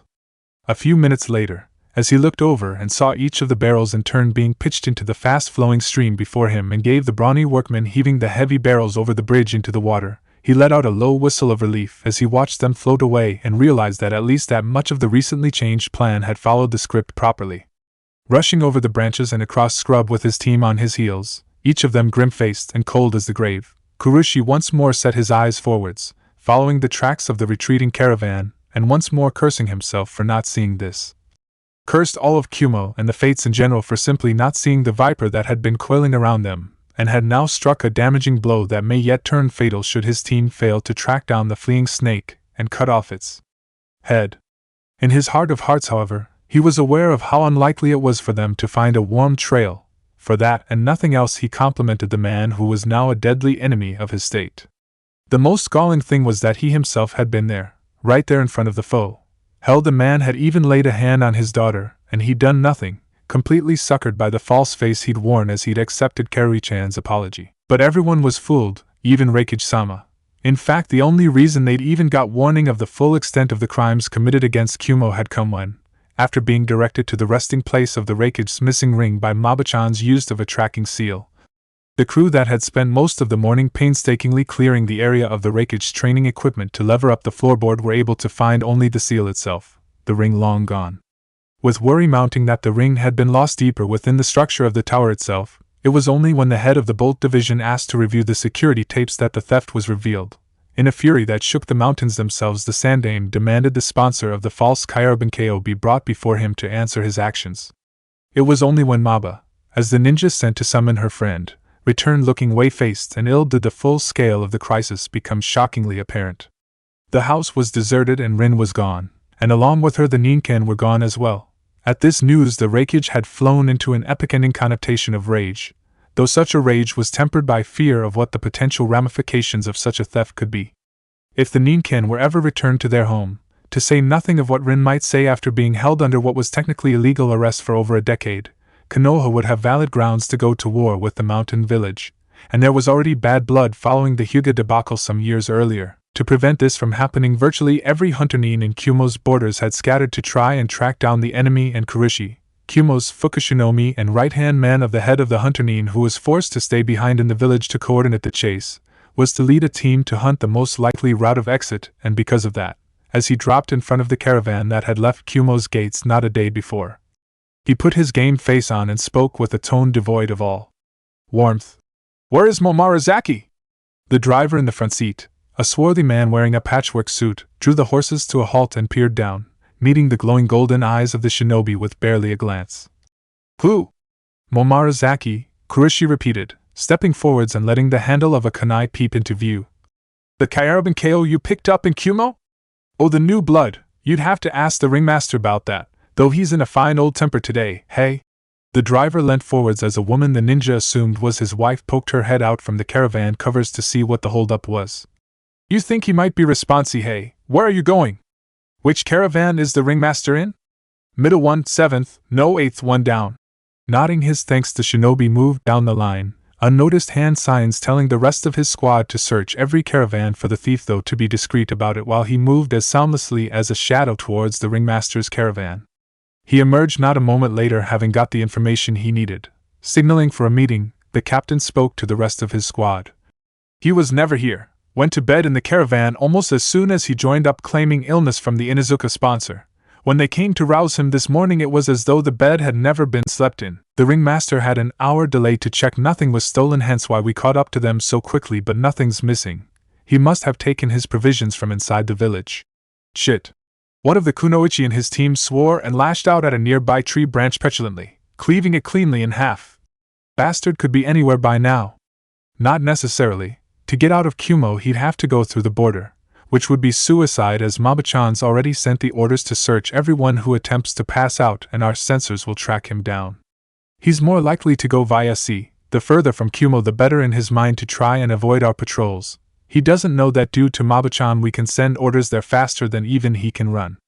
From here we'll split into 3 teams, one for each of the closest ports, and me alone following the road in case he's trying to give us the slip by running ahead of the caravan.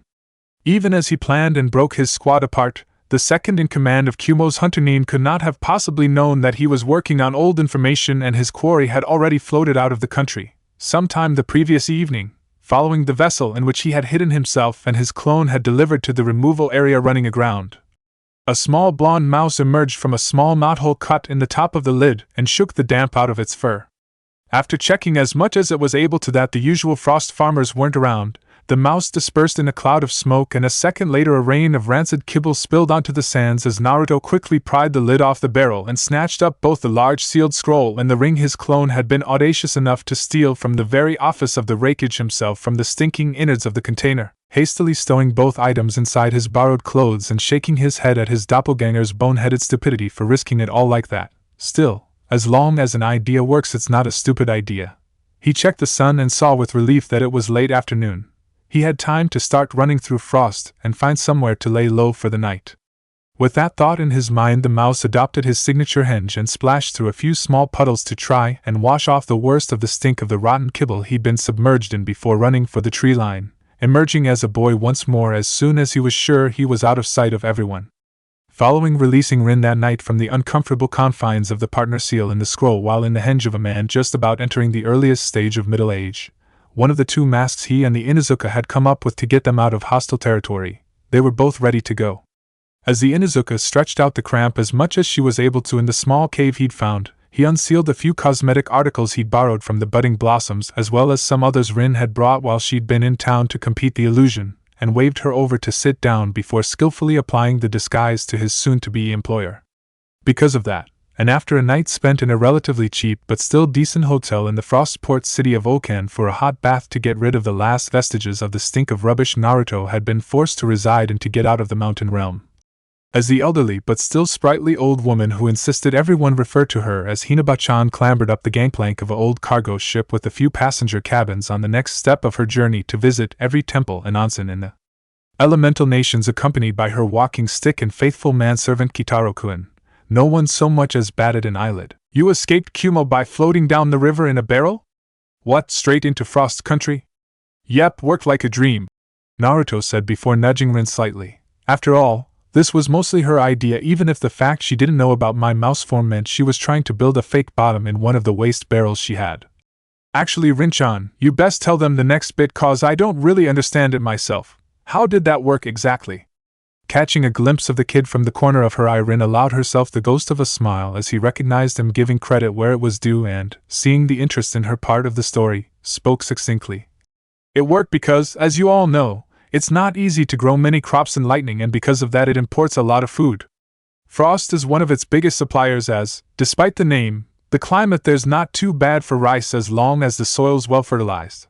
To help with this, Lightning has had a system since before there were shinobi to help Frost grow its crops. Most of the rivers of Lightning flow into their neighbor, so every village in Lightning has a communal, if you like, waste disposal system whereby anything that could be broken down to compost is sealed in barrels, like the one Naruto-kun hid in, and tossed in a river. Once it flows into Frost, the farmers there pull the barrels out and take all the waste to be mulched to feed the rice fields. A normal person would never be able to hide in one of these barrels as they're not that big, but with this little gaki. Just out of fondness of sake, she cuffed her partner again, though much more softly this time and in the manner of Inuzuka affection rather than discipline. Space isn't much of an issue. Yep, I sealed all the Ninken and Rin into the scroll, bundled it up so that it was waterproof, and only released Rin when we were safe and free down the river. Naruto took over, leaning an elbow on the back of Rin's seat. We moved slow until we were sure we were in Frost, then used another mask, a slightly crazy old lady and her long-suffering butler, to gain passage on a ship to Fire Country. Once there we headed home for here. Well, he smirked slightly, making Rin scowl as he ruffled her hair with his free hand. We did once. I snapped SWMBO here out of her trance after I did her a favor. Pulling on his sandal, Keitaro stretched up and looked across at the younger woman most people assumed was either his daughter or, some envious voices had whispered, his very young wife, the Hina mask having disappeared as soon as Rin stepped foot in her home nation for the first time in over 10 years, though to her credit she held back the tears until her faithful servant managed to find them some lodgings for the evening. So then, Rin-chan, ready to go? Should be about a week until we get to see those great gates again. Excited? The Inuzuka said nothing for a minute, still not quite believing that after so long away she was home, though if that was the case, why did she feel something like homesickness fluttering in her stomach? Yeah, though before we move on. She suddenly stood up, a calculating gleam in her eyes as she beheld the taller form before her. Show me what you really look like. Not expecting this, the butler figure turned around. Huh? What do you really look like? Rin repeated herself, looking at him askance. I just realized I've been living with you for nearly a third of a year and I still don't know anything about you, or at least the real you, so drop the henge and let's see what my knight in shining armor is under the iron. Keitaro for his part scratched the back of his neck for a moment before, with a shrug and awkward smile, he brought his hands together. Well, okay then, Rin-chan, you might be a bit surprised through. With that fair warning given, he clapped his hands together and smoke shrouded his figure. The Inuzuka wasn't sure exactly what to expect when the cloud dispersed, but, finding herself having to look down at the shape that emerged, not even she could stop her jaw dropping at what appeared to be a miniature version of her old sensei with a chubbier face and 3 slashes on each cheek grinning up at her, almost hidden within the voluminous folds of Kitaro's clothes as he spoke. So then, Rin-chan, this is me, name's Uzumaki Naruto. Why, you? In the flesh, he assured her, thinly amused by her bulging eyes and swaying state as she tried to comprehend his appearance, and the fact he was literally a child. So, what do you think? You're a awe-inspiring, amazing, a future Hokage, yeah I know. He waved off the words that appeared to be stuck in the Inuzuka's throat like a bone. I'm all that and much more. You're a chibi! Rin managed to thunder, spearing a disbelieving finger towards him as though hoping it would dispel some illusion or other. Not impressed by this comment about his vertically challenged status, Naruto folded his arms as much as the shirt he was in would let him. And you're a tattooed lady. We've all got our problems. Anyway, his fingers twitched under the cloth and Keitaro reappeared, Rin by this point being forced to sit down and fight of hyperventilation with a distinct lack of success. We'd best get going. People to see and places to go and all that. Would you like help putting on your makeup today, my lady? Or do you think you can manage alone? So yeah. I'm not usually one for being taken by surprise, but at the sight of this brat popping up out of nowhere left me absolutely flabbergasted. I'll say, never before has so much flabber been so thoroughly gassed. Fastidiously ignoring the unhelpful comment from the cheap seats even as one or other of the assembled council couldn't disguise a snort of amusement, Rin soldiered on. But apart from that, we just went from there, walked or hitchhiked back to Konoha as best we could. Let the Ninken out when it was safe to do so, but aside from that it was a relatively smooth ride back. Except for the bandits that one time. Rin tailed off for a moment, remembering the desperate men that had tried to hold up the small merchant wagon she and Naruto had been hitching a ride on and been beaten back by the caravan owner, his elder 2 sons and Naruto with her, and the youngest daughter chipping in with accurately thrown slingstones. Still, I guess nothing says welcome to fire.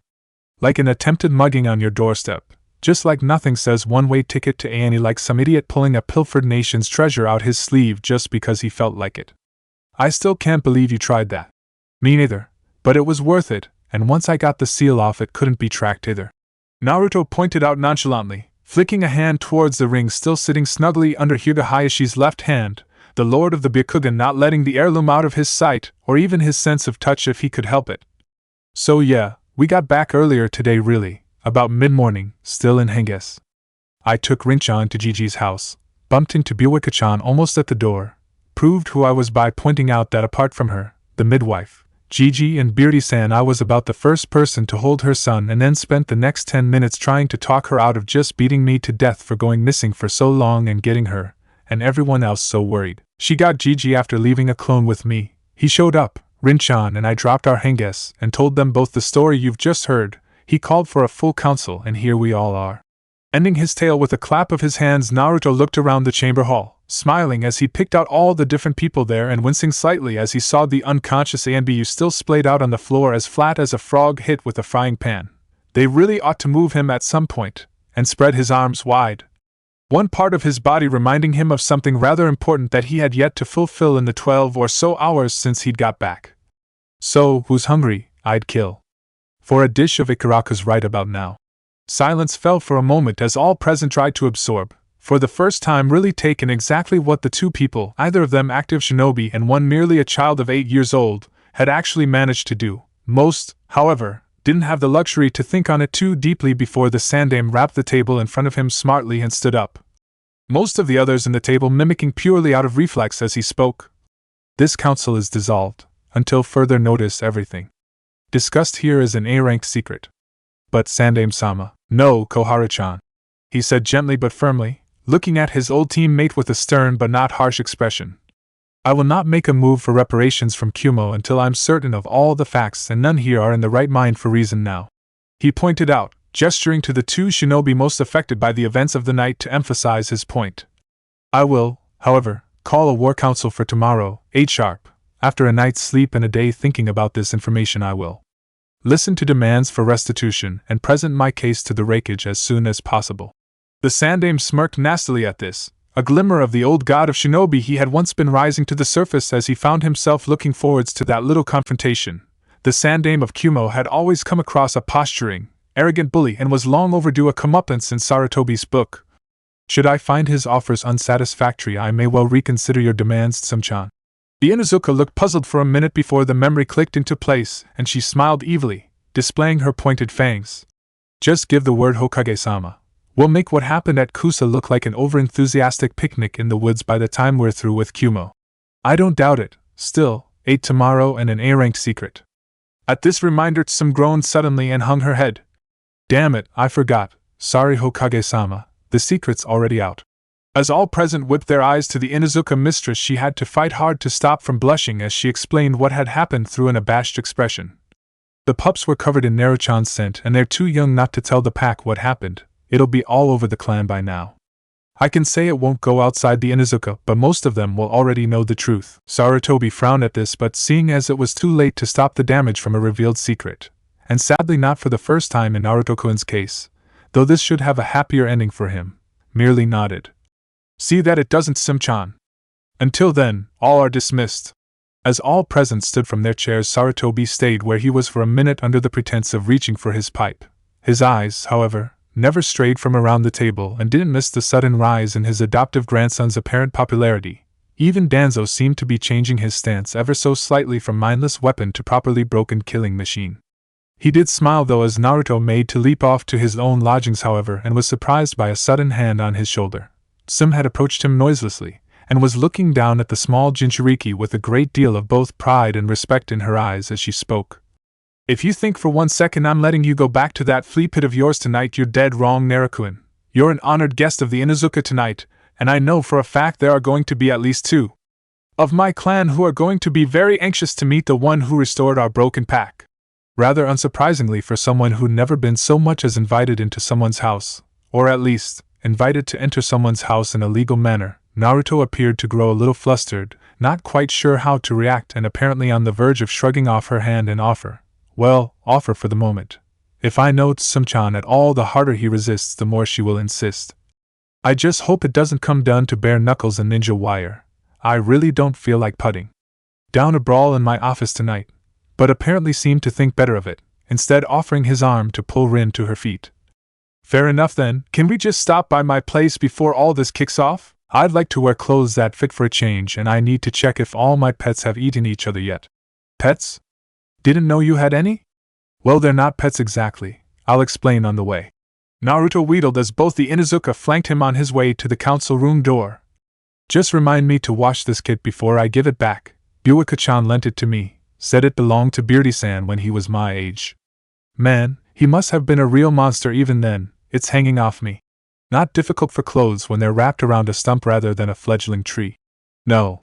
More comments about my shortness.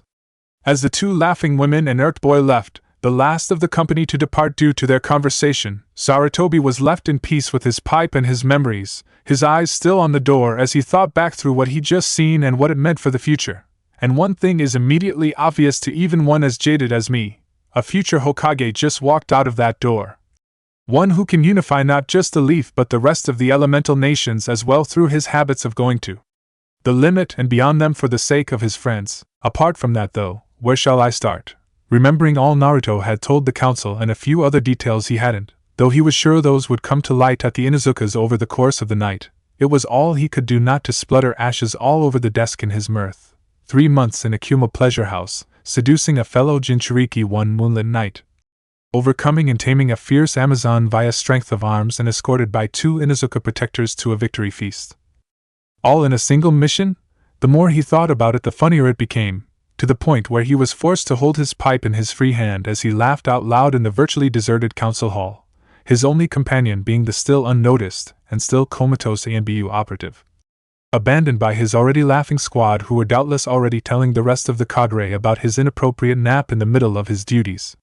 As he wiped a tear from the corner of his eye, a last whimsical thought crossed his mind and resulted in him virtually having to steel himself away from writing a very saucy and insolent letter to another ninja the Sandame considered to be something of a son to him, letting him know of his godson's promise in the ways of the arrow ninja.